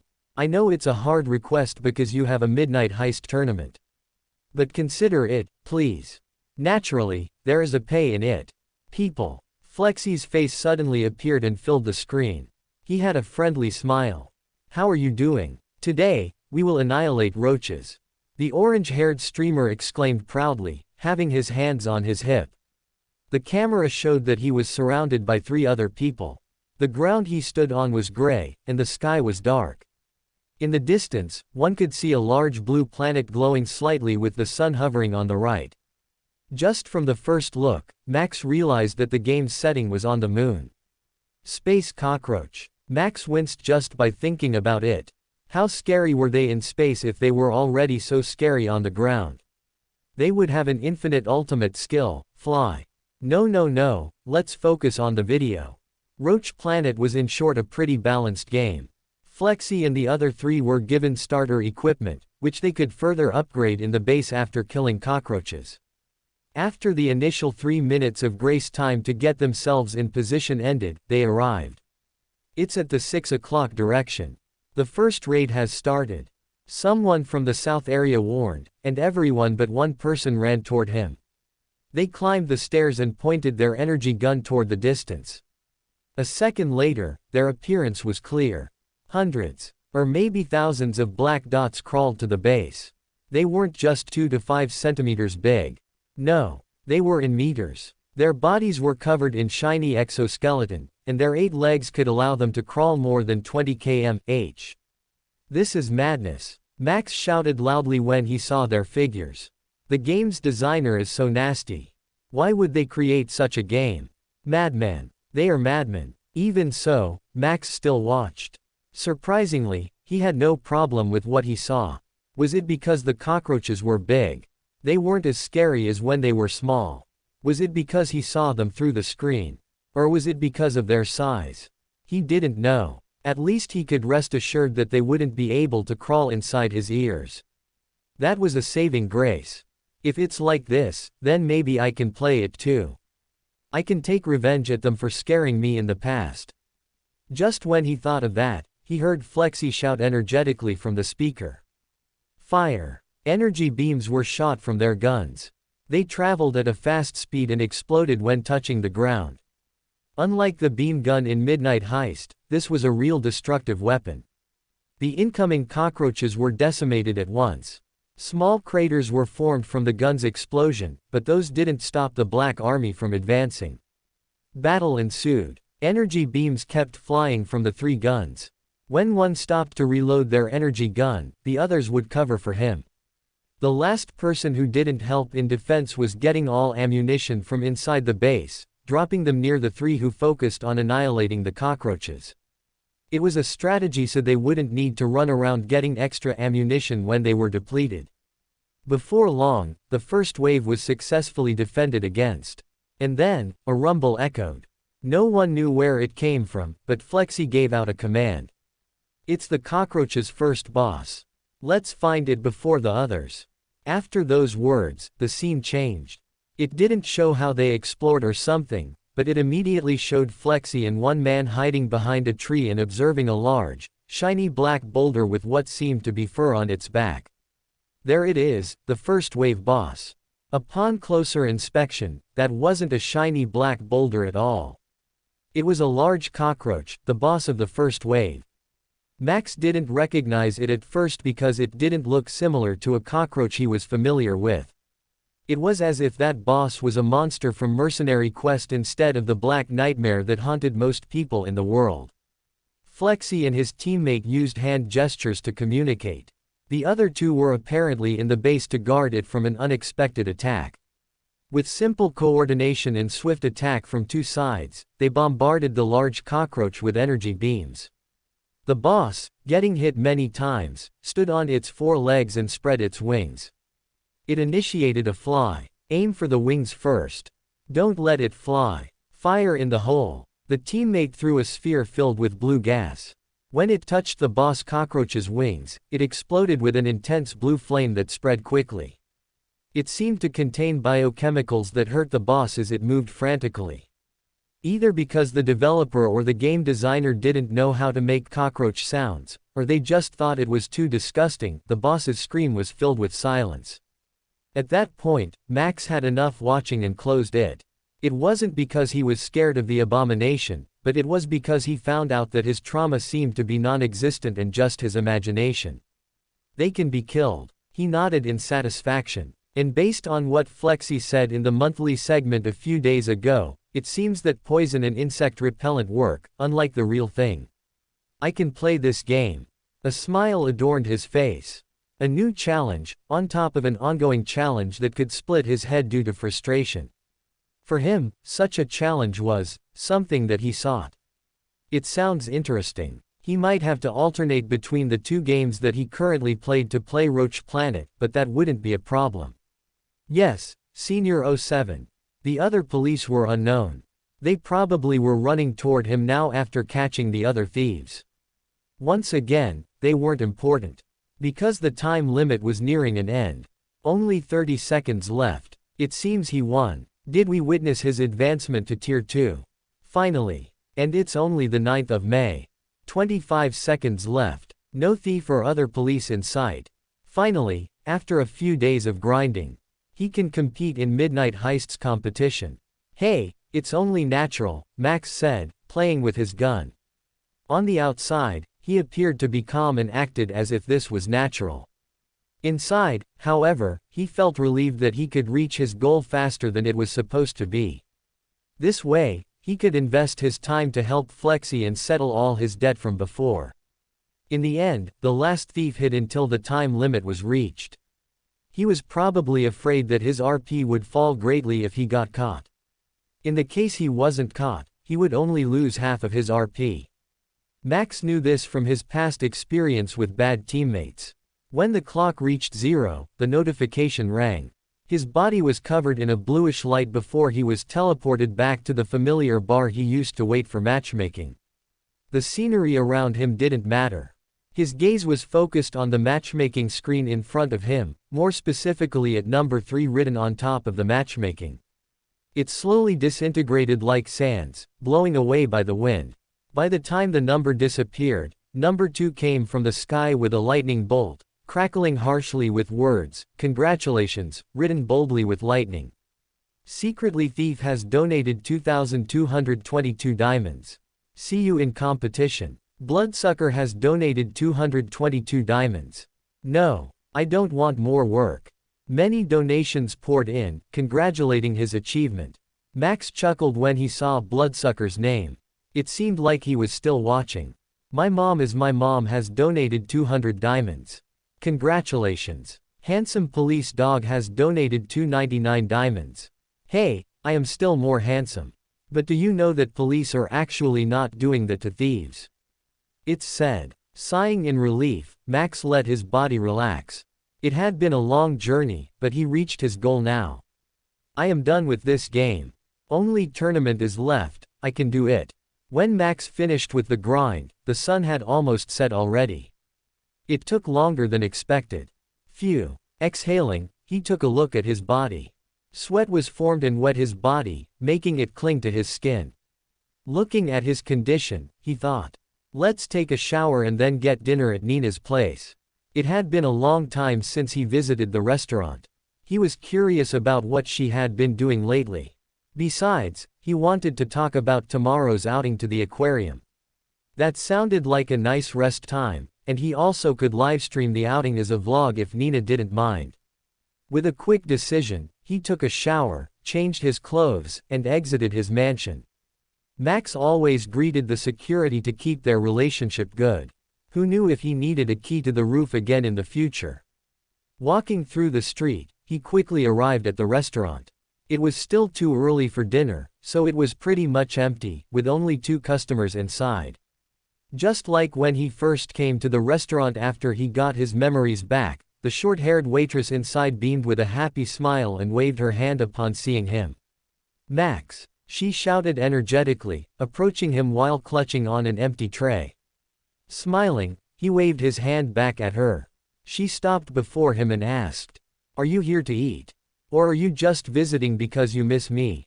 She asked, giggling playfully. "I've come to eat, Nina.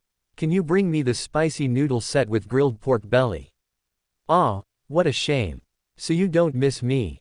Well, I do, he said, but I am too hungry to think about that right now. I skipped lunch earlier. Excuses. Nina pouted, making Max look troubled. But then, she smiled and giggled. I was just joking, don't look like that. I know that you have just finished streaming. Ah, you can sit at your usual place, she said, turning around and showing him his seat. He followed suit and sat down in his usual place. Following that, Nina gave him a cold water she took from the counter. Do you mind if I eat with you, Max? My shift will be over soon. Looking a bit hesitant, she said, there is something I have to talk about with you. Max raised his eyebrows. He guessed that something was related to the outing tomorrow. Sure, I don't mind at all. Yay. Just wait for a minute, alright. I will rush my dad to make it quick but delicious. For a long time, I have been wondering whether I should go to culinary school or not. My dad said that I should go, but I hesitated. It's been a year since we graduated from high school, and you know. I finally decided. A beautiful smile bloomed on Nina's face.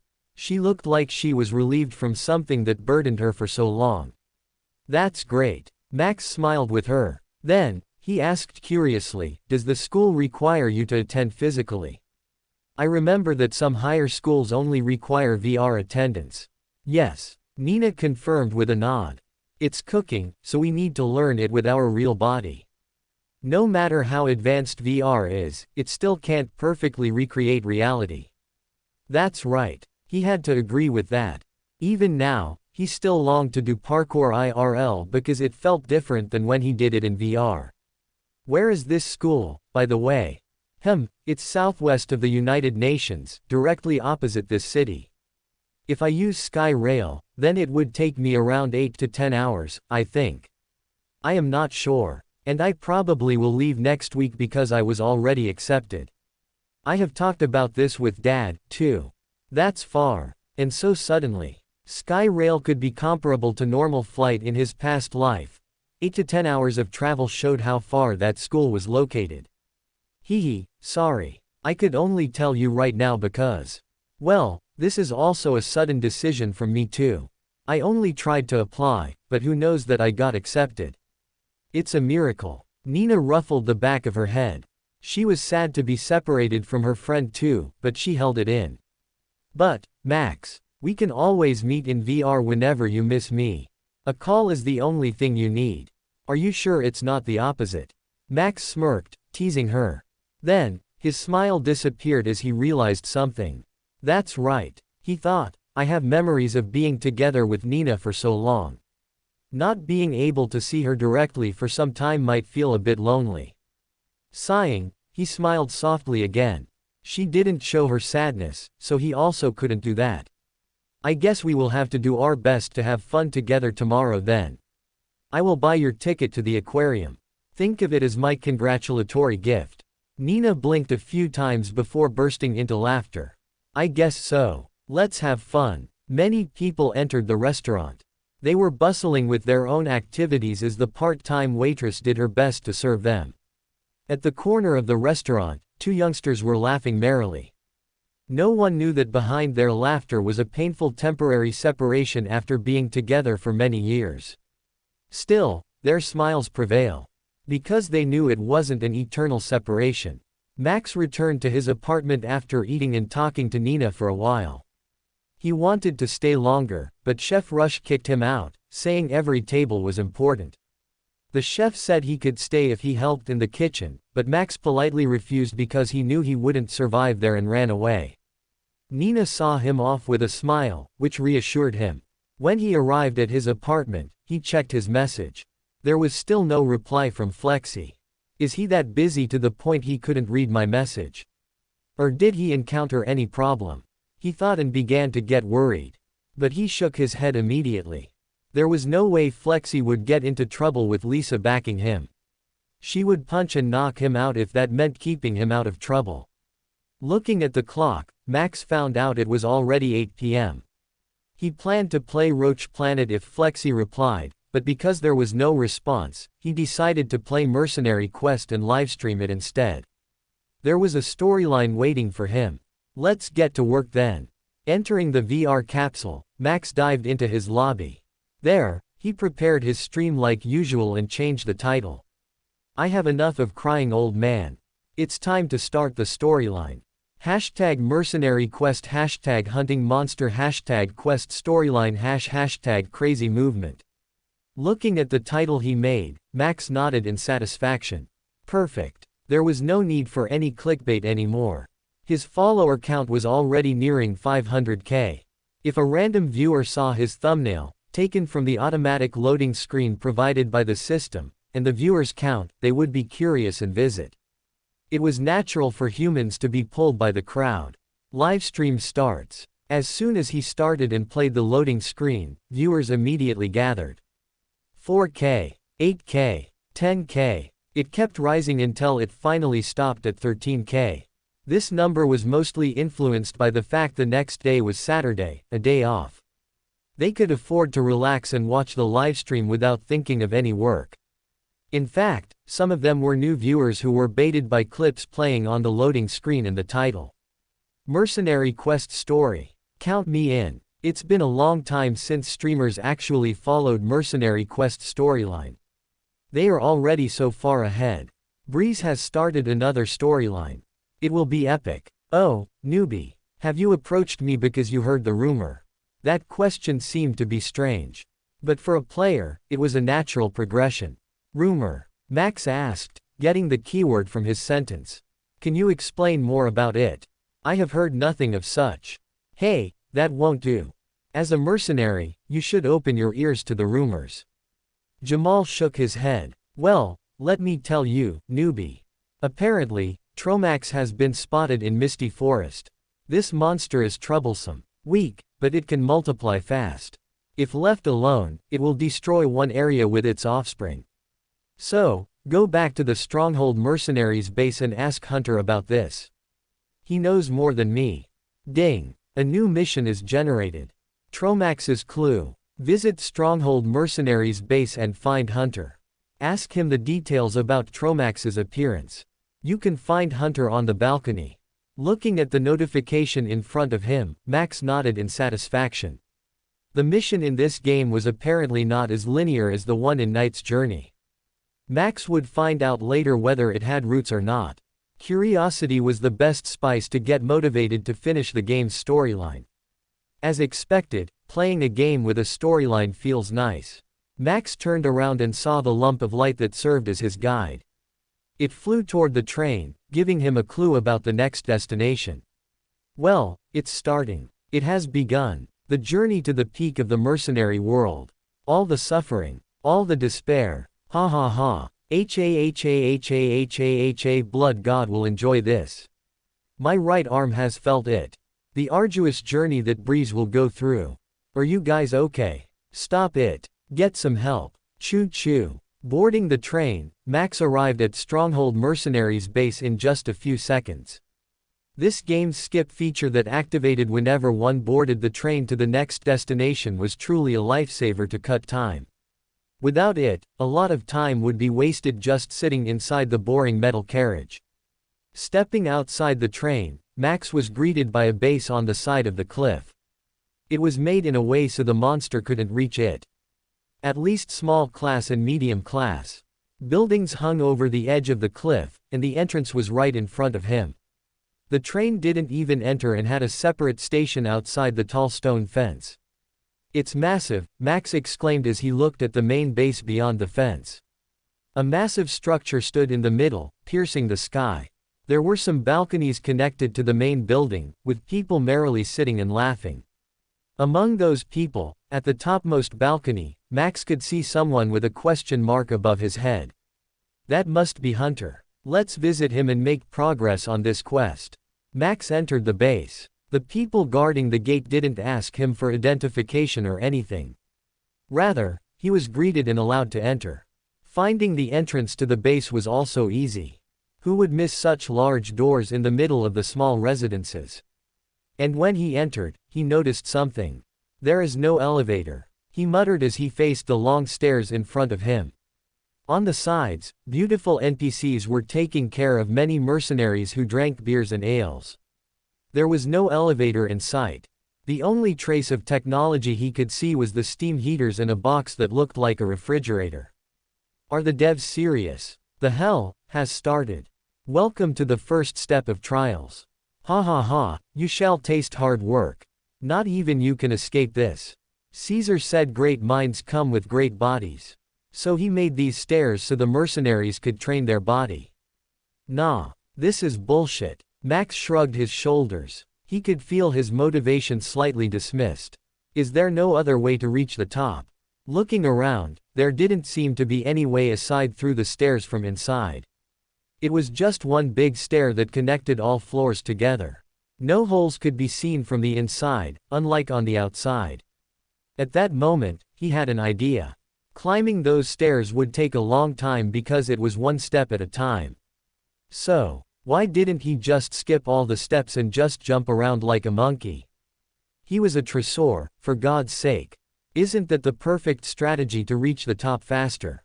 I mean, Hunter, the NPC, can be seen from outside. There is no rule that I need to use those stairs to meet him. Without hesitation, Max exited the main base. He turned around and looked at the building once again, this time carefully while holding his chin. Only a bit is left. I can do it. On the highest balcony, Hunter was looking down at what he did with hawk-like eyes. Before long, he reached it and nested on the railing beside Hunter. Max looked at the guy with blue hair and jumped down the railing. Jamal told me to find you. He said you can tell me more about Tromax. You are so rude for a newbie, Hunter commented with a smirk, causing Max to blink in surprise. Did I make a mistake? He thought. He never expected such a response from the NPC. My apologies, he immediately said, bowing his head slightly. I was a bit. Well, the adrenaline is still affecting me. Ha ha ha, no need to apologize, pal. The NPC laughed. Rather, that was a good show. If it's you, then I believe that you would have no problem finding Tromax or escaping from it if you encounter it directly. After saying that, Hunter pulled a thick parchment. He handed it to Max, which he received with a gaze full of curiosity. Once the parchment was in his hand, he heard a notification. Ding! Mission completed. A new mission is generated. Find Tromax in Misty Forest. You have received a clue about Tromax's appearance and whereabouts. Find Tromax and report it to Stronghold Mercenary. Be careful. This small class monster is aggressive and fast. Thank you, Max said to Hunter and climbed the railing. Now that he got a clue, the rest would be easy. He climbed down the building with enthusiasm. It was time to hunt a monster. Oh, did he not know about it? Why did he climb down? Shish, no backseat, guys. Let him do what he does. Yeah, no backseat. PFF'd. This is so funny. No one tells him anything. Let Breeze figure it out himself. Meanwhile, the viewers were once again confused. Author note. I managed to write 200 chapters. 100 days without missing a single day of upload. This is such an achievement.